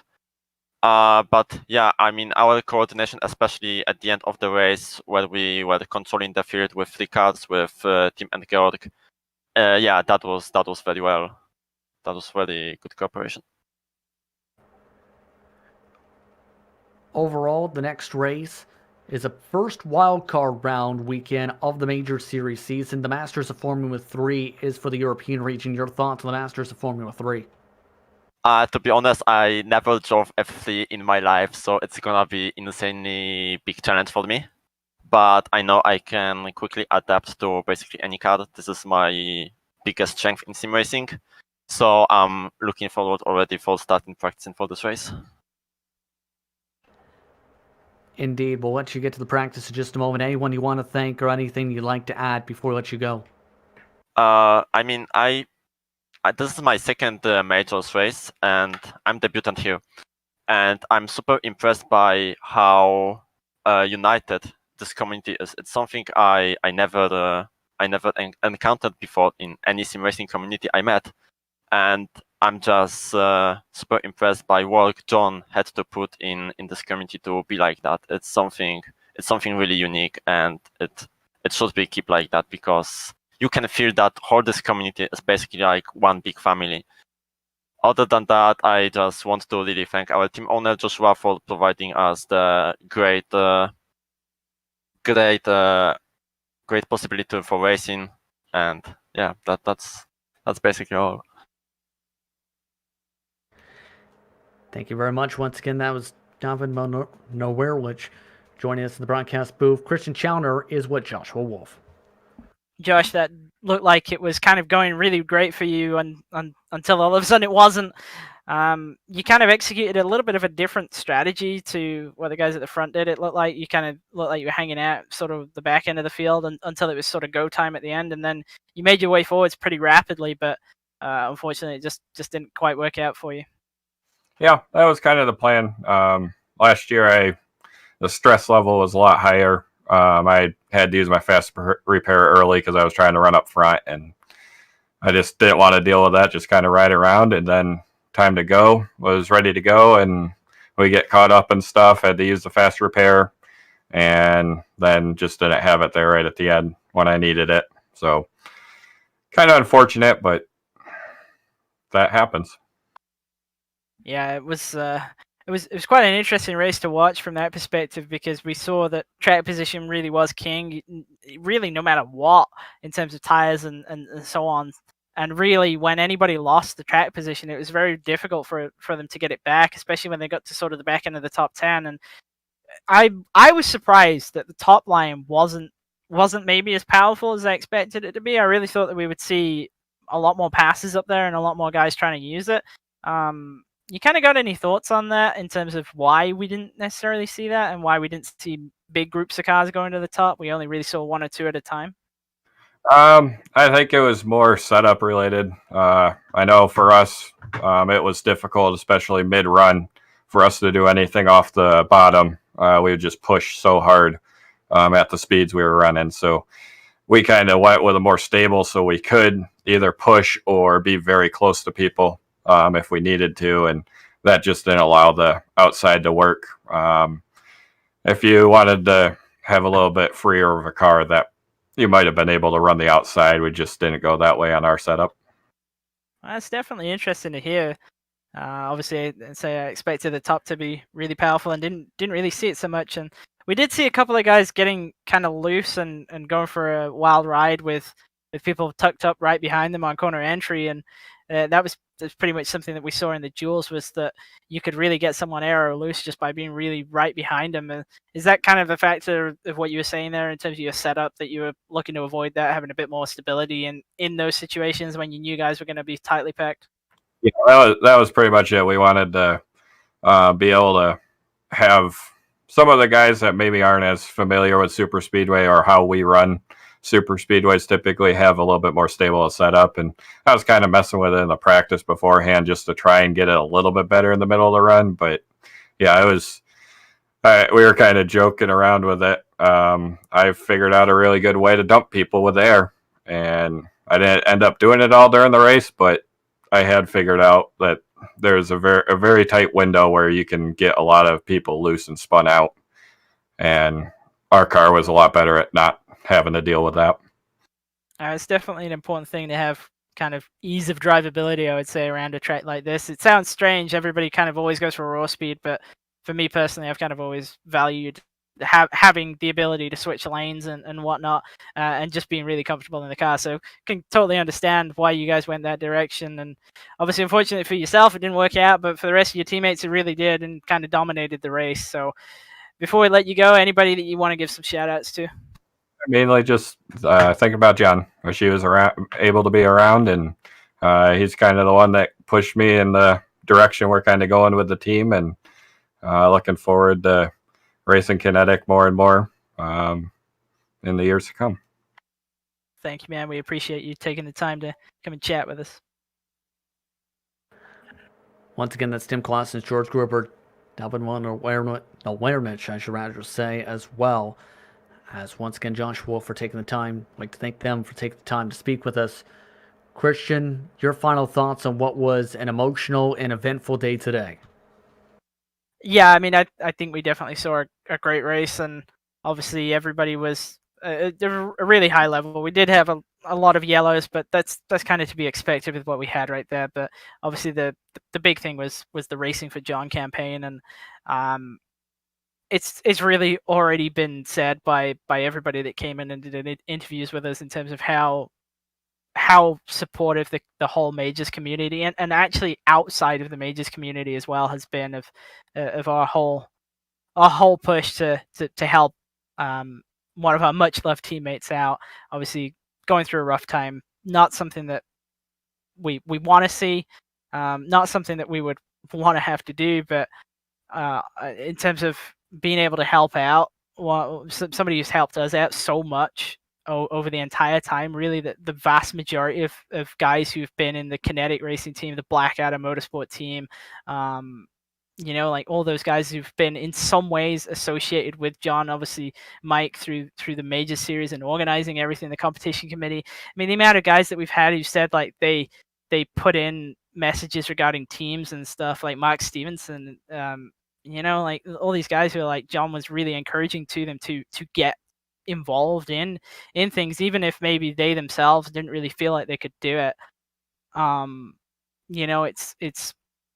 It's really cool to hear. Obviously, I've known John a long time. There's guys who've known John like twice as long as I have, and I've got a whole bunch more stories and things to say about him. But it's just cool to hear all these other things. I mean, even the things that I didn't even know, that he'd been encouraging guys to build teams in the major series and so on. And so it's nice in a way to hear so many stories, so many messages of support, so much fundraising as well. It's, the whole GoFundMe campaign is it started off as team members, and then it was kind of branched out a little bit from there, and we kind of blew past our initial goal of $6,000 really, really quickly, and it's still going up. And obviously, the more that we can get, the better help that we can be to John in one of the few ways that we can right now. So, just want to say a big thank you to everybody who's been involved in the whole Racing for John campaign, because it's definitely a really great thing to see as a teammate of his. Nothing else I think can be said in that regard with the support shown throughout the entire day. Hope the support continues, to say the very least. We'd like to thank you for tuning in to tonight's exciting action from Daytona. We'd also like to thank the Major Series for organizing this amazing series and the Majors Daytona 500. Thanks to the companies that provide the software and hardware for a broadcast listed up on screen. Additional thanks to Jude Luan, who provides your wonderful music. See the screen for how to get a hold of more for great work. Thanks to the team today, and Christian, Peter, and Sean. If you'd like to find out more about GSRC, including upcoming races, you can find it at globalsimracingchannel.com. If you'd like to help support the channel, you can check out our merchandise for sale at gsrc.stormvy.com. Or you can check out our social media on Twitter at GSR Channel, Facebook at Global Sim Racing Channel, and Instagram at GSRC_Graham. Don't forget to head over to YouTube page and hit that big red subscribe button, as well as the notification bell, so you don't miss a moment here on the Global Sim Racing Channel. As talked about, the next race for the Major Series and its European region is the first of the wildcard rounds of 2021.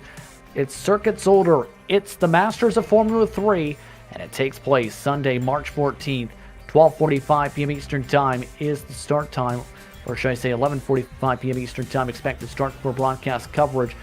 Keep in mind that the Majors American region starts at 7:45 p.m. Eastern Time tonight on GSRC for the Pro, ESPN for Sportsman division tonight. We also have upcoming races for other series listed on screen, so be sure to check those out and mark them down in your calendar. Until next time, race clean, race hard, and we'll see you on the track.